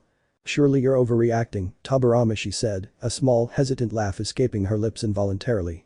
"I mean, how can my adorable little thing be like this?" she said, before stopping abruptly, seeing his eyes glaring at her. Tobirama, due to his one stoic nature, didn't show it, but he was seething inside.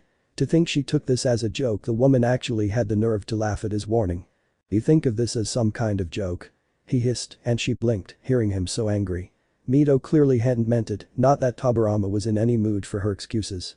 "Remember this." He tapped her with his hand to deliver her breast, rubbing it convincingly over a spot where she could feel the uneven increases. Mito nodded. She really remembered this.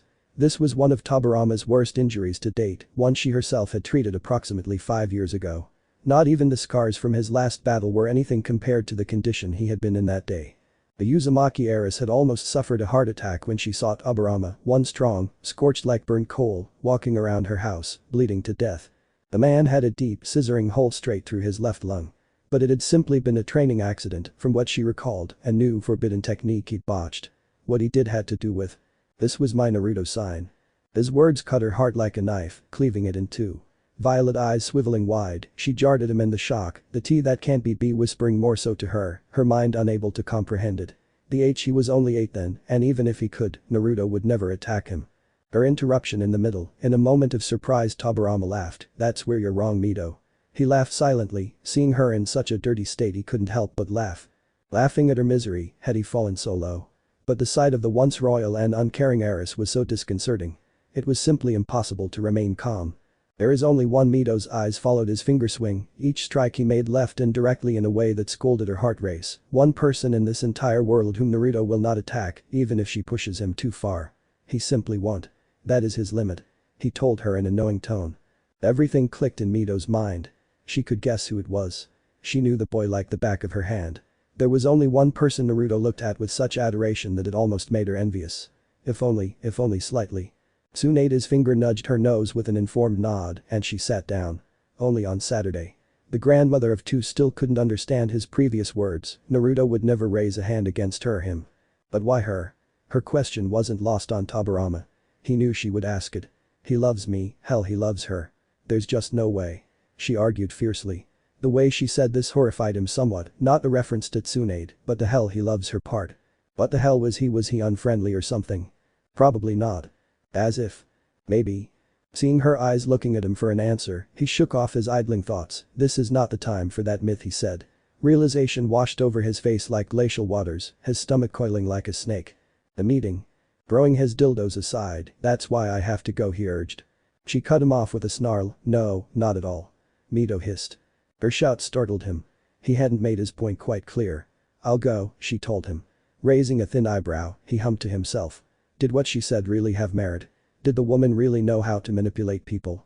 If she could manipulate even him, are you sure you'll handle it efficiently? He asked. Looking at him as if he had somehow scandalized her, Mito's eyebrows curled together in complete irritation. "Who in the hell do you think you're addressing?" Raising her hands in defeat, he knew he had crossed an unspoken line. "Hell hath no fury like a woman scorned. I was the one who refined you, tempered you in the art of diplomatic affairs, Tobirama. You'd better learn your place." Her finger tapped his forehead intimidatingly before the woman rose and headed toward the chambers. Tobirama sat in silence. There was absolutely nothing to say. She could handle it. The fact that he ripped the needles from his arms and chest, which made him put on an occasional shirt, did not mean that he didn't see the show after all. Being more safe than sorry was always the way of going. And this. It would probably be funny to say the youngest. Meanwhile. Attic houses. "I have learned of the achievement you and your team attained during your last mission." The loudspeaker's voice was brusque, almost to the point of being stern. As if he were born with it. The man who had said it, in question, was a diligently tall man. His buckskin complexion was enough to make most, if not all, men a little nervous just by standing in the shadow of him.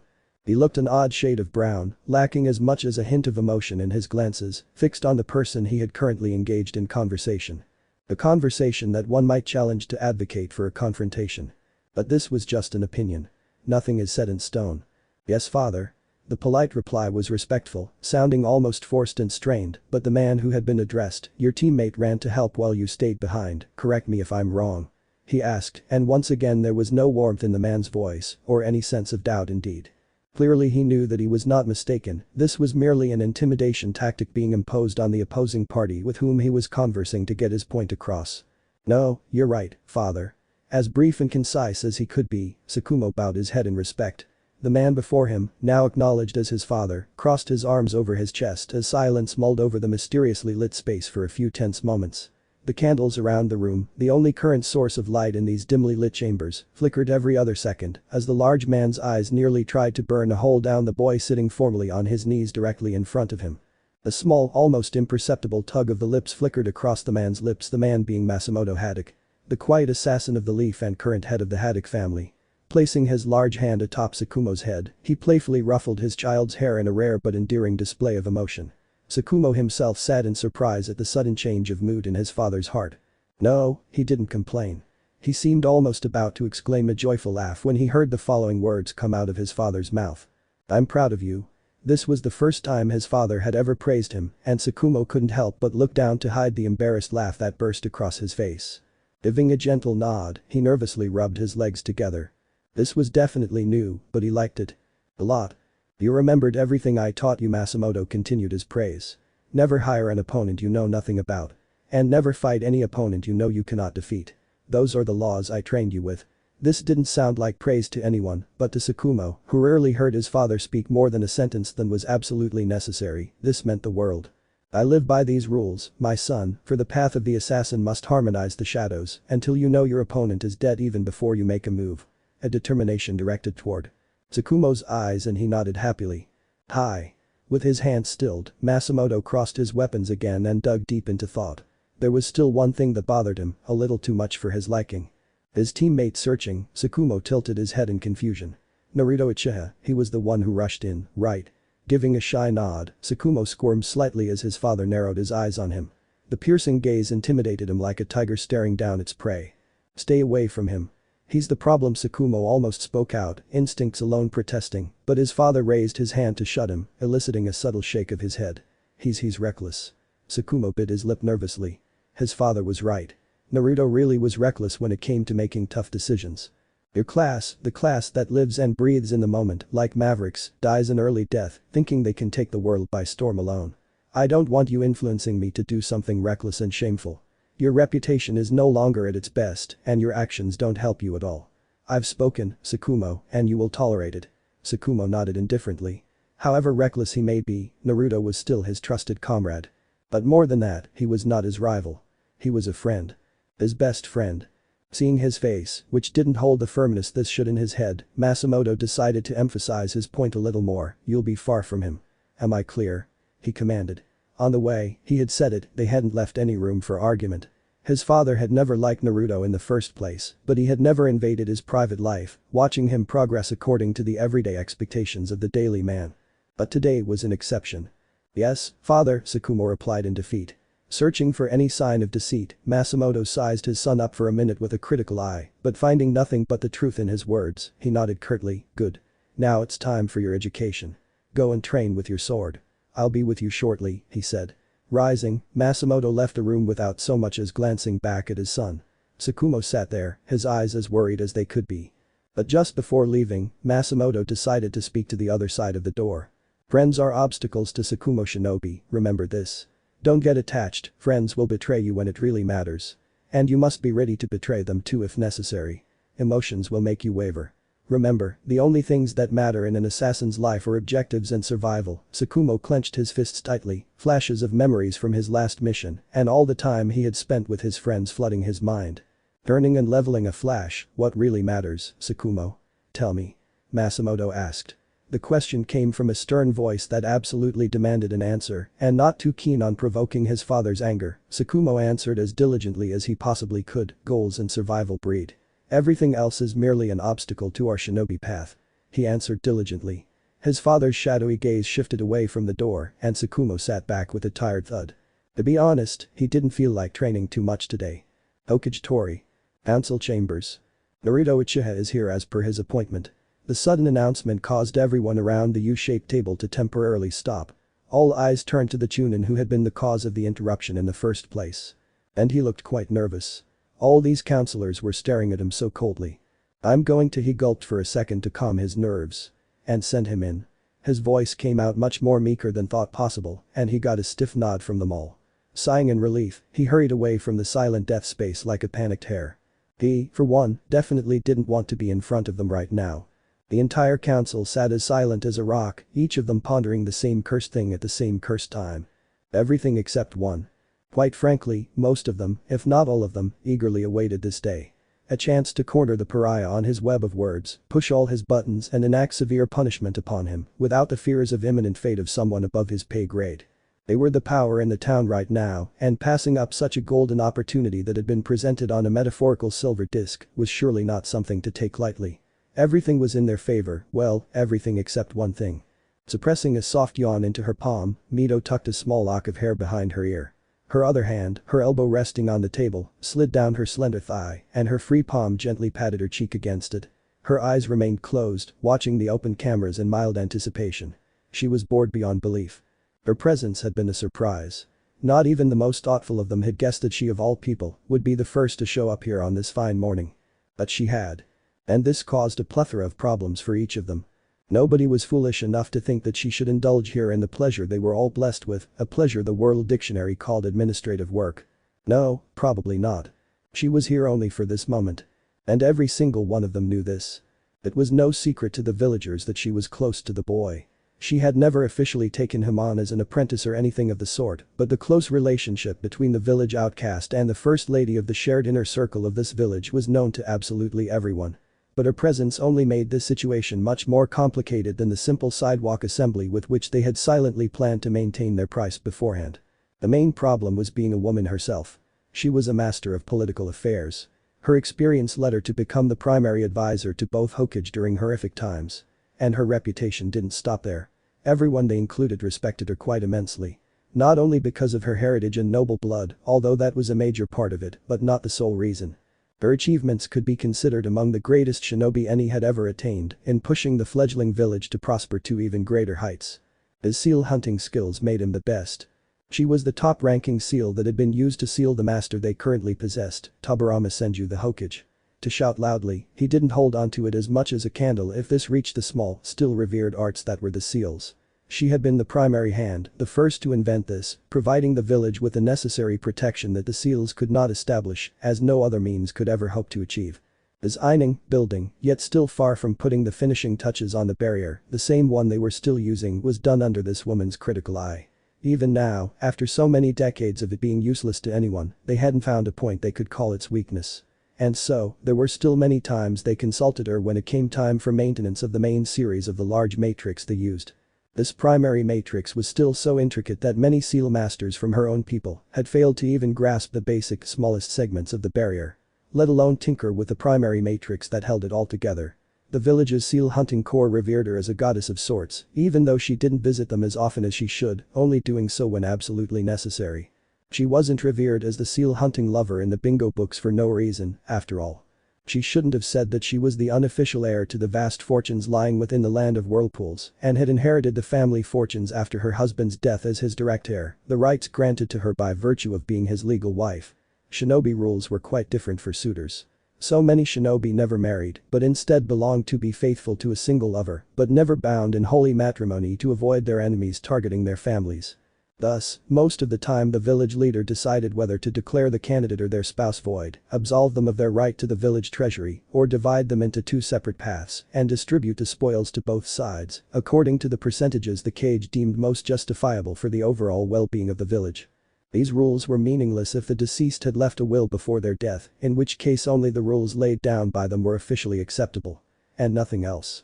These laws were specifically enacted by Tobirama himself to prevent internal clan conflicts among the numerous clans that were quite prominent before the formation of the organization now respected worldwide as the Hidden Leaf Village.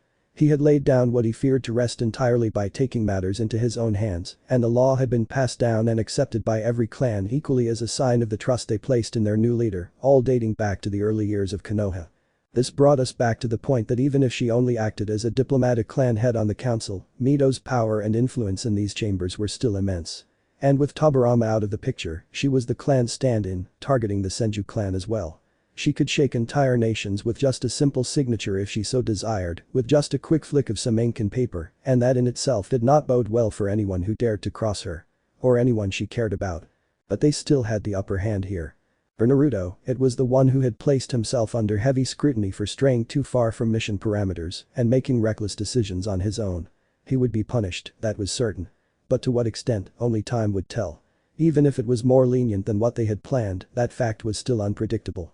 The silent tension was broken like a prick when the doors to the sacred chambers were screamed ajar, the long shadow of today's guest of honor shortened in as the golden crown, and the blue orbs finally flickered to illuminate and only melt his heart, seeing the most beloved lady of his life nodding so gracefully in her chair. Naruto gave her a charming laugh that was reflected adoringly on his own lips. Chapter 17. Hanahagakure no Sato. Hokage Tower. Council Chambers. Having been preoccupied with all the problems in his life, Naruto barely noticed the ice cream staring down at him. He was used to it by now anyway and focused all his attention on staring at the red-deeded woman seated in front of him. His intense down gaze lasted a moment too long, dull blue eyes in those deep amethyst depths, with an adoration only a child staring at his mother could ever hope for. "You him?"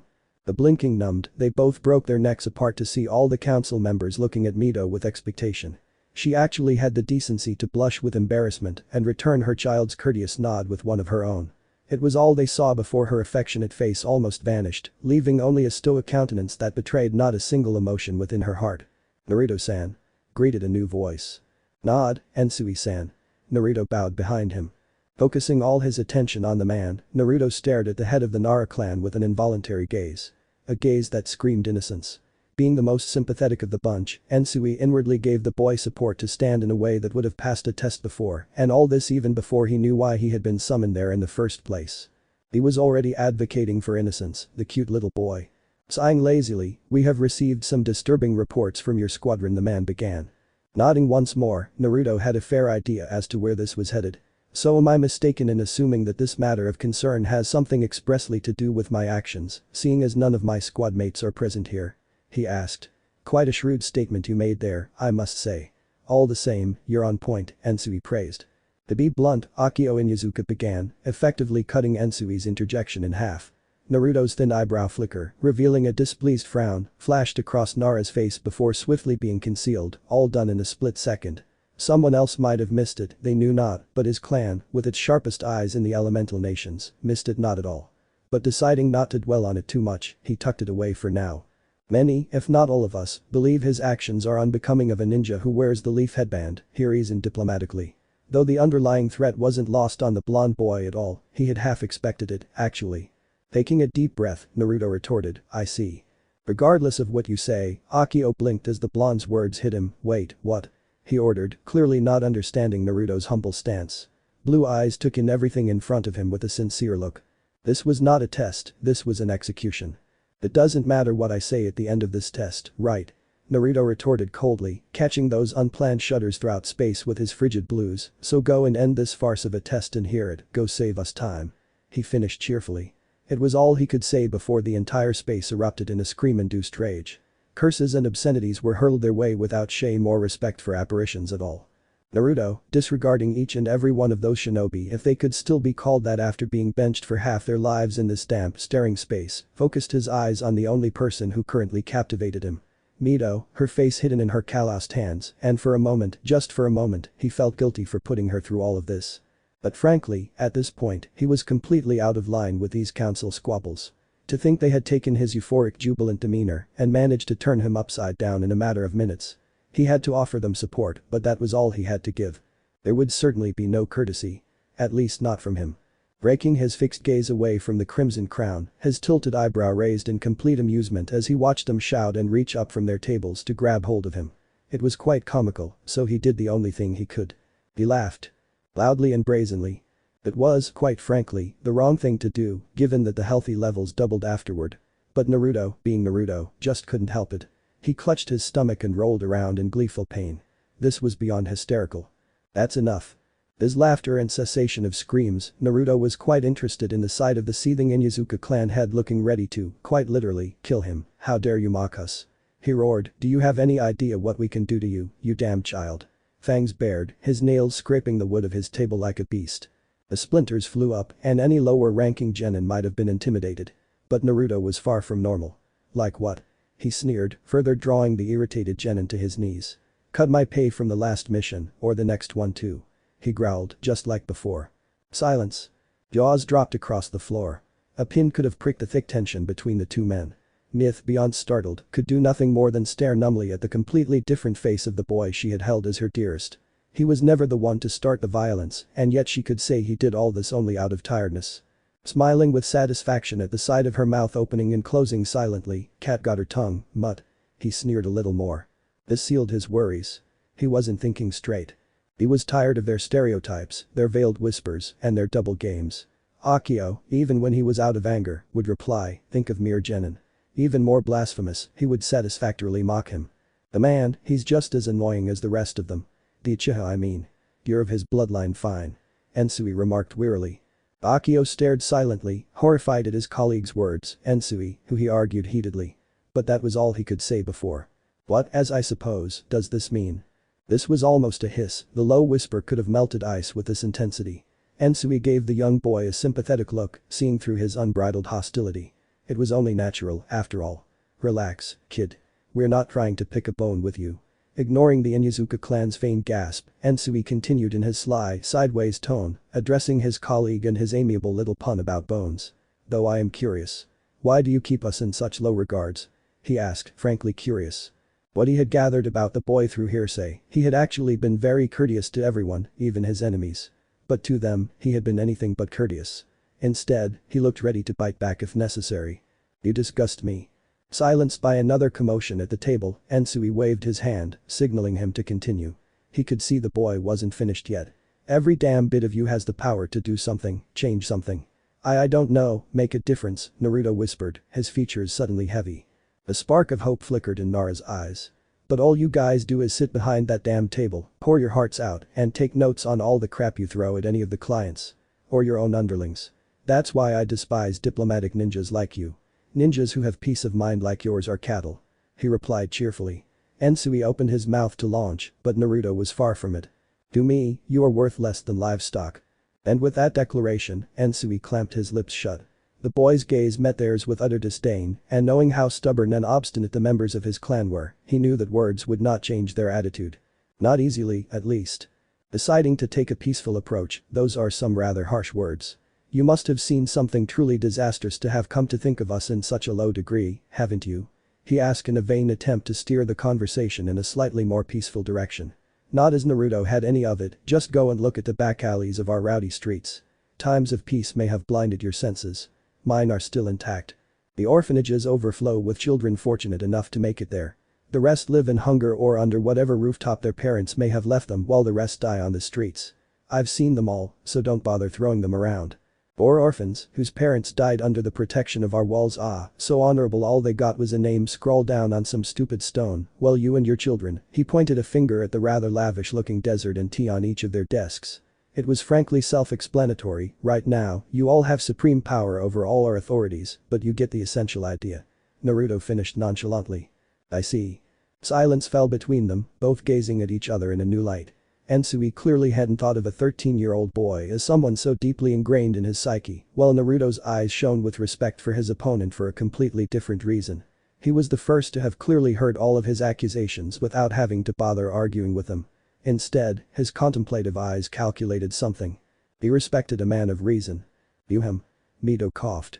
The tension broke, both men tearing away their fixed gazes to see Mito staring at Naruto with a sad face.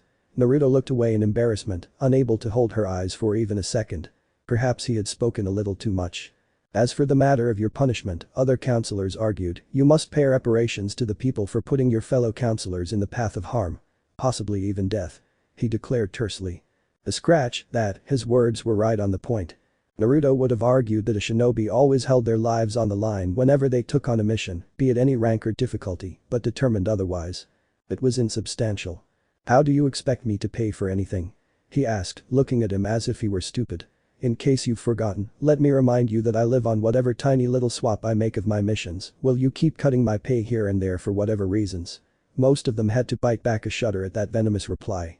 I'm an orphan myself who owns nothing of value other than. Realization washed over Naruto's face, fear coiled in his heart like a snake. Smiling wickedly with satisfaction, your property. You're a legal adult, remember? Akio covered a lot midway through their conversation. Naruto was made talking anyway. This was the time to make a support. Do the eyes that narrow dangerously reduce, eat again? Naruto asked no, he challenged him to answer. I said his house, that the property could suffice as payment to the people. Mito shuddered, an aura of indifference settling around the blonde man. To make matters worse, she had seen that look before, decades ago. In that man's eyes a look 10 times worse than someone's outright murderous intent. This was an attempt at intimidation. She hadn't seen that look in a long time, but now that her memory had been refreshed, it was still as awful as she remembered it being. Looking aside, she couldn't help but pity those frozen fools who had pushed him to go this far. Not knowing how he knew her abilities, she curled her lips as Naruto began taking simple steps toward the head of the Inuzuka clan. Her fingers clicked on a tiny little slip of paper in her palms. If the thrust came to push, she would stop him before his instincts dug him an even deeper hole than he had already pushed himself into. Each step seemed like a year to the man being approached. He felt as if the apparition of that demon was creeping up on him. His pupils dilated and he sat back in his chair as his knees buckled, silently watching the young man approach him. Naruto stood at his desk and silently placed his palms on the table. Pressing his lips closer to Akio's ear, he whispered, "Mutt," from a distance. Akio swallowed hard, sweat trickling down his nose, a droplet converging at the tip. The tension in the space was almost palpable, and to make matters worse, Naruto's hot breath tickled his ears like steam. "Do you know why everyone knows the Uchiha clan?" he asked again, twirling his finger around the tooth necklace the man had worn around his neck. Naruto smiled with satisfaction at the sight of his fearful eyes, an act that caused the man's stiff body to naturally begin hyperventilating, and feared by all. He spoke quietly. "Quite." Blinking in shock, Naruto glanced aside to see the source of that annoying interruption, only to recoil in fear at the furious glare leveling within him, the courtesy of those renowned amethyst orbs. "Come here." Mito commanded. Like a puppy kicking from class, Naruto walked toward his table with a bowed head. Mito stood stiffly, her hips cocked apart as her weapons were crossed beneath her ample breasts. Her eyes flashed with a nervousness she hadn't felt in a long time. "I didn't expect this," she murmured quietly. Appreciating his apologetic stance, Mito cupped his cheek and placed a tight kiss on his forehead. "Too tight to be comforting, they're going home," she whispered, subtly slipping a small item into her hip bag to avoid someone's notice. No one has yet challenged to argue their decision, many still hoping for relief in this. Their part," stammered a shaken Inuzuka. He tried to muster a glimmer of self-belief with all the remaining ego he possessed as an alpha male. But in the end, he couldn't match Naruto's slitted side gaze, the look he was leveled with as the boy in question stalked off the cameras with the ferocity of a prowling tiger. At that moment Akio realized he wasn't the only alpha around. No one heard the silent footsteps of impending doom approaching. Stoic amber eyes regarded the small Uchiha crest on Naruto's jacket with a withering look as the gears in his mind turned. Controlling a hand through his furry gray hair, it was time they remembered who the top dog was around. "I see that my absence has made this place much more fun, don't you?" Aburama Senju had a class of jesters to teach classes, and he would preach. "Hanahagakure no Sado. Districts that make purchases." Walking laboriously along, Naruto's crimson eyes memorized every single word of the scroll Mito had slipped into her hip bag, however subtly. It was rather disheartening for him to know that without the summary, she could still put a foot on him as much as he'd hoped, but it was what it was. Though the last thing he'd expected from her was this. A mission. Naruto. Sighing, he rolled up the scroll and slipped it back into his pocket. Her ears could distinguish that voice in her unconsciousness.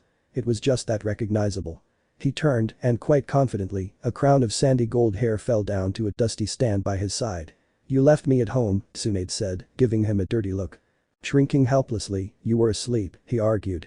Frowning and puffing out her cheeks, she retorted, "Well, you could have woken me up." They both walked along the streets in silence after this, taking their time to enjoy the serenity that came with these early morning strolls. Well, only Naruto contemplated being calm as Tsunade jumped on his heels with an energy overflowing from the pleasant sleep she'd gotten last night. You got the swipe too, I guess," she muttered awkwardly. Surprised, "Yes, I did." He nodded. Looking at him curiously, Tsunade held her hands behind her hips and whistled innocently, so she spoke, dragging out the words dramatically. "Let's go together, fortune teller." "Yes." Tsunade exclaimed, pumping her fist high in the air. Blushing with embarrassment when she saw people Naruto included staring at her in amusement, she threw it back. "What?" She tried to bite him. Each went back to their business, biting back a small smile. "Nothing." Naruto shook his head and placed a shove on his forehead. She shot him a dirty look, clearly not pleased as he laughed at her happiness. It wasn't daily. She continued a mission with him, after all. Regardless. She snorted and looked away. Her body began to twitch as a finger delicately began its intervention at her waist. "Are you sulking or something?" Naruto asked. "No," Tsunade whined, slapping her hand away, "and stop doing this." "Doing what?" "This." Ugh. "You're impossible, you know that right?" She whimpered. Naruto looked at her innocently and picked up a page from his dear friend's tricks. "Are you saying something, Tsunade?" he asked, feigning all the innocence in the world. She bristled with anger and began the mantra of clenching and tearing at her fists. It wouldn't be nice if she pierced it through a wall, well maybe this. Inhaling a sharp calming breath, "I'm hungry," she muttered like a child. Laughing, Naruto tugged a vague lock behind his ear. "Dumplings?" he asked. Tsunade mirrored his laughter, understanding the true intention behind his words. His anger put all but forgotten. She never made them eat dumplings whenever he asked her to. She hated dumplings with a passion. This was merely a code word for them to grab something to eat and not go to the stall in the middle of nowhere for an all-day picnic whenever one of them felt down for any reason. This was a little code of conduct. Besides, she could see the lingering trouble flickering in his eyes. So fastening his hand on it himself, "The dumplings they are." She grinned broadly and began to tossing it ahead with a laugh. Beating their way through the busy streets, both blondes grinned openly like idiots. Their laughter could have lit up entire cities for weeks. Hanahagakure no Sato. Outskirts of town. Chewing over her morsel, her taste buds buzzing and eliciting involuntary squeals of pleasure every now and then. "What eats you up completely?" she asked distractedly. "Nothing." The breaking of her food induced a coma. She stared at the barely touched meatloaf in her hands with a worried expression. Idly cupping her cheek to force his gaze upon her, she added, "They tell me," a small tenderness in her voice. Looking at her with concerned eyes, Naruto deliberated in his mind about what not to tell her. "Don't you trust me?" Blinking, "Of course I do." He instantly retorted, "Don't be stupid," he said in a matter-of-fact tone. "Then tell me." The merging of worries, he wrapped his weapons around her neck like a school bully and pushed his full weight onto her. "Hey, be careful, you idiot," she scolded him hesitantly. The wind blowing from beneath her feet really didn't let any of that melt away. Let her be the judge. No matter how great a shinobi you were, sitting dangling-legged over the edge of a ravine was terrifyingly frightening. This was a fact. Although the excess weight covered her all over, knocking her down onto her back, Naruto now pressed red against her forehead. Didn't this worry her a bit? Frankly, she grumbled, this was the meeting, right? His slurred speech, exhaling over her neck, was more than enough to answer her question. She sighed. Clenching her teeth in annoyance, she muttered, "Idiots, that's what they call me." Naruto chuckled quietly through his dull, raspy tongue. "You're quite a mouthful, Tsunade," he said jokingly. Putting the humor aside, "They don't know you, Naruto," she whispered. Lifting his body up on his elbows, each resting on one or the other side of his waist, Naruto tilted his head aside. "And you do?" he asked, frankly curious. Laughing foolishly in an adoring way, "Of course I do." She laughed, "I know him better than anyone, the idiot," she declared, the pride evident in her voice. Naruto snorted, interpreting the damage of her words and rolled over on his back, "Like I am." He sneered. Regardless of what he had expected, he certainly hadn't expected her to knock him down like that, using his stomach as a seat cushion. His eyebrow tilted upward, seeing her intense glow. "I do," she said, the steel sharpening her voice. He knew what she did. Sighing in defeat, "Yes, I guess you do." This earned him a flash of one of his bright laughs. Lying with her chin down on her chest, she began to paddle her legs back and forth like a duck. "You excited about the next mission?" she asked gleefully. Humming at the thought, "I guess," he grumbled. His subtle remark earned him a gentle tap on the nose. He's not such a wise donkey. He liked this, "The island really does get cold, you know." She squealed. "Oh yes, I almost forgot. You've been there once, haven't you?" "Yup." Shrinking, "Meh. I like the land better. The ocean isn't my thing, I guess," he declared gruffly. Putting on a sour face, "It'll look like a trip. We'll go swimming and playing and all that good stuff." She smiled broadly cheekily and tried to convince him. Pushing the tip of her nose meaningfully, "Nana, it's a mission not a school trip," he reminded her wisely. She flicked her finger away with a frown. "Ah, come on, what's wrong with life now and then?" He had nothing to argue with. Leaving it to Tsunade to turn into a serious mission on a class study trip, she was the epitome of distractions when this came up, amused herself with something. So there was matter of the remaining time they had. "Do you want to relax around?" Snuggled his face into her neck, Naruto silently wrapped his weapons around his waist and let himself be made his mattress for the rest of the day. Needless to say, in that time it was twilight and his back would be aching like hell. The next morning. Hokage Tower. Council chambers. Walking in, his hands began to eat his pockets and with a lazy expression that graced his face, Naruto laboriously walked into the chambers with a large, lazy stride. The inattentive ice cream stared at him, leveling him, and he yawned, which for some reason made his eyes twitch cruelly. What had he done to offend them so much early this morning? Probably nothing much. Scratching his head, removing the cobwebs from it, he looked away, only blinking in surprise at the twinkling purple eyes staring back at him. "Jiraiya." Action of smiling openly like an idiot, "Yo." The boy waved back. "Let me guess, you were summoned too," Naruto stated dryly. Nodding wisely and crossing his weapons beneath his chest, "Yes, they called both our teams," he replied. This is what he answered. The blond man had been terrified to hear the abrupt knock on his front door at the break of dawn. He would only say that if he opened his door early in the morning, bad things would happen. Very bad things, things that are bad when young. But that had hardly been the case this time. This had been a messenger hawk pecking away at his door with a little message attached. "This is the Talon, report to the mission desk on the earliest, matter of urgent importance." This he had read. So strapped on all his gear, tossing his signature lacquer foil over his back and renting his little fur ball curled up against the back of his high-collared jacket, here he was, early as hell. To be frank, he felt rather stupid to be there so early and his senses were still dulled from sleepiness. He certainly wasn't a morning person, that much was certain. Hearing approaching footsteps, he glanced sideways at the incoming party of ninjas with a puzzled expression. Though he couldn't help but chuckle when an elbow gently nudged his waist. "Morning," Tsunade whispered cheerfully, occupying his side as usual. Nodding, "Tomorrow." He nodded equally silently. "May I have your attention, please?" Every eye that broke forward, each stared at the oddly dressed man with a withered look. Gray-haired, with waist-length hair tied in a neat ponytail and a spiky goatee protruding from the tip of his chin, he was dressed head to toe in what Naruto recognized as samurai armor. "This is Mifune Dono," introduced the man in charge of today's missions. No one bothered to return a respectful nod yet, since the man seemed more bothered to be there than anything else. Taking a sincere authoritarian step, Hiruzen decided to ask the question that was ringing in the minds of the entire world. "What could a samurai of your caliber be doing here, Mifune Dono?" he asked properly. The man could have responded curtly. Hiruzen wouldn't have cared. But, making the inconceivable, he scoffed and was clearly fond of the saying, "Silence is golden." "Hey, is it just me, or does it seem much more tense than usual?" Each of them ignored Jiraiya's quiet whisper and paid sincere attention. "We have to deliver a scroll back to Iron the country, escorting Mifune Dono and his patronage there as well. Seeing the urgency, you are the only 2 squads we currently have that's fresh and ready to go. Will Hiruzen Sarutobi be the commander for the remainder of this mission? Do both squads accept?"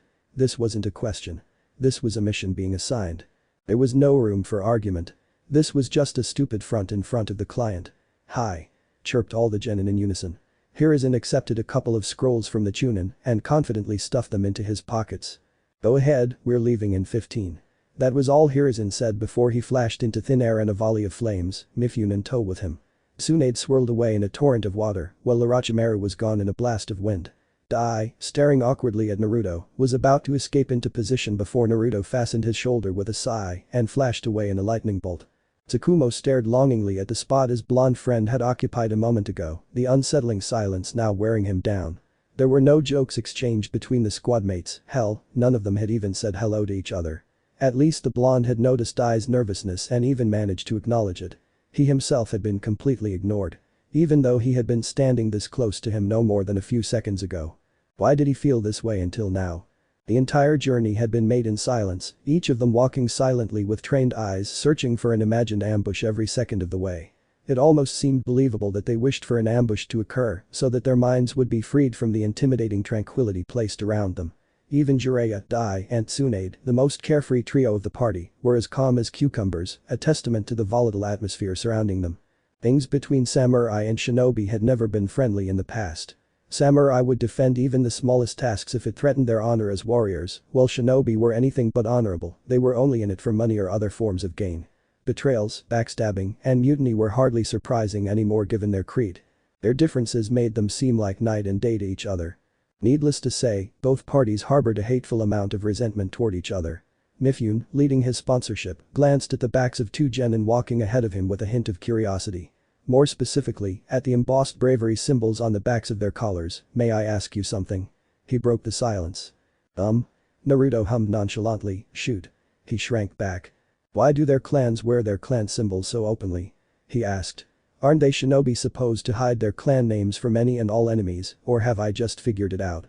he asked in a half-hearted attempt to make small talk and learn what made these dishonorable monsters tick. "Surprisingly, this is a matter of pride," Tsunade replied. Swiping her ponytail from left to right, she clasped her hands behind her hips and laughed. "Since ancient times, our clans have been unquestionably strong. Not concealing our identities, as was assumed, was a testament to the powers our clan members possessed. The 4 noble clans were the only ones to do this from the beginning, with many others trying to imitate us over time. Most of them forgot about it or simply thought it was too much work, but the noble clans adhered to their codes loyally," she answered in a knowing tone. "Really?" Mifune asked indifferently. "I would never have put words like honor, loyalty, and nobility anywhere near your ninja creed." His tone was lowering, and the shameless snickering of his accomplices behind him made none of it irritating a volatile princess the way too much for her liking. "You wouldn't be the first to make that mistake." Naruto interjected before his female accomplice could blow up a joint. "They don't fear the Senju, the Uchiha, the Uzumaki, and the Hyuga as noble clans for any reason, I assure you. They are the best of allies and the worst of opponents." It hadn't been for his nonchalant tone and dull expression. It could have been considered a threat. Let history bear witness to all who stood against them, be they enemy or ally. Not one has ever survived the wrath of the Honorable Four, he added wisely. Hiruzen silently endured this, pleased to observe what had so captivated his father that he had taken this particular genin on as his student. To become the man who hated teaching, he became a teacher. Mifune, though, hesitated slightly in his words. "They, you say?" he asked. "You talk as if you're not one of them," he added, eyeing him warily. Naruto hadn't expected him to look so deeply into his words. Narrowing his eyes on the road ahead and glancing back at him with a disturbing laugh, "You read too much into it," he simply replied, effectively cutting their conversation off abruptly. Jiraiya nudged Tsukumo's shoulder to get his attention. "Yes?" he asked Tsukumo. "Is there something wrong with your team?" he asked, stiffening his posture. Tsukumo looked at him suspiciously. "Why would you say that?" he asked. "I don't know, I mean, each of you tries to keep your distance from the other. Even that guy with the weird eyebrows is terribly quiet." Sighing, Tsukumo shook his head silently and gestured for him to drop it for now. This was hardly the place to discuss their internal affairs and problems. Frowning, but knowing when not to be prudish, Jiraiya dropped the subject and went back to brooding over the unfair positions their sensei had assigned them. He had wanted to take the point, with Tsunade no less. But, no. It had to have been someone else, Naruto no less. As the sharpest-eyed member of the squad and the best fighter on the front lines, Hiruzen had considered Naruto a better choice to guard the front line for his envoy with Tsunade. Clearly, he had seen the hints of hostility between his father's squadmates and had found it wise to let them have their space to sort things out. Time was the best healer in cases like these. Tsunade hadn't been disappointed by any of this. Instead, she seemed euphoric, even brimming with joy, something that annoyed Jiraiya to no end. "Jiraiya, keep your eyes on the path," scolded a smooth voice, "the ambush happens when you least expect it, after all." Bristling with anger, he said, and the boy leveled a cruel gleam in his satisfied glance back at Orochimaru. The mocking edge to his words was not lost on the white-haired boy, and he looked ready to tear the mane of his hair out with his bare hands. This was just his day. Ignoring the argument raging behind him, Naruto took in the serenity of these unfamiliar lands with the curiosity of a 5-year-old. To the west of the road were craggy plateaus, providing them with the natural shade of the high sun. Beige and rugged, they stood tall like watchtowers, proudly bearing their stony peaks. To the east, the lands were lower, getting deeper and deeper with each step until the earth melded with water flowing beneath the bridge, far in the distance. The bridge itself was the only way to cross the border between the land of fire and the land of grass. As mesmerizing as the view around him was, it filled him with awe. An emotion reciprocated with equal caution by Hiruzen, Tsukumo, and Orochimaru. This was the perfect spot for an ambush. To make matters worse, everything was quiet. I walked too slowly. No baboon howls, 0 bird chirps. Each of them knew from experience what this meant. His eyes, bleeding crimson, the black markings swirling lazily in concentric circles. Like a predator surveying its proud lands, his sinful eyes took in every tiny flutter of the leaves, with a hawk's rivaling vision. From the entire field of vision, his little finger fastened Tsunade in a gentle clasp. Tilting her head aside, she looked at him curiously. His words were nothing like what she had expected to hear. "We are surrounded." She stiffened, her hand subtly digging into her hip pouch and gripping a sturdy kunai. Swallowing nervously, she let the dreaded slip of the tongue escape her lips. "How many?" Eyes darting around, Naruto pointed at Hiruzen with a subtle nod that was returned equally rigidly. They both knew. Too much. That was all he said before all hell broke loose. Severely gripping Mifune's arm, Naruto vanished in a flash just in time to avoid the deadly volley of metal stars that would have rained down on them a second later. Landing beside her, Tsunade heightened her senses and looked to her sensei for orders. "Left," the man articulated. The unsheathing of the sword thrown at his waist, "What is the meaning of this?" roared Mifune, looking at the corpses of some of his unfortunate companions with rage-filled eyes. Naruto would have been face-palmed and made a sharp comment. It had been any other day, any other time. Instead, "This is an ambush, let's go," he told her. Clenching his jaw tightly, Mifune followed Tsunade for directions while Naruto flanked to block any enemy attacks. Leaping to the forked branch, the blonde cursed Mifune's mobility being restricted to running and began to deflect the wire traps laid all around them. He was surely aware of all the samurai chasing after them, following their master like lost puppies. But the main priority right now was Mifune himself. Skipping a step in his jump, Naruto channeled enough chakra into the soles of his boots so that the tree bark split and he barreled himself to Tsunade's side, only to watch the scene unfold in vain. He helplessly stared at the raging hellfire flowing in front of her in horror. He couldn't do it no matter what. Water style. Torrent rip. Launching a concentrated stream of water from the river on her side, Tsunade's technique sliced through the flames like butter. She breathed a sigh of relief as Naruto landed beside her, a gesture echoed by his accomplice. She knew he was the only one right now who could see anything more than 10 meters away from them in the thick steam swirling around the area where their techniques collided. But that was hardly the case right now. Keep your senses, trained Tsunade. Someone is deliberately channeling chakra into the mist. Even my Sharingan can't completely neutralize everything, so don't let your guard down. He whispered, pushing his back against hers to widen her peripheral vision.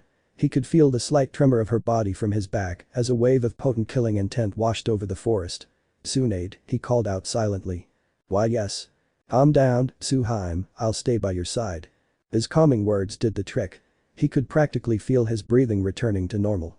Clapping his ears to hear the soft clanking of metal, he knew Mifune and another samurai were engaging some kind of enemy alone. But the real enemy was shaking around them, they being the shinobi among the group. Twisting his hand behind her neck, he grabbed Kiara by the scruff of her neck and dropped her to the ground. Well, he whispered. The small girl silently obeyed his command and dissolved into the mist. Now, with another pair of trained eyes upon them, Naruto crouched down and placed 2 fingers in the earth. Emitting a small amount of chakra into the ground, he felt it travel no more than 10 meters to his left before being interrupted. Grabbing Tsunade by her waist, he jumped back and rightfully glared at a chain scythe swinging across the ground in annoyance. The enemy was trying to get rid of them quickly, which was safe. Tsunade, however, had already had enough of this fog. Clapping her palms together, Tsunade channeled a massive chakra into her stomach and suddenly released it. Consequently, the air around them cleared slightly and Naruto's trained eyes fell upon the silhouette of an average-height muscularly built man. With blonde hair, a bit danker than Tsunade's own, the man wore a strange hat on his head and the lower half of his face was obscured by an odd helmet-like respirator mask. His headband had 4 vertical lines embossed on it. Whoever hell was, he was no ally. None of the shinobi reign were allies of the leaf. Mifune and the rest of his party were gathered by 2 genin, while some more ninjas gathered behind the masked men. That's me, Hanzo stammered a shaken samurai behind Mifune. Hanzo? The other shouted during the collision. You don't mean Salamander, do you? He gasped in terror.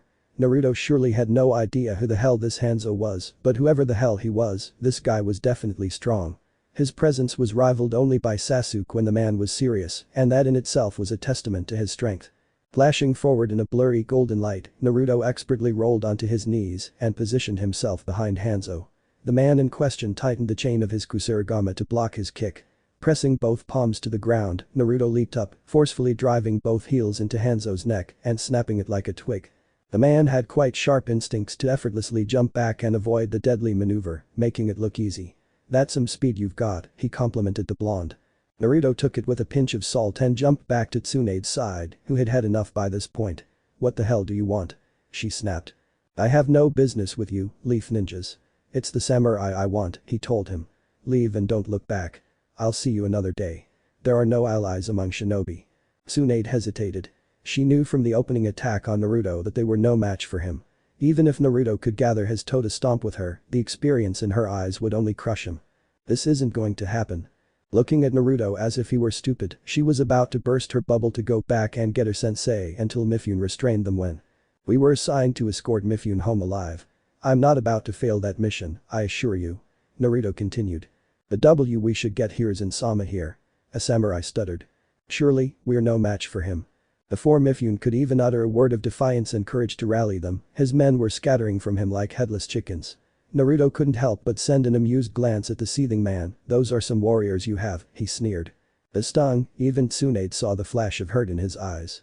To think that his men had rushed away like the cowards they were while mutinous ninjas stood by his side, all for a mission they could abort any second without any repercussions, truly embarrassed Mifune beyond measure. Were there no witnesses among the dead? Even if they left him here to die, they could surely say that he fell in battle and continue to take his mission's full pay home. Why would you stay? He asked. The clicking of his teeth, the old man hasn't counted his fortunes yet. The moment I see fit, we will leave the fortress. But until then, I will fight by his side. Naruto said, his tone arrogant. Something in his gut told Mifune that the boy wasn't one to abandon an ally. As loose as the term was, considering the circumstances, he would take it over death. Banging his head back in a rush, Mifune stared in horror as the flesh of his comrades was melted from their bones by some strange purple mist. Tsunade grimaced at the sight of the enormous salamander, possibly a summon, swallowing the corpses whole before burrowing itself underground. Poison cloud, she said regretfully. Nodding, Mifune invited, tearful in the pain, he hadn't experienced the rage he felt right now. Coward or not, they were no, it had been his family. Hanzo Dono, allow me to challenge you to a fight. He issued the challenge. The amused look, so you're Mifune, how come? Hanzo asked, why are you allying yourself with shinobi? Puzzled by his question, Mifune could do nothing but stare at him with a numb, fixed gaze. But go on even harder, it's out of character for all the time you samurai have spent clinging to your stupid old ways. Why contract with peoples using weapons when you resent violence so much? Hanzo asked again.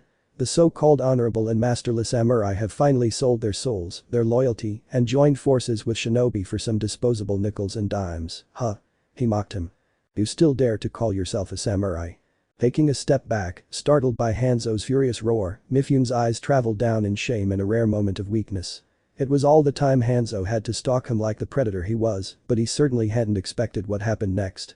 Finding his blade with a metallic sound, experienced purple eyes met furious crimson for a moment too, long before he jumped back to avoid the reachable slash of Naruto's black blade. Get your heart together, old man. This is no time to fall in love with such a subtle manipulation tactic. He rebuked Naruto. Hanzo was clearly not pleased with the unsolicited interruption. You talk big for a kid your size, let's see if you can handle it.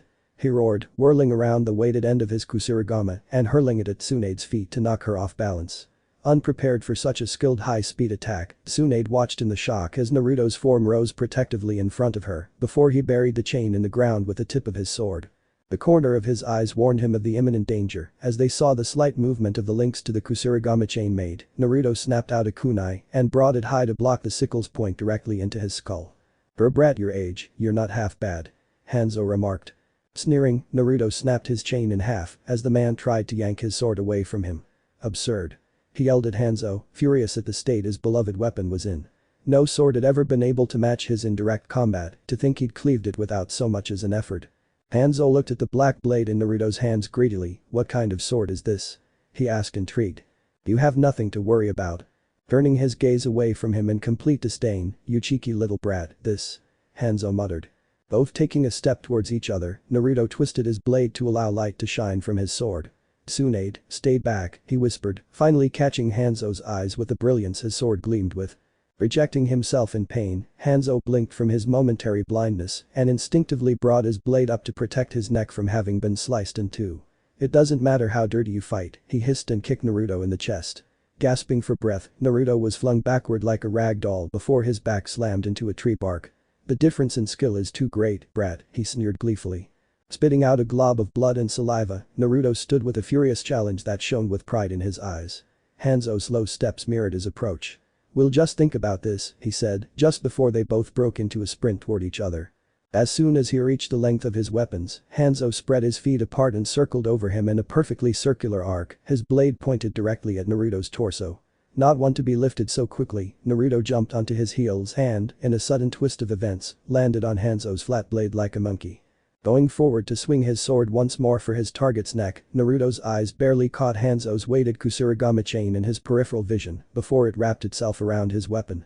Swirling him around in circles, Hanzo threw Naruto back exactly where he came from, with the same result, only a bit rougher, just like last time. Coughing up blood this time, Naruto instinctively rolled aside to avoid Hanzo's kick to his chest, a kick that made a small crater upon contact. He certainly didn't want to be hit by one of those people. Throwing his body upside down, he placed his palms on the ground above his head and began acrobatically pulling back for dear life to avoid Hanzo's relentless lashing. Grasping his feet for a split second, he controlled himself atop a tree with the agility of a squirrel, his enemy in tow, and began leaping away from him, branch to branch off, with the grace of a cat. Skillfully dodging all the shurikens being thrown at his back, he ran for his life as Hanzo's sinister shadow began to loom over him like a reaper. Twisting his body between heaven and earth, he blocked Hanzo's blade with his own as his eyes caught Hanzo's subtle, satisfied smile. You're done, brat. Pushing all his weight and brute force into him, Naruto barely had time to crane his neck back when the earth beneath them cracked open. The wide, articulated salamander had its mouth agape, bubbling purple poison that chirped from its mouth, the creature waiting to gulp him down like candy at any moment now. Releasing his blade, Hanzo forced both his soles into Naruto's feet and leaped back with all his might. He effectively sent Naruto plummeting into the salamander's mouth.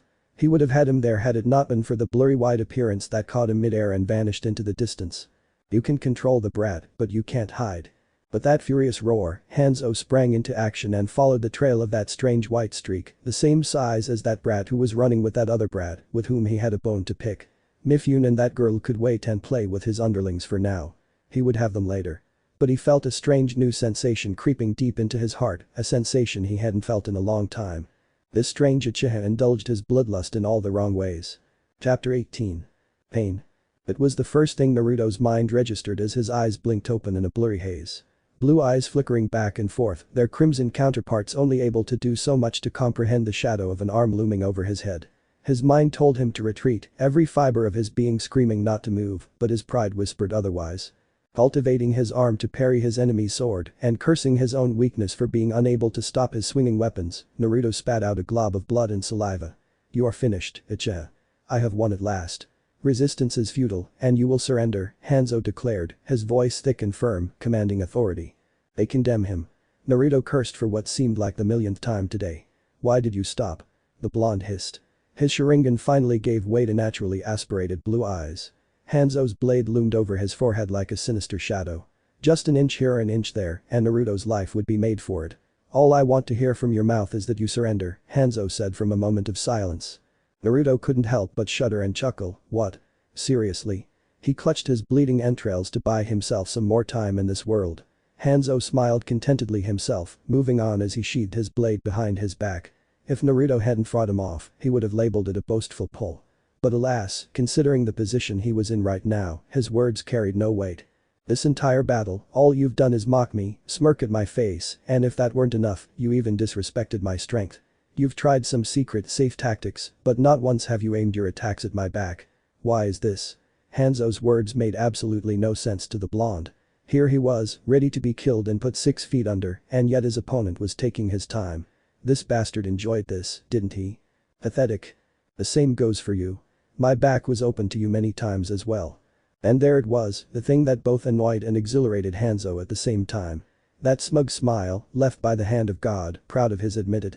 "Admit your defeat," Hanzo said with a little more force than was necessary to get his point through that thick skull of his.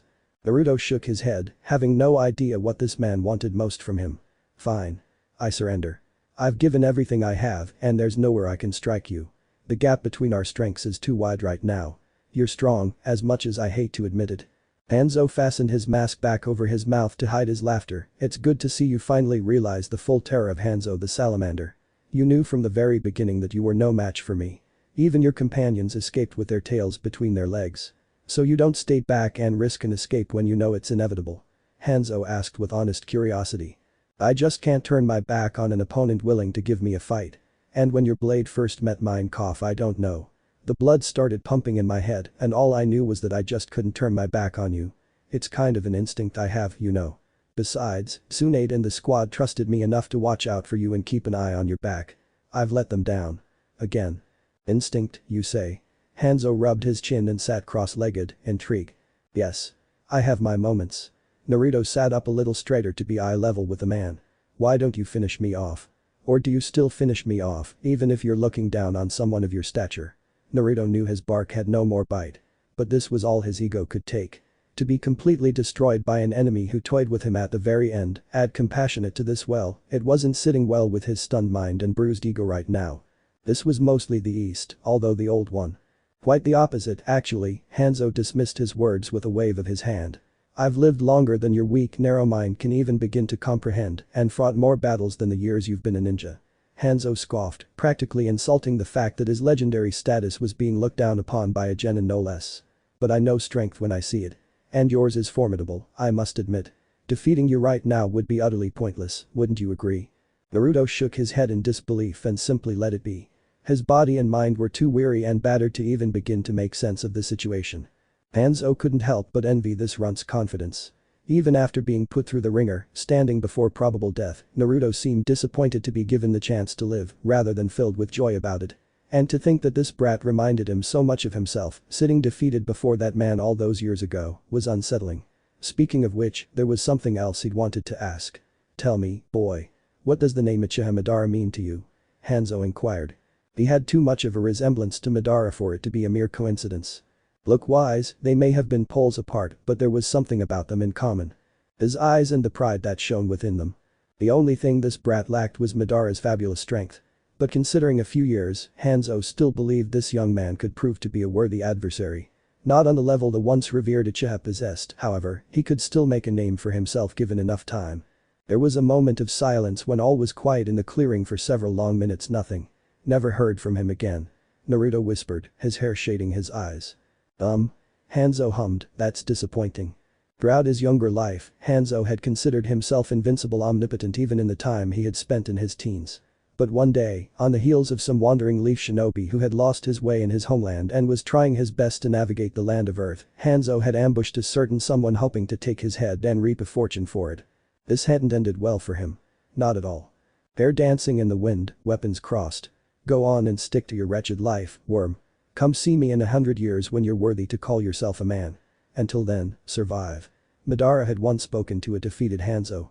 He had been just a bug in his path. A bug whom Madara had been more than obliged to cower. That day, in a rare display of presence, Madara had been merciful to his enemy. Hanzo had made a name for himself by proving himself a person who had the guts to fight Madara one-on-one and survive the next day to tell his tale. Hanzo had been ashamed to even think, much less tell a story about someone. Perhaps Madara had taken pity on him. Or perhaps Hanzo had been deemed unworthy to die at the hands of a legend. This was probably the East. This Uchiha surely had that same look in his eyes and the ego to match if nothing else. Was it really a shame that the two weren't paired up, though? Why, you ask? Naruto's question broke Hanzo out of his trance. Hanzo was getting nostalgic for his own good. Nothing. Just reminiscing about old times. He shook him off. This doesn't concern you. Naruto laughed quietly, don't you die on me of old age after that, now that would be embarrassing. But the shouts, growing louder and louder from afar, jolted Hanzo from his reverie as he stood up. Turning to leave, he paused for a moment and looked back, wondering if what he had just done was right. But after a minute or so of deep contemplation, Hanzo tossed a vial into the boy's lap and turned to leave. That antidote will only relieve you of the poison. If fate wills it that you truly survive those wounds, I will eagerly await our next battle in the near future. Though the odds for you are every 0.1%, well, the odds were humiliating at least, Naruto thought with mild bewilderment. Naruto laughed again and pulled his hand away to show Hanzo a deep hole in his lower left waist, a hole quite wide that showed the rock behind him like crystal clear. What makes you think I'll survive this? He asked with a bit of sarcasm, the smile of his eyes. Harmful, chivalrous, a glimmer of hope and boundless happiness. But he still didn't have an ounce of fear in those eyes of his, the daring little brat. He would live, probably. I have a gut feeling that's all there is to it, Hanzo said, stepping back, his hand held high in a noncommittal wave. But I'd be looking over my shoulder right now if I were in his shoes, he remarked at the last moment. The bastard, Naruto chuckled quietly as Hanzo was out of range, shattering the open vial. Taking a gulp of it, the contents coursed through his veins like molten fire.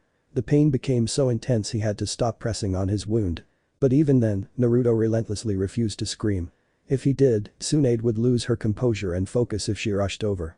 And she'd probably do something stupid like rush back to his aid. It was simply unacceptable. Now, this gave Naruto a different perspective to ponder. What did Hanzo mean by this? Were his friends also involved in the problem? What if Tsunade needed it right now?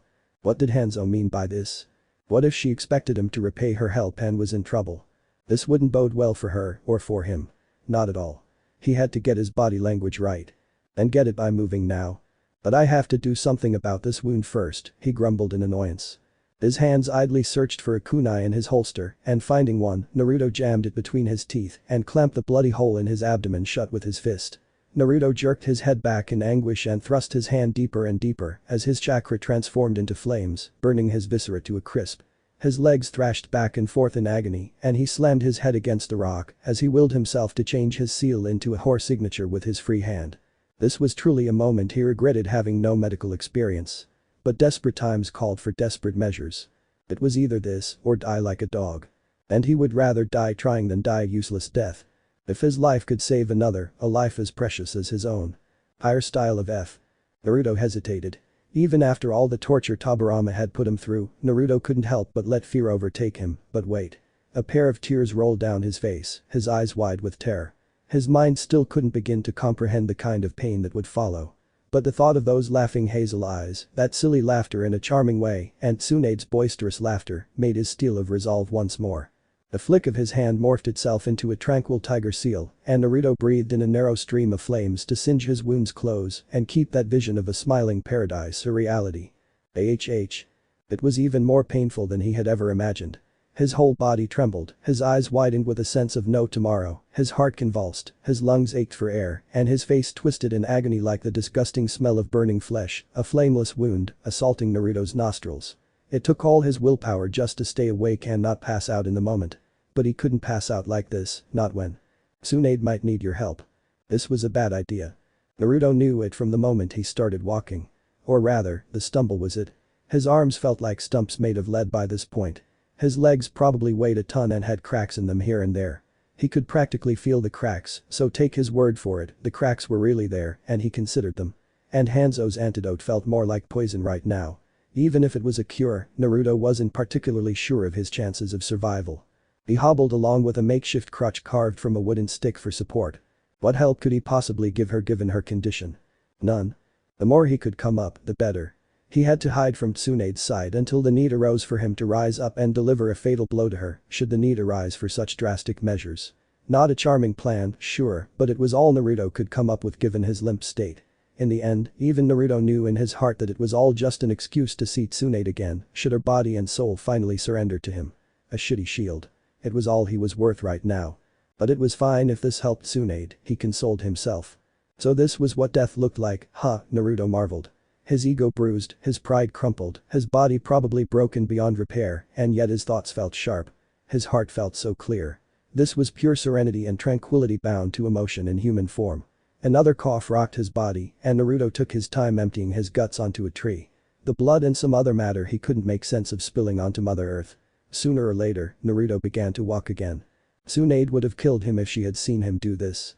That girl liked nature for reasons beyond her weak psyche. Tsunade, Naruto whispered, lightheaded. His knees finally gave way to grinding as all the strength left his body. Naruto. The blonde boy thought he heard things in death, but thankfully, this was her voice. And Naruto soon realized he wasn't dreaming of death when, instead of crashing, he first hit the ground. A soft yet strong pillar of support held him firmly. Naruto didn't know what it was.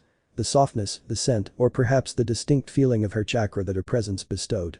But considering how blurry his vision was, those were the only things he could rely on to recognize her. Staying still, a soft voice murmured in his ear, and he felt a small surge of chakra rise in his arms. Slowly, like a sculptor appraising his murals, Naruto caressed her waist, his hand carefully wandering down her back. She was still as gentle and welcoming as she had ever been. Now this was a proper way out, Naruto thought with a laugh. I'm so glad you're alright. I had no idea what kind of sick monsters were following that man, he whispered. Transferring his crutch to his other hand, Naruto offered his arm to Tsunade as a gesture, and she silently stepped into his embrace without hesitation. Never once did she remove her hand from his deep wound. She was a little unsteady, sure, but it was no less sensible than it ever was. Naruto buried his face in her hair and inhaled the earthy Ashen scent that told him she had been on this battlefield for far too long. Tsunade sniffed. Worry about you once. I'm fine, Naruto lied weakly, his vision darkening. I just have to close my eyes for a little while. Boy. Tsunade shook him gently. Don't sleep. Stay awake. You must stay awake. But his attempts to care for him while he was awake were in vain. Even his medical chakra failed. Naruto's pain filled his consciousness, giving way to blissful unconsciousness. Orochimaru, meanwhile, stood guard behind the two, watching their transformation without a word. Nor was it his place to speak, nor was he interested in them.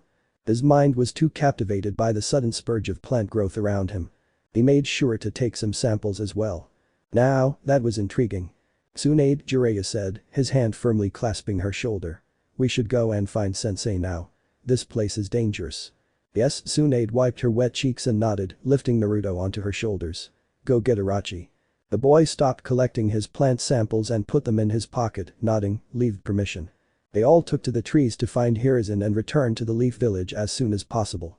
Hanahagakure no Sato. Senju Kasus. Uzumaki Mito, contrary to the popular belief circulating throughout the village, was in fact an absolutely delicate and emotionally sensitive woman.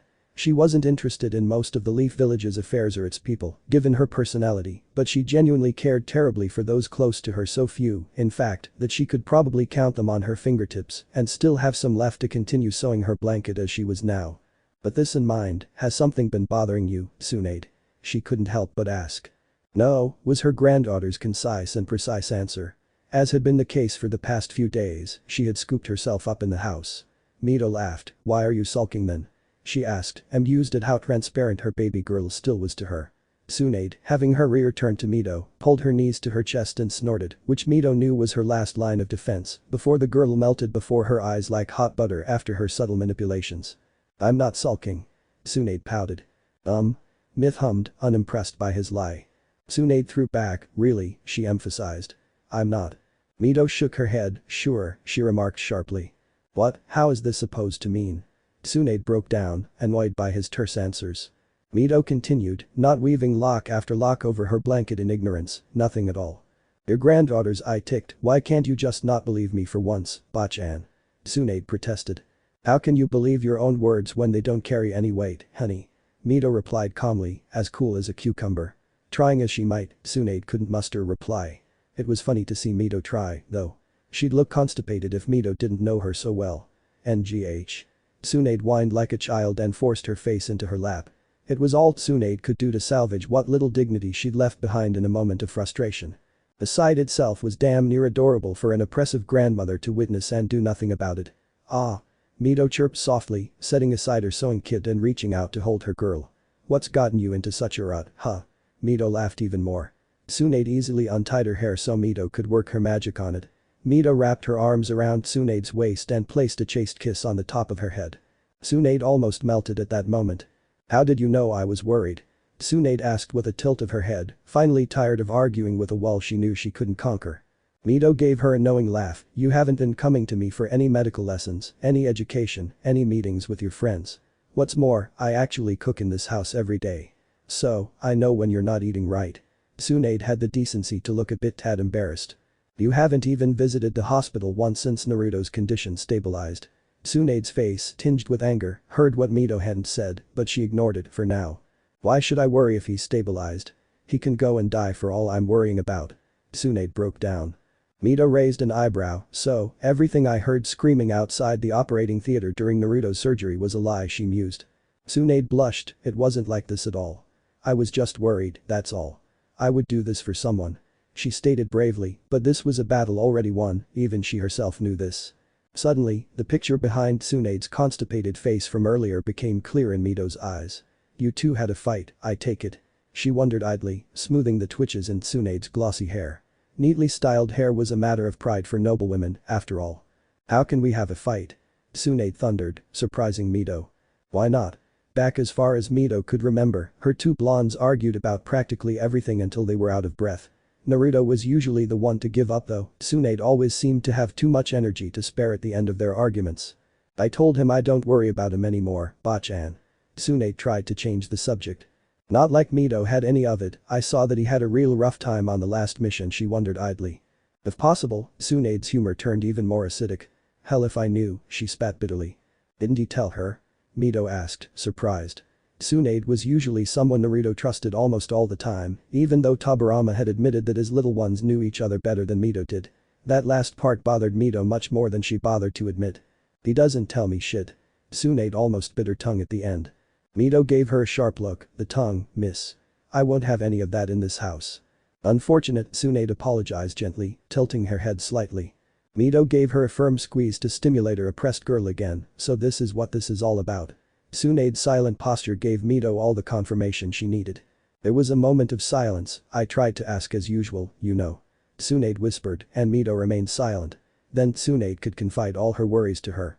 "But he just kept dodging my questions one way or another," Tsunade muttered, letting her head fall onto her grandmother's shoulder and closing her eyes. "He never does this," Tsunade chatted. Mito comfortingly fed her hair, "Give it some time." She felt her neck get wet and tightly wrapped Tsunade in her arms and tried to hide her from the world leader's concerns.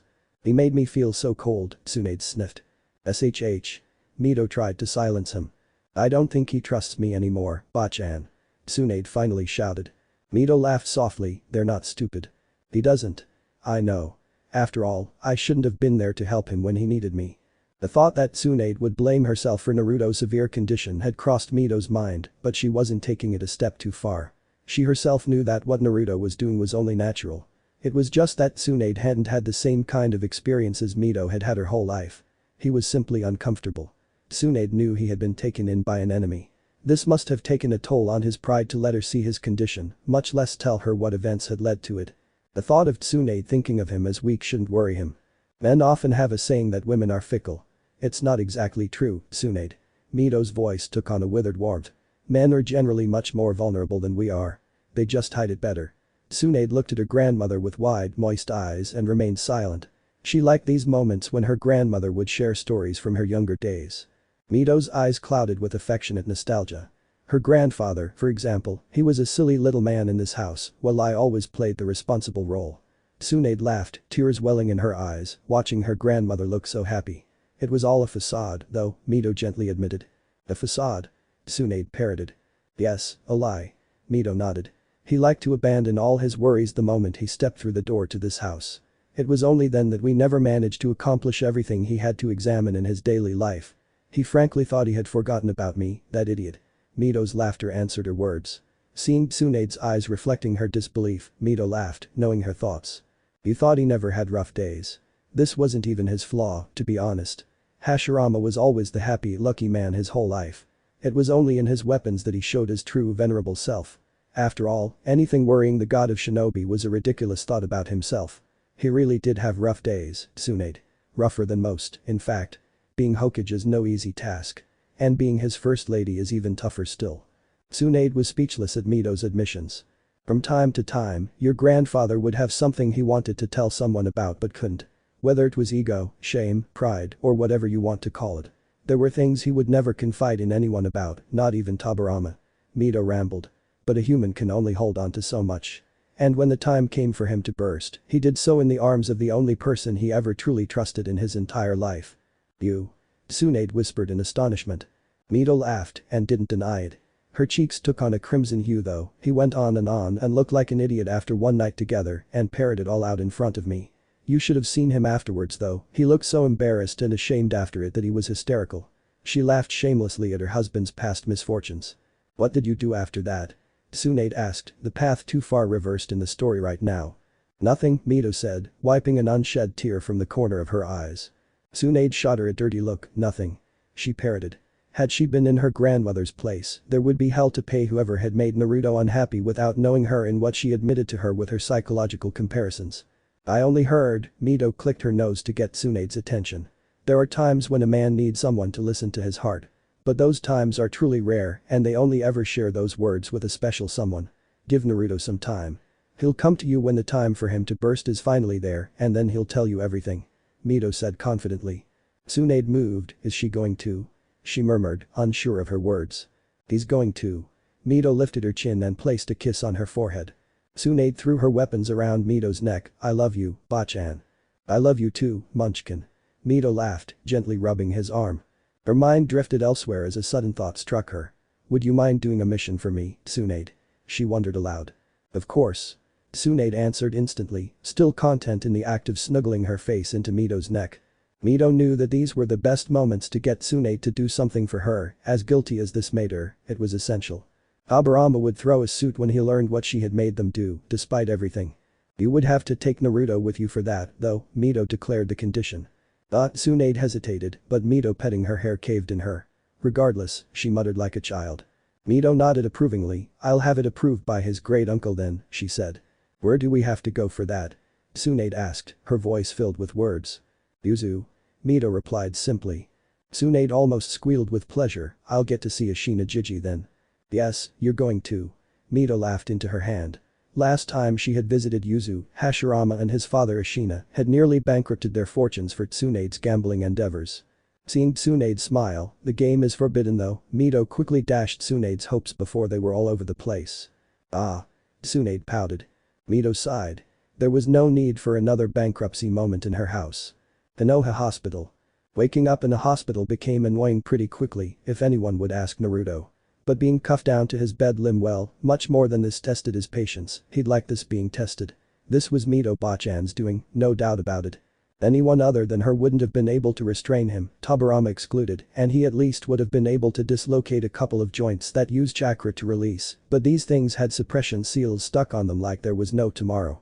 Idly, his mind wandered back to the fight and he wondered only how long he had been gone by this time. So a familiar, foreign voice interrupted, breaking the silence in the space.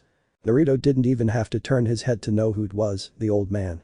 "You were decimated the last I heard," Tobirama said, amused. Naruto shot him a dirty look and yanked the chains on his wrists. "Do you care?" He gestured to the keys hanging on the back of the main door. "Nothing. I find it amusing, if anything." Tobirama smiled contentedly at his restless student. Naruto waited and waited and waited some more for him to do something about his fists, but Tobirama didn't. Apparently, he was much more content renting out his suffering for some good old-fashioned entertainment. His old man had a very sadistic sense of humor, too, if Naruto would say so. Naruto threw, "Very funny," he said dryly. Ignoring Naruto's radiance, "He's on my side," Tobirama commented instantly. Naruto shook his head, sighed. "How long have I been out this time?" he asked. "You have been kept in an induced coma for a week," Tobirama replied. "So, counting the first 2 times this came to a round total of 1 month. Big," Naruto said wearily, rubbing his forehead. His injuries must have been quite severe if Mito-bachan had to go and sign off on these drastic measures to contain him. "You're almost dead," Tobirama said after a moment of silence. Feeling guilty and ashamed, "Yes, I'm sorry," Naruto apologized. Tobirama uncrossed his weapons and stood up from the windowsill, approaching Naruto's bed. He raised his arm as soon as he reached him, and Naruto's face, eyes squeezed shut, was utterly expecting a slap for his weakness and failure on a crucial mission. Then, suddenly, out of nowhere, an arm wrapped around his shoulders and he convincingly pulled his head down onto a firm chest. "I'm glad you came back alive," Tobirama admitted in no more than a whisper, but his words were no less heartfelt than Mito's would have been at that moment.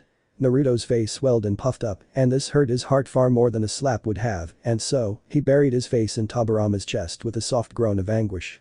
Tobirama, having no prior experience with someone's dildo, gave his rear end a few strokes. There he grumbled unconvincingly. This still annoyed the current Hokage that his pupil had been expecting a slap for a failed mission, way above his pay grade. But the kinds of things he had put him through in Naruto's younger years as part of his education, Tobirama frankly wasn't surprised by Naruto's reaction. He had been inwardly furious about Naruto's condition, but Hiruzen's report stated that the spot where Naruto had fought his enemy had been a bridge when this had started, but had dissolved into a scorched crater over time. Hiruzen had placed a witness to it. His apprentice had fought bravely and came out alive. He was quite the teacher. He could ask questions of his student if Tobirama were honest. Mito was right to constantly criticize him for the fact that these children were still only 13 years old and the path too green for the harsh reality that lurked outside the walls of the Leaf Village. He had frequently overlooked Naruto's age during his education, going so far as to put him for things that would have made Hiruzen, or even Danzo, leave as their students. But the boy had an ego the size of his grandfather's statue, and so, he had never once complained. Thus, Tobirama had pushed Naruto's limits even further. He gripped Naruto's shoulder tightly, veins bulging on his wrists. "Who did this to you?" Tobirama demanded. Tobirama's voice held no emotion, and Naruto had never heard him speak so menacingly and fearfully. Naruto didn't have to think twice to realize who Tobirama was referring to. "Some man called himself Hanzo," he said with a laugh. "He said he was from the village hidden in the rain." Even if Tobirama didn't show it most of the time, Naruto knew that he was worried. It was quite a lot. Tobirama's jaw throbbed in annoyance. He really had heard that name before. Some idiot trying to bring revolution to the world, that's what he'd heard about him. "He said he knew my grandfather," Naruto added. Tobirama sighed, having already feared this. "It's more of a mistake. His grandfather left him alive during my brother's reign, which tells you this boy Hanzo was far too weak to soil his hands with. Hashirama II never paid him any attention either. But those two were on a completely different level, so their strength measuring abilities were far beyond what one would expect." He cut himself short, miffed. If it were possible, Naruto felt this even worse. Someone the man had wrinkled like a bug had returned the favor in full fervor while he had been powerless to do anything about it. It was humiliating. Pathetic. "Moving on to more pressing matters, I am disbanding Squadron 7. Effective immediately," Tobirama revealed with the subtlety of a hammer. Even if the council hadn't been biting down on him, he would have done it anyway, lest he have his protege go to the scoundrel. It was a result Tobirama was unwilling to let pass, ever. So Naruto hiccuped. "I'm more." Water tendrils rose from the vase at his head, slicing through the shackles as if they were made of styrofoam. Naruto rubbed his wrists in pain, still not having the courage to look his master in the eye. Tobirama looked at him curiously, waiting for a reaction. "You're more of a genin," he confirmed Naruto's fears with a nod. Naruto laughed quietly. "You can't say I didn't expect this. A strike and I are out, how?" A lonely tear gave away his feelings though. Tobirama threw his bandage at him. "I have something different in mind for you." He smiled with satisfaction.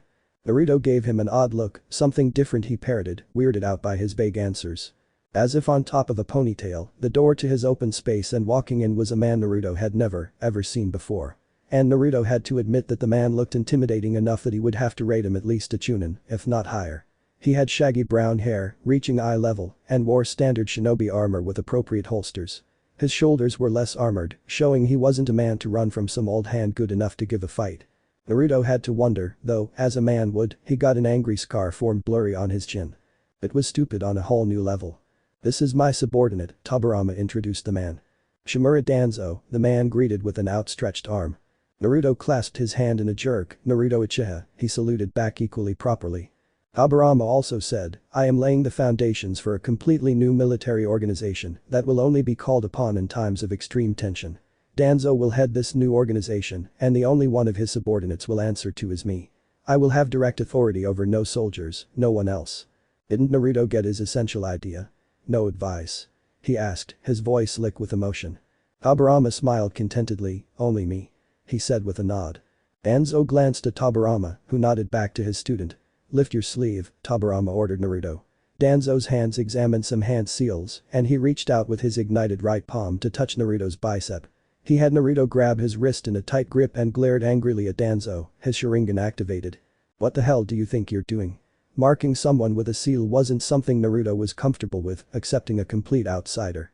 Danzo narrowed his eyes into slits. "You're dialing," he replied simply. Tobirama's teeth clicked, "It's necessary for all members, just a class call sign when I would require their services." He explained to calm the two evident parties. "I don't want to be branded with a seal by some outsider," Naruto said, roughly returning Danzo's wrist and withdrawing his arm, his Sharingan active the whole time. Tobirama held his hand until Danzo could move to put his cap away and nod at Naruto. He couldn't yet fault the boy, having only known who it was that had trained him in the art of seal hunting. Tobirama paced around the bed. "I'll do it then," he sighed and examined the same hand seals. Naruto unconsciously memorized the seals, even though he was practically useless at it, and let Tobirama do it instead of Danzo. "Sensei," Danzo spoke for the first time since arriving here. "He doesn't take orders well. He is a worthy candidate for this organization despite everything. I have trained him." "Have faith," Tobirama insisted. "As you say then," conceded Danzo, unwilling to argue with a man he respected so much.